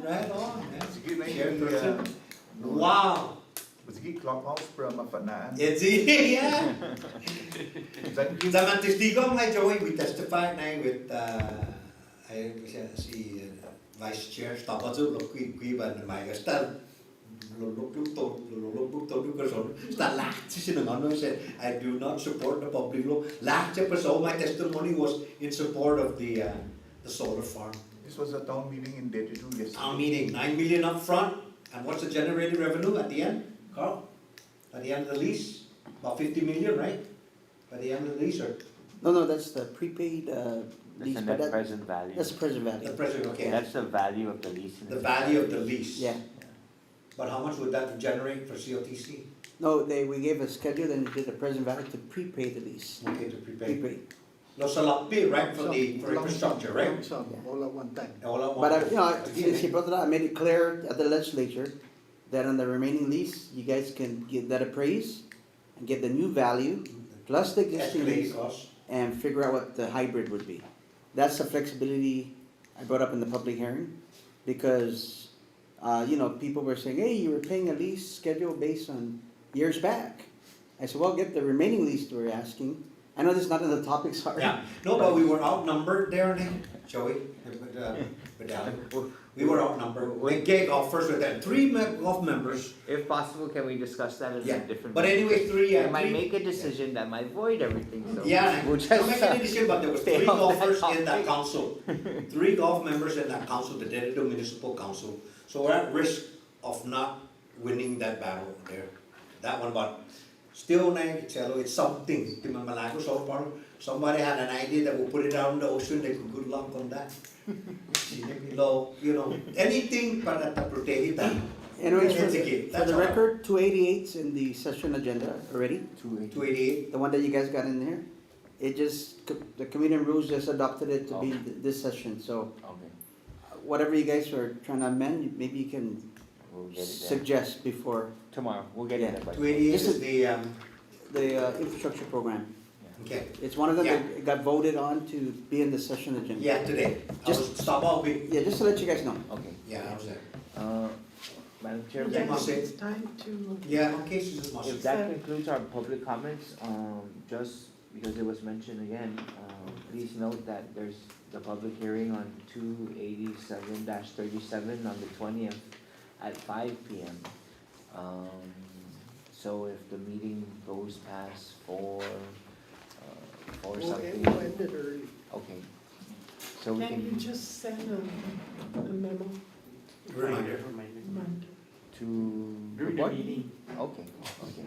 It's Well, at 5. To that, it's at 5. yeah, it starts at 5. But given the amount of people that may attend, it's nice if we go there a little earlier together. Yeah. Not necessarily parking, but a chair or something. And they bring their own chairs? I don't. No, they'll have, it. Okay, that's Motion it. to, Oh, I make a motion to recess. Recess. Adjourn. Adjourn? yes, because we have a Another. 20th, it's a, your The regular, regular meeting on the 20th yeah. to adjourn. Second? Commission. All in favor, say aye. Aye. Bye. We have our meeting on the 20th We're out. also. Hey, wait, 1 Matt. week from now. Yeah. Okay, so Marcy. Glenn, thank you. Yeah, so Marcy. Board members, thank you. Yeah.